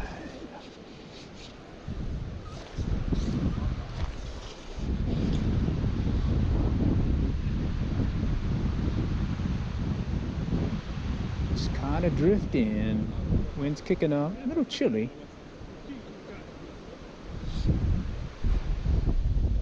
Mainly gutting it out, trying to see if I can get one more on the line. One more on the line.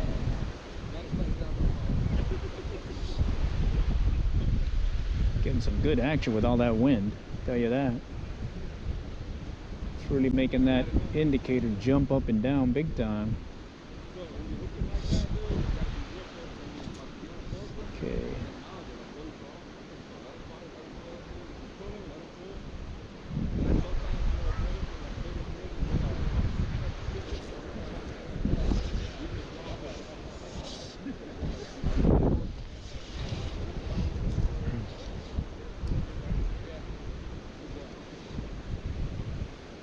Okay, I got a way out there. A hard time seeing the indicator, but I do see it. I'm just gonna twitch it in and see what happens.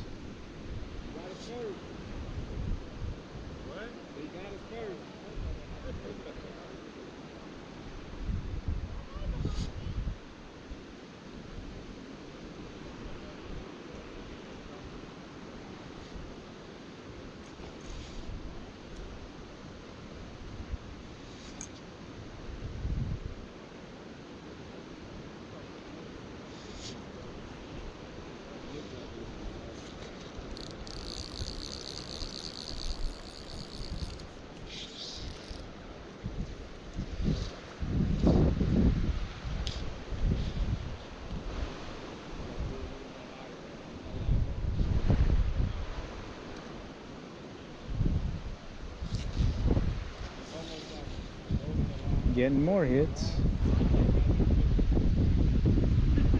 How do you got on now, Glenn? I went back to near deer. Near deer? Olive? Or actually no, it's like a cross between near deer and the Guadalupeana. But yeah, it's olive and green. That seems to be the only thing I'm getting them on. And I've been missing a bunch too.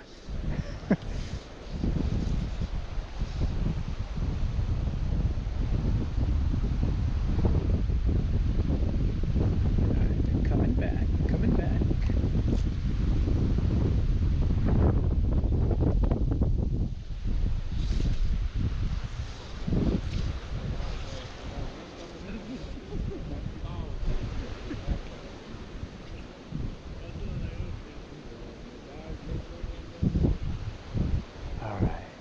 Let's see if we get one more.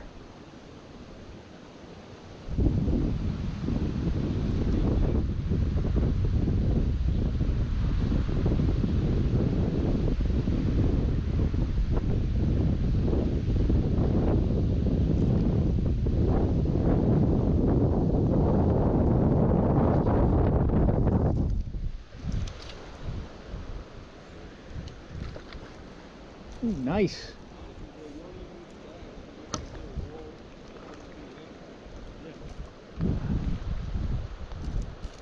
Sparkly egg chenille?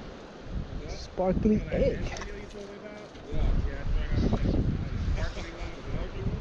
Yeah. The ecstasy? Yeah. Yeah. I tried a bunch last night and I left it in the car. You want one? Huh? You want one? Nah, I got 6 of them. I'm just looking for you guys. Yeah. Ecstasy.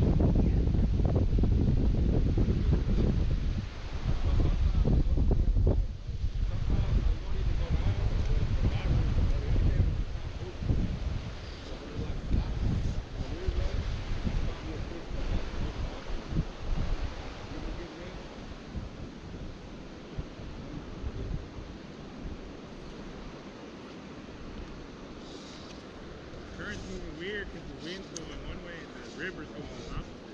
Yeah. You know? Kind of funky.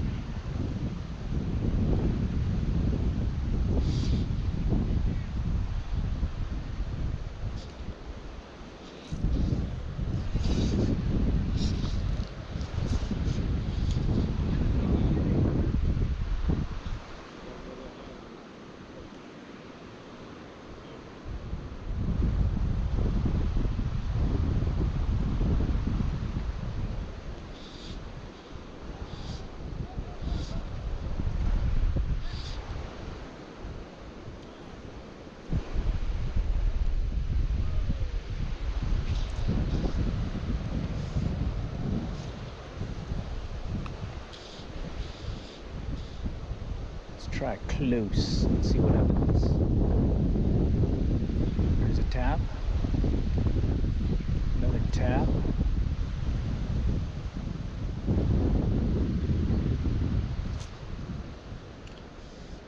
Couple of taps.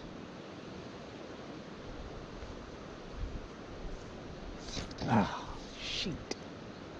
Right there. Right in front of me. See if I can get him to hit again. Alright, he tapped it. There he goes, up close. Close one.